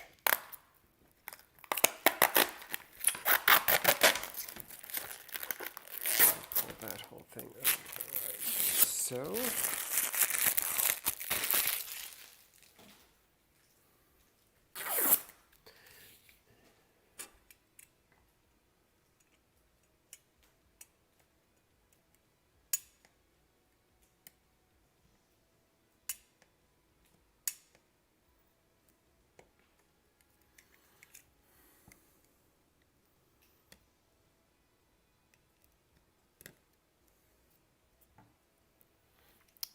And every one of them comes with a little plaque like this that shows like a little display, little model with the number of pieces and the UCS part number. And it actually just has a magnet so that it sticks right on there like that. And if we want to dry fit these, it looks like that one's going to go there. And these two, left and right, go here. So we'll do these two like that. We'll do that goes down on there like that. And then, I'm not exactly sure what this little dude is for, but this goes in the front, and this is where our UCS plaque goes, and then R2D2 is going to go on there.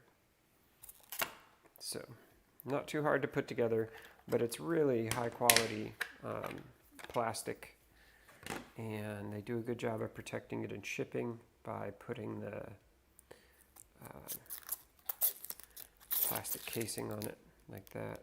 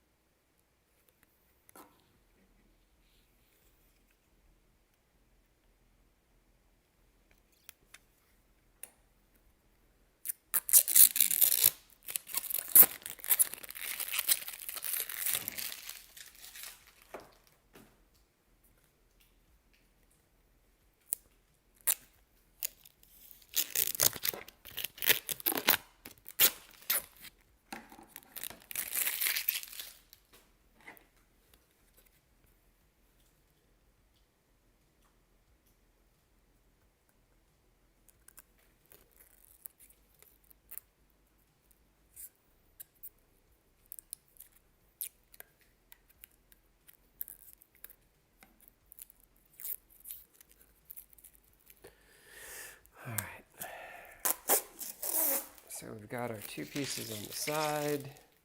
We've got our brace in the back. We'll go ahead and pull the plastic off of the stand for the minifig and the UCS plaque.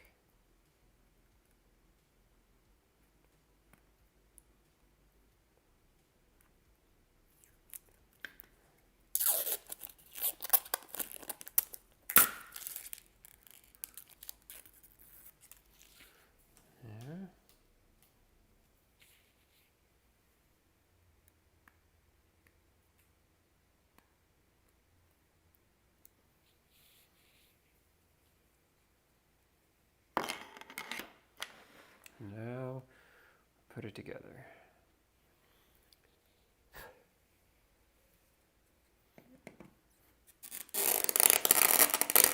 And they're a pretty tight fit. And you have to make sure that you push them straight down, because if you move them too far side to side, it'll break, and that sucks, and then you'll be sad.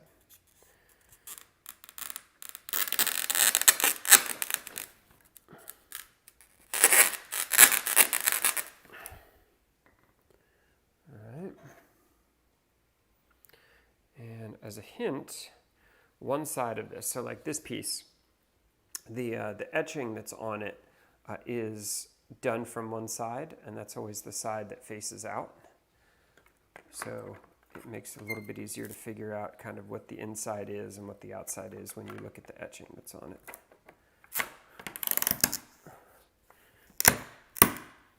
All right. So there goes that. And ye old model will sit on it like, oh, maybe that's what that is for. All right, so if we look at the bottom of this, we can see that there's a big empty spot there that this will fit into. But this, I believe, is going to be this guy, so that these 4 bolts here can then snap on further back on the fuselage. So that's what I think, which means I need to put this down, and we need to take the wrapping off of this.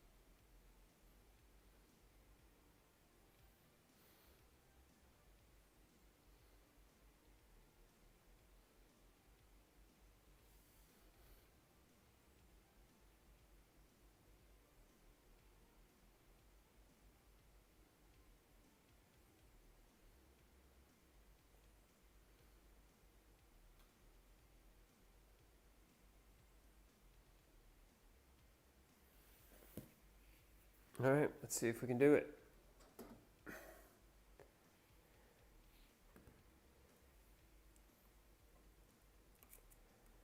I'll turn this sideways so I can actually see what's going on here.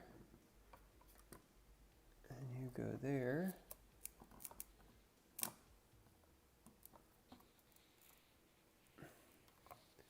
And then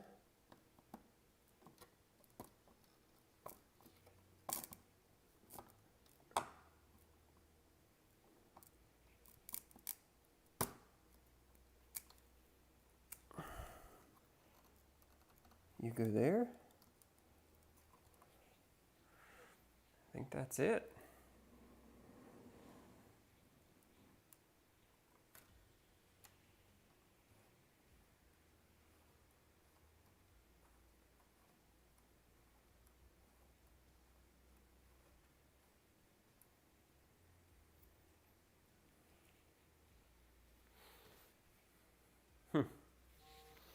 That's this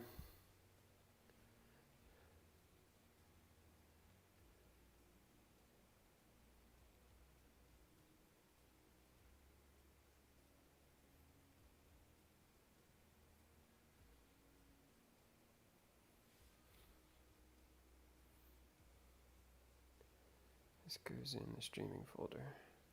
Let's see if we can't give you something kind of fun to end it off here.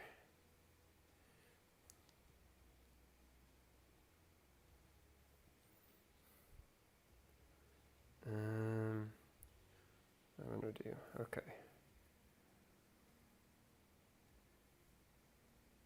Mute. All right, so here's something fun. And I think this will work. I guess we'll find out.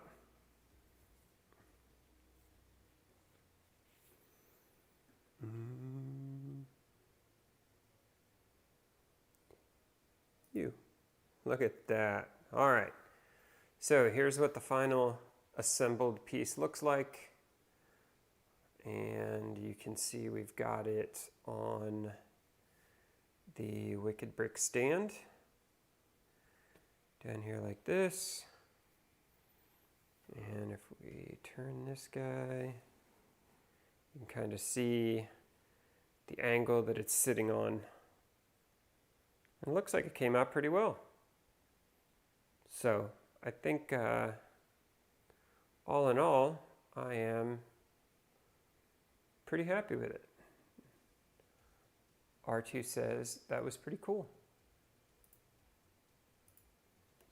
So there we go. There we go.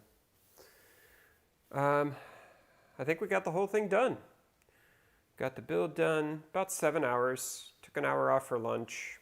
So I don't know, probably straight through, maybe a 5-hour build. Big props to the Wicked Bricks folks for yet another great stand that I'm going to use to go put it over in the library. I guess if you have any questions or if there's a specific build that you would like to see, let me know. It looks like the next one that we're going to be doing is the UCS Sandcrawler. So we will probably start that one, barring the end of the world. We'll probably start that one this weekend. So that's about it. Enjoy the rest of your evening or morning, wherever you happen to be, and I will see you on the next stream.